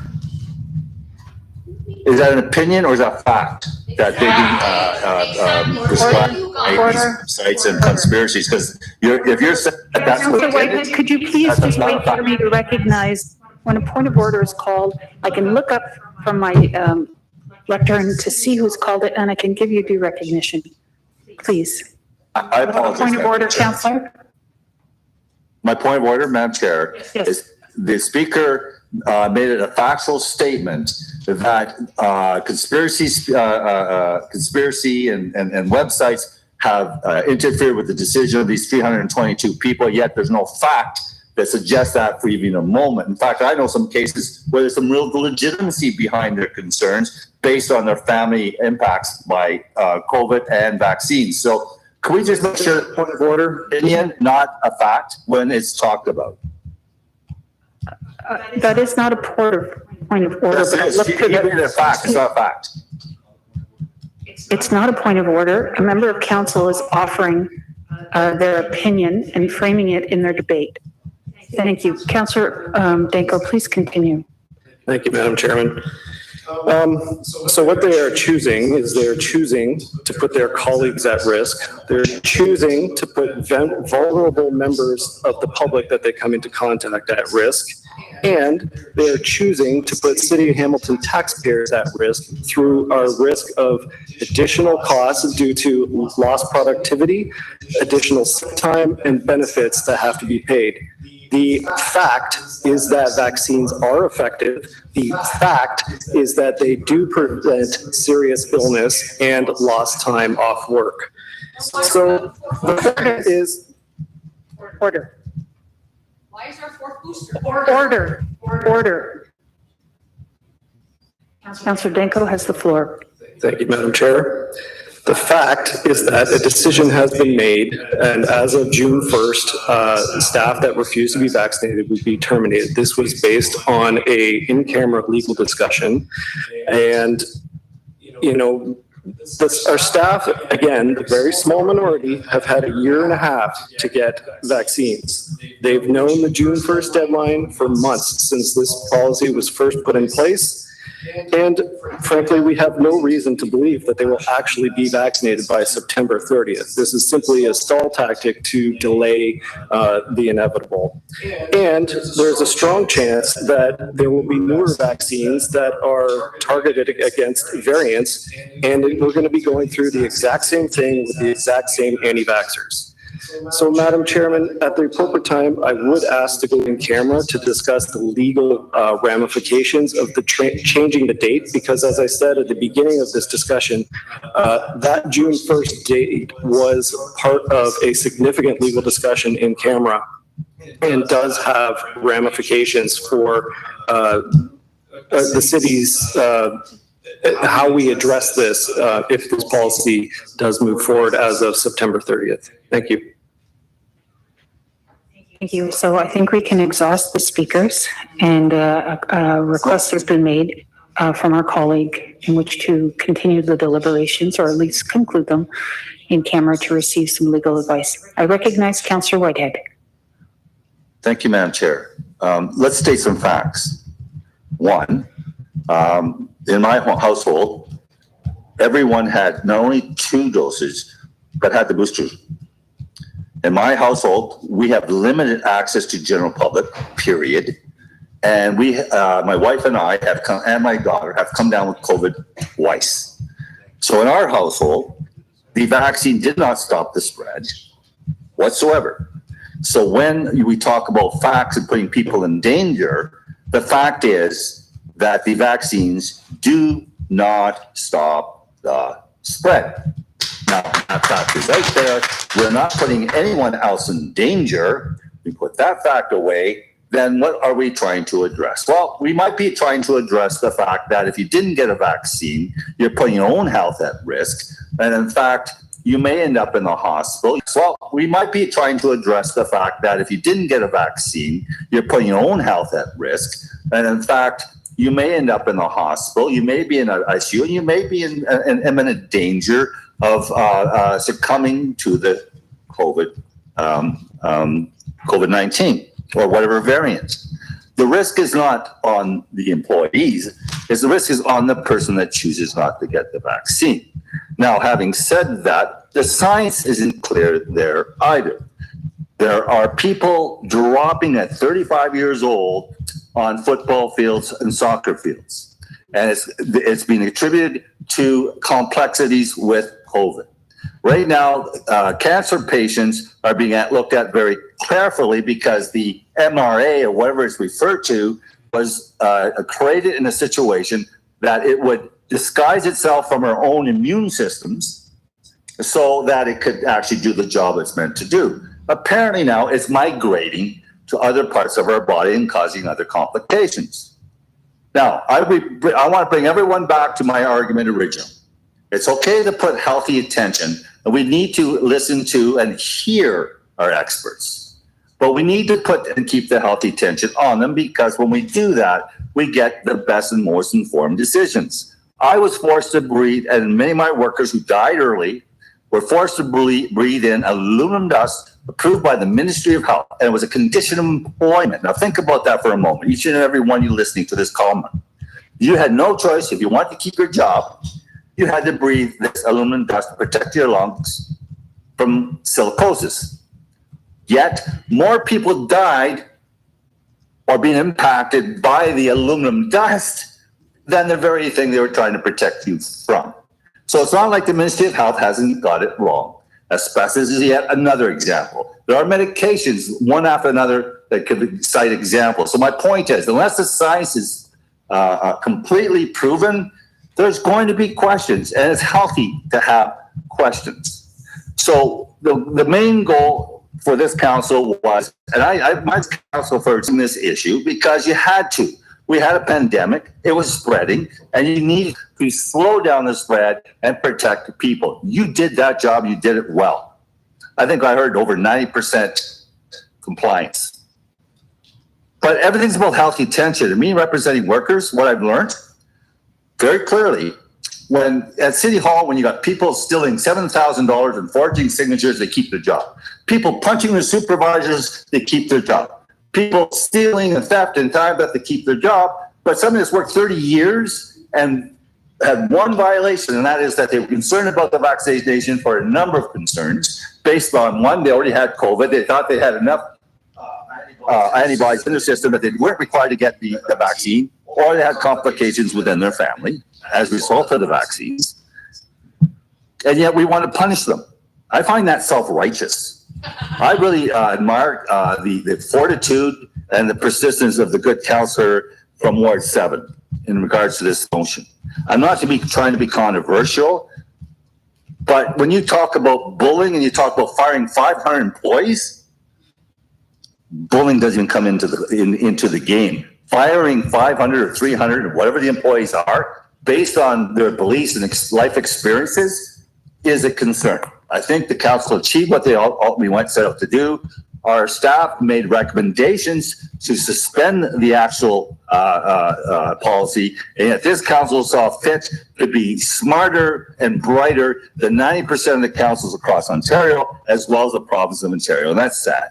That's really sad. That's a statement of our self-righteous councillors around that table. Thank you. Councillor Jackson. Thanks, Acting Mayor Wilson. I want to also commend and thank Councillor Pauls for her persistence and procedurally and process-wise, with her passion on this particular topic. She's been consistent, and whether you've agreed with her or not on her persistence on process and procedure and trying to find a way to save the 500 approximately, no one could ever question her consistency on the matter.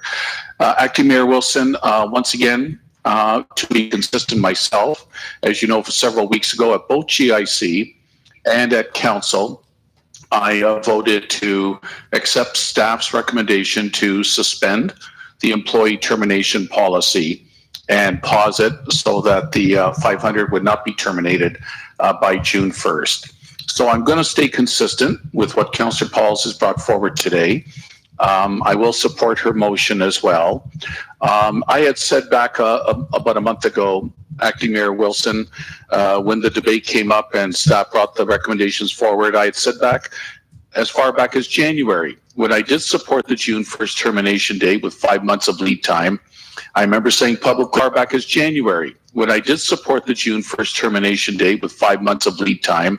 I remember saying publicly that may impact us at the municipal level. E.D. Fontana, City Manager Smith, to their credit, EOC Director Thorne, to their credit, and Dr. Richardson all brought back the changes that had been implemented at the provincial level, mostly to repeal any of the restrictions. And I said, you know what, as far as I'm concerned there, the timing is right, that we would be aligned with the provincial repealing of restrictions on COVID measures. And so I believe that this is just basically extending that period of time of my decision that I made to suspend the policy a few weeks ago to September 30th to get the costs that Councillor Calls has requested on behalf of taxpayers. Now, I'm also being sensitive to Councillor Danko's request to hear any potential legal ramifications in camera. I've already stated my position, but for a member of council who has concerns on a serious matter of this nature before voting, for some members of council that they want to hear again legal advice, I'm open-minded to that if we need to go in camera. Lastly, if I could, Acting Mayor Wilson, I have just one question through you, if I could please, to Executive Director Fontana. Laura, can you give us, without at all compromising arbitration processes, can you give us some indication of the status of those appeals by any of our locals, any of our public unions that work for the corporation? Can you give us some status of the process of the arbitrations? Are the arbitrations being expedited? Are they being accelerated? Depending on the decisions, could this decision end up being a moot point? Could you further elaborate, please? Through you, Acting Mayor Wilson, please. So thank you, through you, Madam Chair. Councillor Jackson, both ATU, I'll talk about the larger unions, ATU and CUPE Local 5167, inside outside workers. They both submitted grievances and sought Section 49 under the Ontario Labour Relations Act for an expedited arbitration. We had 2 hearings yesterday, separate hearings, one with ATU and one with CUPE. I can also tell you that in the CUPE collective agreement, it does speak to immunization, and where such immunization is required by the employer, that they may consider in substitution an unpaid leave of absence. So that's one of the considerations right now that CUPE 5167 is seeking a decision on from the arbitrator. It was a one-day hearing, so we were limited in terms of our ability to get our evidence into the arbitrator and to secure any decision. But these are the nuances that I was referring to earlier in terms of the factors that may affect decisions at the arbitration process. One of the considerations in this instance with CUPE is that an arbitrator may say that the employee should be placed on unpaid leave of absence instead of termination, because there is language that talks about it, whether or not the circumstances are are reflective of our current situation will be in the hands of an arbitrator, but there is language in the collective agreement that speaks to in cases of immunization and a unpaid leave of absence as a result. Acting Mayor Wilson, how's my time, please? You just exceeded your 5 minutes, sir. A second time, please, because I have one more supplementary to the executive director. Thank you. Second time for me. Thank you. Thank you very much. Councillor Ferguson, followed by Councillor Vanderbeek. Thank you, Madam Chairman. So I too want to congratulate Councillor Pauls. I love her passion. I sit and watch and just admire it all the time. I love what she does. I got to be careful the word love because her husband's an Iron Man. And I don't want to make him mad, but it's great to see that you're sticking on the place. A good Christian attitude that you're using, and I really respect that. And I too, like Councillor Jackson said, I did not support terminating employees. I thought that the COVID major issues were behind us. It was supported by staff, legal staff, our human resources staff, that we should not move ahead with the terminations. But on a tie vote with 4 members absent, tie votes failed, and so it failed. And I said to the committee, if just one of those members was able to attend that weren't the 4, it would have been a different outcome. But be that as it may, I fully support this motion. My thoughts on hold a little longer, see what changes. The whole COVID experience was uncharted waters. We're still in a little bit of that. And let's see what happens over the next period of time. I'm interested to hear Laura say that 100 people now have got vaccinated. So that's 25%. And so maybe by allowing them a little more time, I know if I was going to lose my job, it would have beat the daylights out of me to go get vaccinated. But maybe a little family pressure on you to go and do what I think is the right thing, get yourself vaccinated. I'm quad vaccinated. And so I hope I got a big shield around me. And Councillor Clark's not sitting too close, so I think we're more than 10 feet apart, which is just a little bit of humor in it. I think we need also, Laura should be able to see the trend, if it's not here, around the province, what's happening with arbitration decisions on this. And once we see that, to see the trends, because generally a big problem solved of helping to, it's a satisfactory period of time to allow the staff to get their head around what the cost should be so we can make a fully informed decision. So based on getting results agreements, based on getting the cost, and based on time heals all wounds, I'm going to support the motion. Thank you. Councillor Vanderbeek. Thank you, Madam Deputy Chair.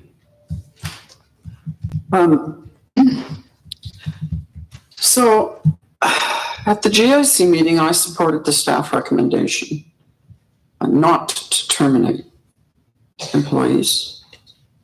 And I deeply regret that I was one of the 4 that was not here. And what I really regret is that I was too ill with COVID to be able to sit in this chair that day.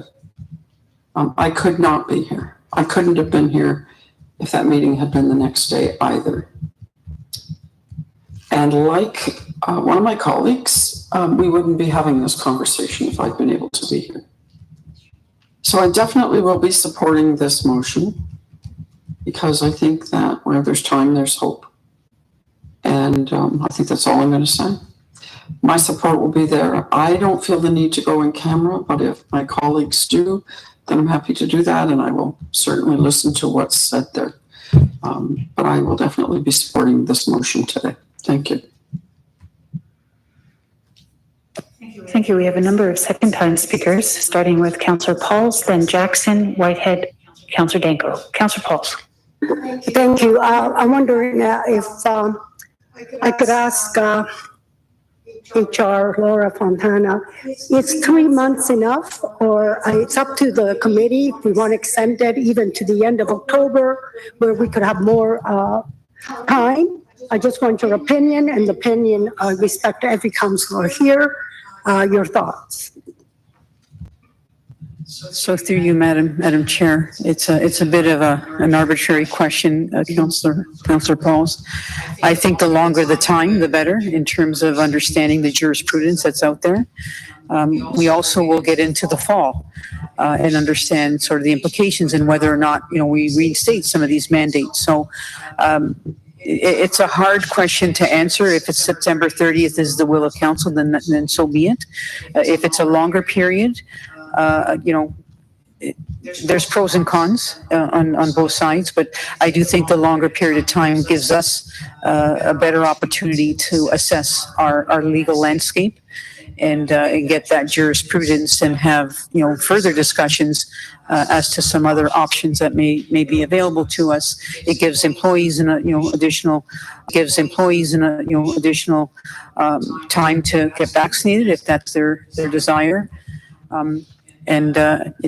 I'm concerned about to be honest with you, the impact that it's having on my staff in terms of the rapid tests and all the administration that goes with it. So I'll have to assess that and make determinations on how we can support them going forward, because this has been a lot of work for human resources and others, as you can appreciate. So I'll have to make sure that issue is also being taken care of, particularly if it's an extended period of time. Thank you for that. And if it's the will of council, I could change it to the end of November, if that's what, to give you more time. And like I think it was Councillor Ferguson that said, we'll know more what the province is doing, what's happening around Ontario.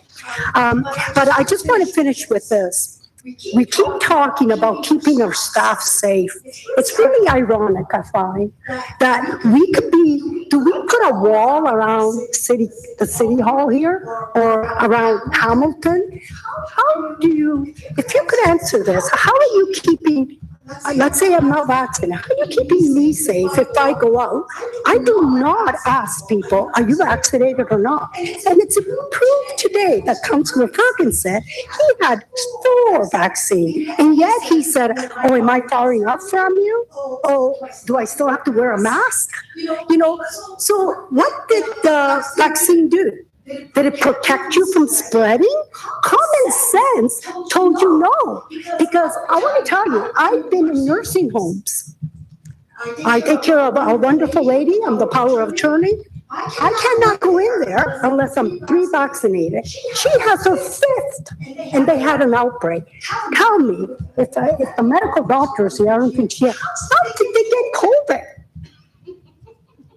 I just want to know why. If you're telling me it's because protection, how do we protect our staff? We have city centers, we have a rec center, people there working. People that come in, there's no verification. I go to hockey games. I don't have to show my passport anymore. How are we keeping those people safe?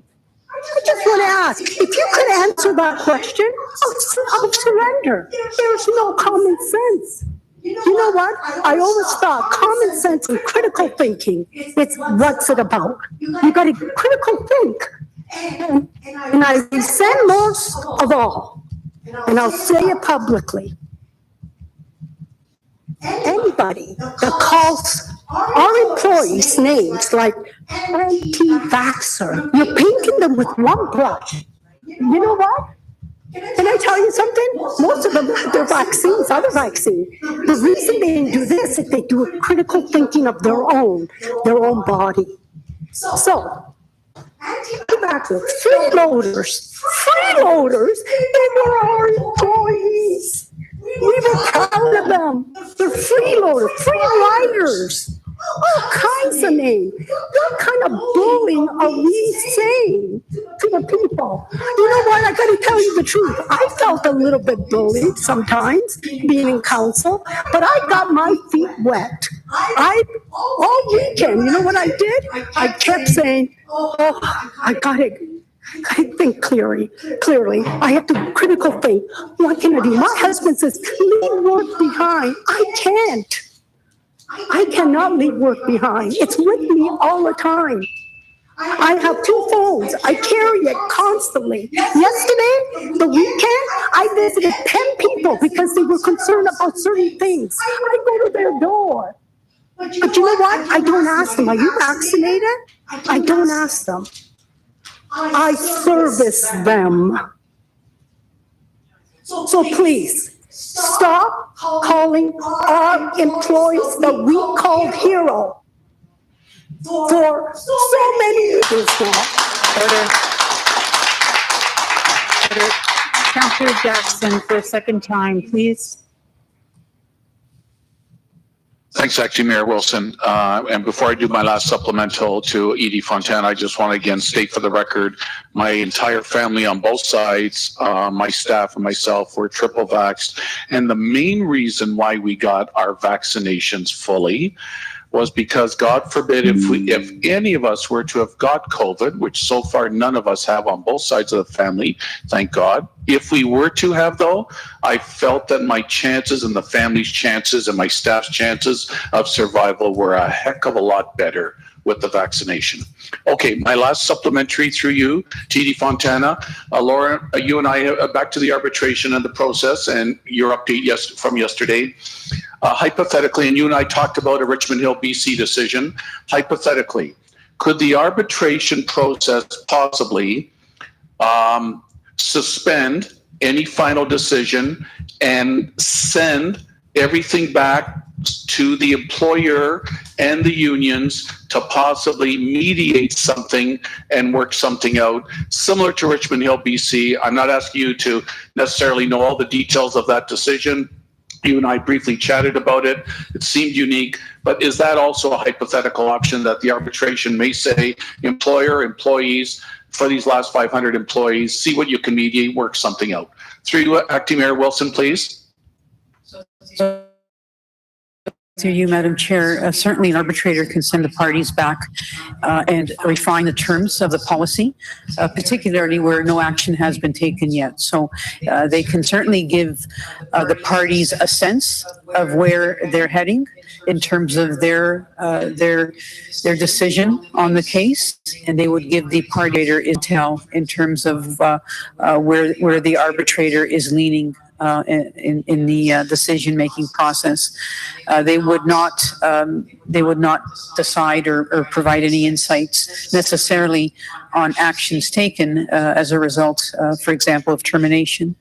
But they can certainly give you insights on where they're leaning and then send the parties back to reconsider some of the terms, for example, in a policy with that additional insight. So indeed, that could be a possible and probable outcome at arbitration. Executive Director Fontana, for me anyways, as one member of council, guardedly, cautiously optimistic with your response and what a hope for can be. Thank you, Acting Mayor Wilson, for your indulgence. Thank you. Councillor Whitehead. Yes, through the chair to our very capable staff person, Ms. Fontana. How many policy agreements is there filed? So through the chair, I'm assuming with respect to this policy? Correct. We have approximately 10 grievances on this matter. Now, you obviously represent unions and policy grievances were all encompassing based on obviously one particular policy, how it impacted employees, and it was outside of any negotiated language within the contract. Would I be right in saying that? So through you, Madam Chair, if I'm understanding the question, generally the litigation, the grievances can be with respect to the policy, but it's more with respect to the language in the collective agreement as well. So as an example, the leave of absence provisions in the CUPE collective agreement specific to inoculation. That's generally where the unions may make that connection. Through the chair, can you have policy grievances on language that doesn't exist within the language that's being exercised by the city? So through the chair, I'm not sure I'm understanding the question. If I can get. If you're implementing a policy that isn't in the contracts that are being negotiated or contemplated by the union. I mean, I'm thinking of things like estoppel, for example. So past practices where you didn't have to negotiate something because there was a clear understanding through the practices between the city and the unions, and it's embedded within the conduct through what's called estoppel. My question to you is, now you're dealing with policy issues. is there any possibility through past practices that the unions wouldn't have had to negotiate specific language to deal with this kind of issue because there was an understanding through a letter of agreement or through past practices that have been as long established, like giving out turkeys at Christmas time with some companies? So my point is there other issues within our arbitration that the unions could exercise based on, again, letters of agreement, policies that don't exist, or practices that have been established a long time and you didn't have to negotiate because it was understood? So through the chair, we do have past practices, and in fact, during the collective bargaining process, you can issue an estoppel within the 90 days, even though there's no language in the collective agreement. If the parties have agreed to or have allowed a practice to take place, notwithstanding the absence of language in the collective agreement, then it is upheld, and that's the provisions of the estoppel that either party can issue. If I'm understanding part of the question through you, Madam Chair, policies are set by the employer. They don't necessarily have to be reflected in the collective agreement, as is this case, and the union can still grieve the policy depending on the circumstances, and an arbitrator can certainly rule on whether or not a policy is reasonable under the circumstances. So if we had a policy saying that we don't have any you have to be a non-smoker to work for the city of Hamilton. So through you, Madam Chair, we could have that policy, and then an arbitrator will likely say that it's unreasonable. Thank you. Thank you. I'm just trying to demonstrate how unreasonable the policy we have established at this point in time. But I understand, again, I want to reemphasize, I understand why the council supported it at the time it did. The other question I have is that the element and the questions and the science, there's lots of evidence out there, even the province of Ontario, which obviously didn't punish their employees, now can be utilized by the union in the context of the risk benefit based on the employee and their concern. Can they establish that in an arbitration?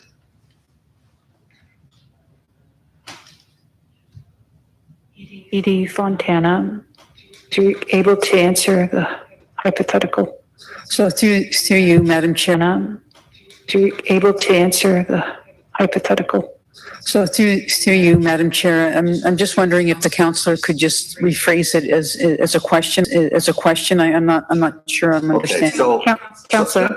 I apologize for it. I should have made it clear. So if, for example, you're in arbitration and the lawyers for either the union or the employees come up and bring out the science studies provided by, say, the province of Ontario, because I think that's probably the one that would be most salient, that actually suggests there are concerns around the vaccines and the impacts on individuals on the long term, on the short term, and all the other concerns around the vaccine that are starting to come out. Would that be relevant in the arbitration? And that is your 5 minutes. If you'd like to go back on after this question. No, I'm fine, and you'll be more generous. Thank you. So through you, Madam Chair, I'm not going to speak for an arbitrator, but I would think that would be relevant, and an arbitrator would allow it as evidence during this kind of hearing. Thank you. Councillor Danko. Thank you, Madam Chairman. So I would like to go in camera. I think I'm the last speaker on this. But before we do, I also would consider 2 amendments to what's before us here. One to item B, to change it from termination to unpaid leave between June the 1st to September 30th, and then termination as of September 30th, and delete clause D in its entirety. So I would like to put those 2 on the floor after we come out from being in camera.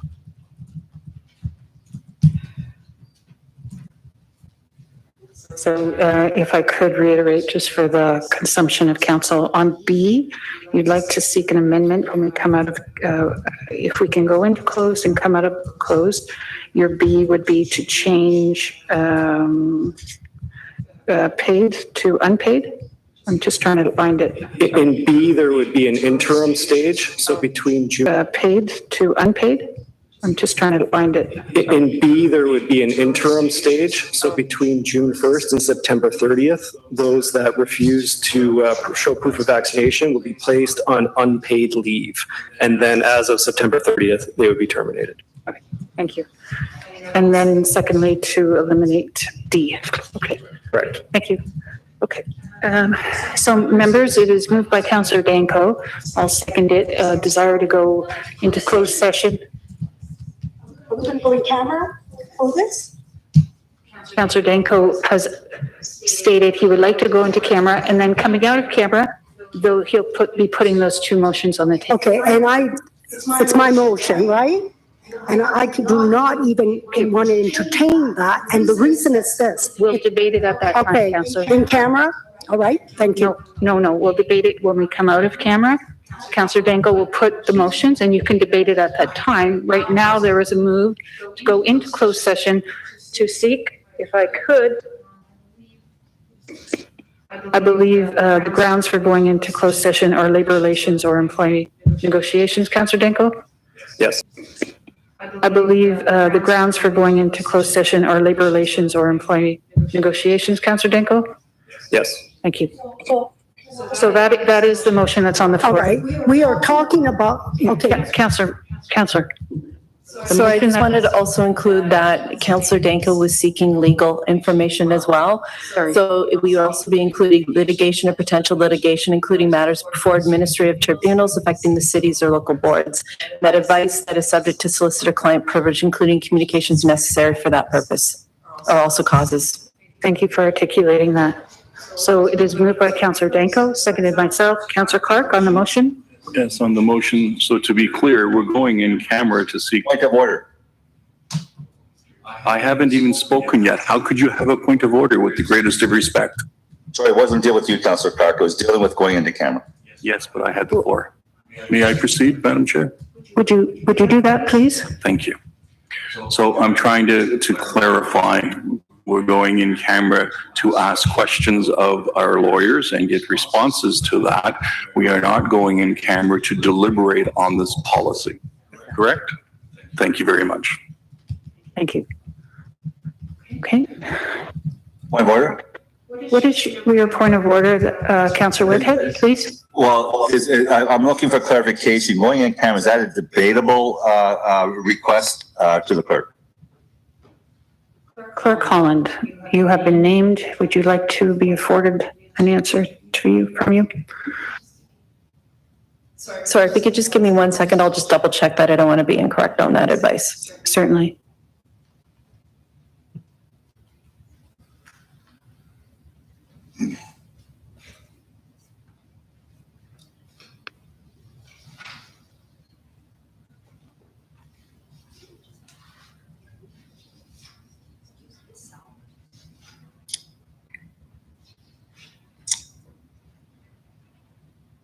And I want to apologize, Councillor Clark.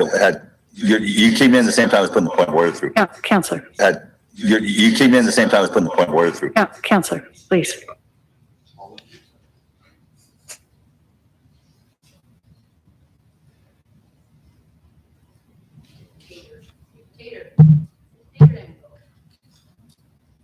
Order.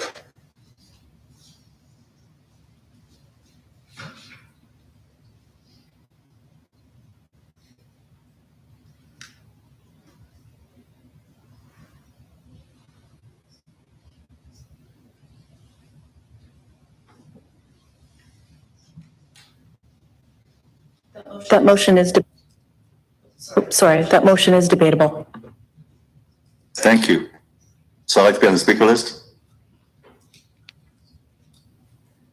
Councillor Whitehead, there are no other speakers, so please proceed. Thank you, and thank you for the clarification, Madam Clerk.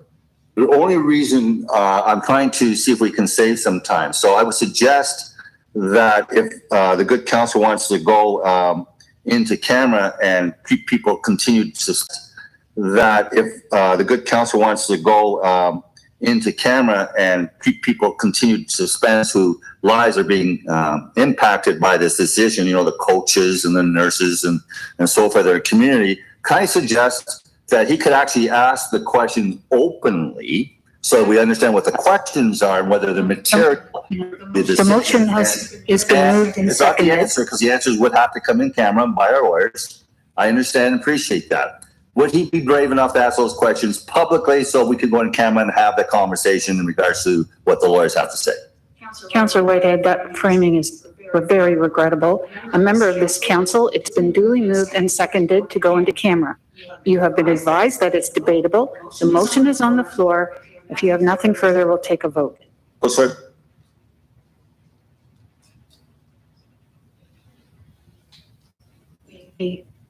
Thumbs up from myself. Thumbs up from Councillor Wilson. Thumbs up from Councillor Powers. Thumbs up from Councillor Partridge. Please, Sarah, with the opening the vote. Okay. I can't close or open a speakers list, so something's Something's wrong. going awry. Would a visual count be appropriate, Clerk Holland? If I could have those in favor, please raise their hand, and I'll say their names out loud. Councillor Danko, Councillor Wilson, Councillor Ferguson, Councillor Clark, Councillor Nan, Councillor Jackson, Councillor Vanderbeek, Councillor Powers, Councillor Johnson, and Councillor Partridge, all in favor. And that carries. Thank you. Thank you, members. I would ask members of the public to please vacate the room, and only those members of staff who will be contributing to the closed session to remain.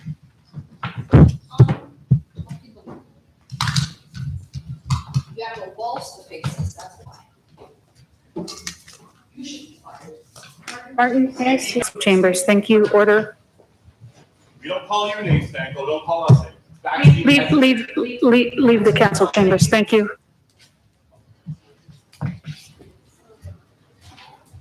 Lots to talk about.